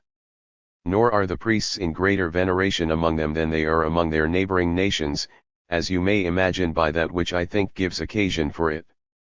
When the Utopians engage in battle, the priests who accompany them to the war, apparelled in their sacred vestments, kneel down during the action, in a place not far from the field, and, lifting up their hands to heaven, pray, first for peace, and then for victory to their own side, and particularly that it may be gained without the effusion of much blood on either side. And when the victory turns to their side, they run in among their own men to restrain their fury, and if any of their enemies see them or call to them, they are preserved by that means, and such as can come so near them as to touch their garments have not only their lives, but their fortunes secured to them. It is upon this account that all the nations round about consider them so much, and treat them with such reverence, that they have been often no less able to preserve their own people from the fury of their enemies than to save their enemies from their rage, for it has sometimes fallen out That when their armies have been in disorder and forced to fly, so that their enemies were running upon the slaughter and spoil, the priests by interposing have separated them from one another, and stopped the effusion of more blood, so that, by their mediation, a peace has been concluded on very reasonable terms, nor is there any nation about them so fierce, cruel, or barbarous, as not to look upon their persons as sacred and inviolable. The first and the last day of the month, and of the year, is a festival. They measure their mouths by the course of the moon, and their years by the course of the sun. The first days are called in their language the Sinemerns, and the last the Tripemerns, which answers in our language, to the festival that begins or ends the season. They have magnificent temples, that are not only nobly built, but extremely spacious, which is the more necessary as they have so few of them. They are a little dark within, which proceeds not from any error in the architecture, but is done with design, for their priests think that too much light dissipates the thoughts, and that a more moderate degree of it both recollects the mind and raises devotion. Though there are many different forms of religion among them, yet all these, how various soever, agree in the main point, which is the worshipping the divine essence, and, therefore, there is nothing to be seen or heard in their temples in which the several persuasions among them may not agree, for every sect performs those rites that are peculiar to it in their private houses, nor is there anything in the public worship that contradicts the particular ways of those different sects. There are no images for God in their temples, so that every one may represent him to his thoughts according to the way of his religion, nor do they call this one God by any other name but that of Mitras, which is the common name by which they all express the divine essence, whatsoever otherwise they think it to be, nor are there any prayers among them but such as every one of them may use without prejudice to his own opinion. They meet in their temples on the evening of the festival that concludes a season, and not having yet broke their fast, they thank God for their good success during that year or month which is then at an end, and the next day, being that which begins the new season, they meet early in their temples, to pray for the happy progress of all their affairs during that period upon which they then enter. In the festival which concludes the period, before they go to the temple, both wives and children fall on their knees before their husbands or parents and confess everything in which they have either erred or failed in their duty, and beg pardon for it. Thus all little discontents in families are removed, that they may offer up their devotions with a pure and serene mind, for they hold it a great impiety to enter upon them with disturbed thoughts, or with a consciousness of their bearing hatred or anger in their hearts to any person whatsoever, and think that they should become liable to severe punishments if they presume to offer sacrifices without cleansing their hearts, and reconciling all their differences. In the temples the two sexes are separated, the men go to the right hand, and the women to the left, and the males and females all place themselves before the head and master or mistress of the family to which they belong, so that those who have the government of them at home may see their deportment in public. And they intermingle them so, that the younger and the older may be set by one another, for if the younger sort were all set together, they would, perhaps, trifle away that time too much in which they ought to beget in themselves that religious dread of the Supreme Being which is the greatest and almost the only incitement to virtue. They offer up no living creature in sacrifice, nor do they think it suitable to the divine being, from whose bounty it is that these creatures have derived their lives, to take pleasure in their deaths, or the offering up their blood. They burn incense and other sweet odors, and have a great number of wax lights during their worship, not out of any imagination that such oblations can add anything to the divine nature, which even prayers cannot do, but as it is a harmless and pure way of worshipping God, so they think those sweet savors and lights, together with some other ceremonies, by a secret and unaccountable virtue, elevate men's souls, and inflame them with greater energy and cheerfulness during the divine worship. All the people appear in the temples in white garments, but the priests' vestments are parti-colored, and both the work and colors are wonderful. They are made of no rich materials, for they are neither embroidered nor set with precious stones, but are composed of the plumes of several birds, laid together with so much art, and so neatly, that the true value of them is far beyond the costliest materials. They say, that in the ordering and placing those plumes some dark mysteries are represented, which pass down among their priests in a secret tradition concerning them, and that they are as hieroglyphics, putting them in mind of the blessing that they have received from God, and of their duties, both to him and to their neighbors. As soon as the priest appears in those ornaments, they all fall prostrate on the ground, with so much reverence and so deep a silence, that such as look on cannot but be struck with it, as if it were the effect of the appearance of a deity. After they have been for some time in this posture, they all stand up, upon a sign given by the priest, and sing hymns to the honor of God, some musical instruments playing all the while. These are quite of another form than those used among us, but, as many of them are much sweeter than ours, so others are made use of by us. Yet in one thing they very much exceed us: all their music, both vocal and instrumental, is adapted to imitate and express the passions, and is so happily suited to every occasion, that, whether the subject of the hymn be cheerful, or formed to soothe or trouble the mind, or to express grief or remorse, the music takes the impression of whatever is represented, affects and kindles the passions, and works the sentiments deep into the hearts of the hearers. When this is done, both priests and people offer up very solemn prayers to God in a set form of words, and these are so composed, that whatsoever is pronounced by the whole assembly may be likewise applied by every man in particular to his own condition. In these they acknowledge God to be the author and governor of the world, and the fountain of all the good they receive, and therefore offer up to him their thanksgiving, and, in particular, bless him for his goodness in ordering it so, that they are born under the happiest government in the world, and are of a religion which they hope is the truest of all others. But, if they are mistaken, and if there is either a better government, or a religion more acceptable to God, they implore his goodness to let them know it, vowing that they resolve to follow him whithersoever he leads them. But if their government is the best, and their religion the truest, then they pray that he may fortify them in it, and bring all the world both to the same rules of life, and to the same opinions concerning himself, unless, according to the unsearchableness of his mind, he is pleased with a variety of religions. Then they pray that God may give them an easy passage at last to himself, not presuming to set limits to him, how early or late it should be, but, if it may be wished for without derogating from his supreme authority, they desire to be quickly delivered, and to be taken to himself, though by the most terrible kind of death, rather than to be detained long from seeing him by the most prosperous course of life. When this prayer is ended, they all fall down again upon the ground, and, after a little while, they rise up, go home to dinner, and spend the rest of the day in diversion or military exercises. Thus have I described to you, as particularly as I could, the constitution of that commonwealth, which I do not only think the best in the world, but indeed the only commonwealth that truly deserves that name.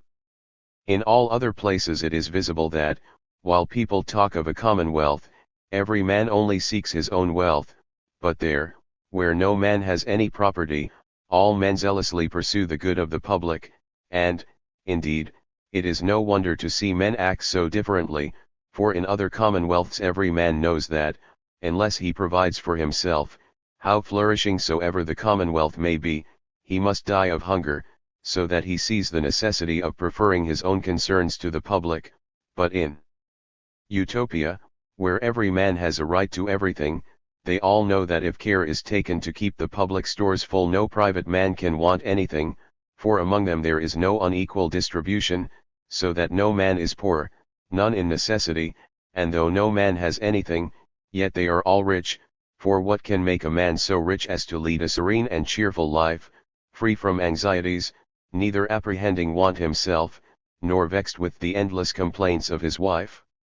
He is not afraid of the misery of his children, nor is he contriving how to raise a portion for his daughters, but is secure in this, that both he and his wife, his children and grandchildren, to as many generations as he can fancy, will all live both plentifully and happily, since, among them, there is no less care taken of those who were once engaged in labor, but grow afterwards unable to follow it, than there is, elsewhere, of these that continue still employed. I would gladly hear any man compare the justice that is among them with that of all other nations, among whom, may I perish, if I see anything that looks either like justice or equity, for what justice is there in this, that a nobleman, a goldsmith, a banker, or any other man, that either does nothing at all, or, at best, is employed in things that are of no use to the public, should live in great luxury and splendor upon what is so ill acquired, and a mean man, a carter, a smith, or a ploughman, that works harder even than the beasts themselves, and is employed in labors so necessary, that no commonwealth could hold out a year without them, can only earn so poor a livelihood and must lead so miserable a life, that the condition of the beasts is much better than theirs. For as the beasts do not work so constantly, so they feed almost as well, and with more pleasure, and have no anxiety about what is to come, whilst these men are depressed by a barren and fruitless employment, and tormented with the apprehensions of want in their old age, since that which they get by their daily labor does but maintain them at present, and is consumed as fast as it comes in, there is no overplus left to lay up for old age. Is not that government both unjust and ungrateful, that is so prodigal of its favors to those that are called gentlemen, or goldsmiths, or such others who are idle, or live either by flattery or by contriving the arts of vain pleasure, and, on the other hand, takes no care of those of a meaner sort, such as ploughmen, colliers, and smiths, without whom it could not subsist. But after the public has reaped all the advantage of their service, and they come to be oppressed with age, sickness, and want, all their labors and the good they have done is forgotten, and all the recompense given them is that they are left to die in great misery.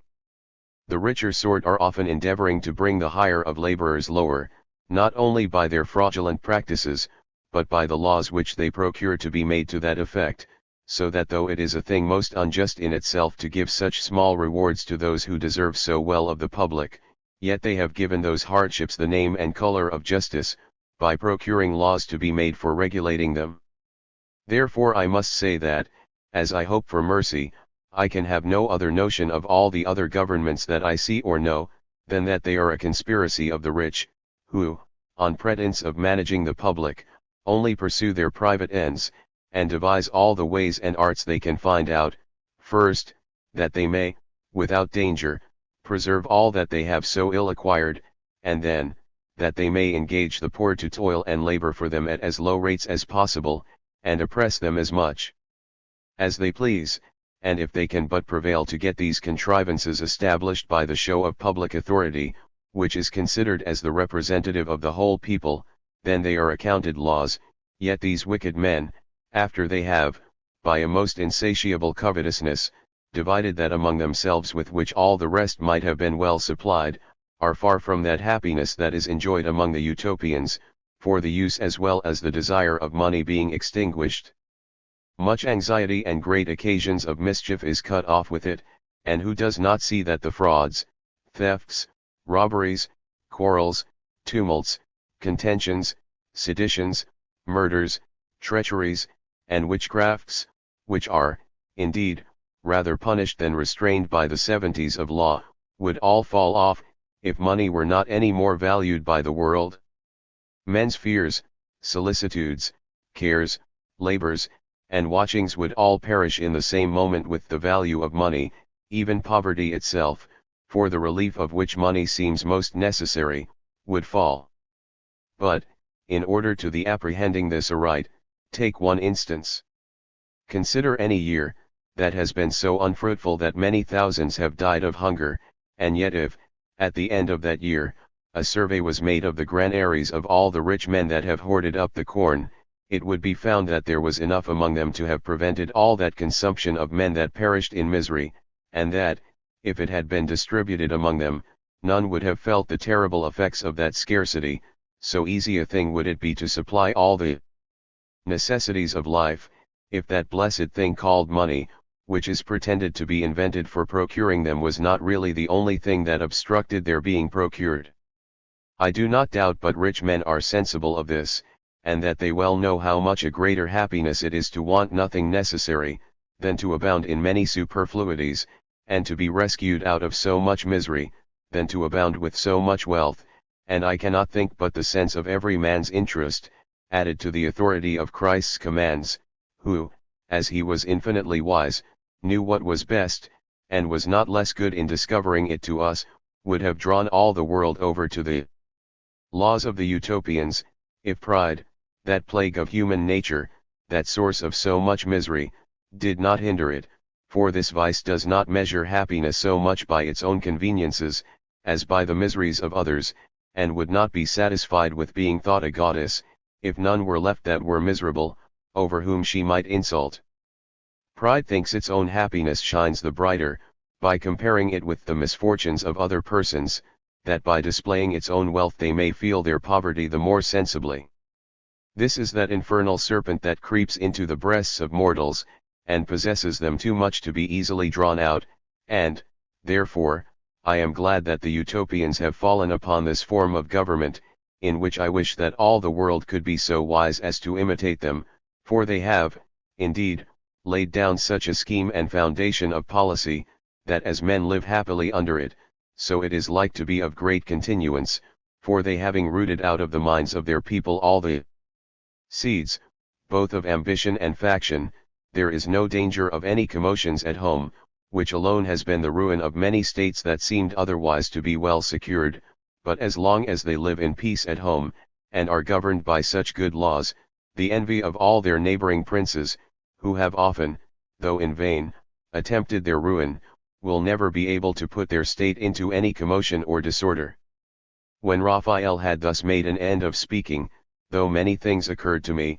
both concerning the manners and laws of that people, that seemed very absurd, as well in their way of making war, as in their notions of religion and divine matters, together with several other particulars, but chiefly what seemed the foundation of all the rest, their living in common, without the use of money, by which all nobility, magnificence, splendor, and majesty, which, according to the common opinion, are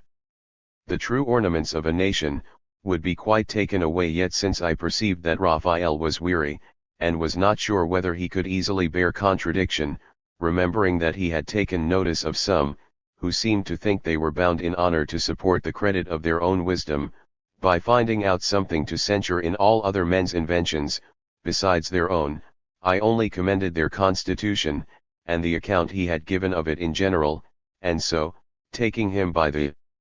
hand, carried him to supper, and told him I would find out some other time for examining this subject more particularly, and for discoursing more copiously upon it. And, indeed, I shall be glad to embrace an opportunity of doing it. In the meanwhile, though it must be confessed that he is both a very learned man and a person who has obtained a great knowledge of the world, I cannot perfectly agree to everything he has related. However, there are many things in the commonwealth of Utopia that I rather wish, than hope, to see followed in our governments.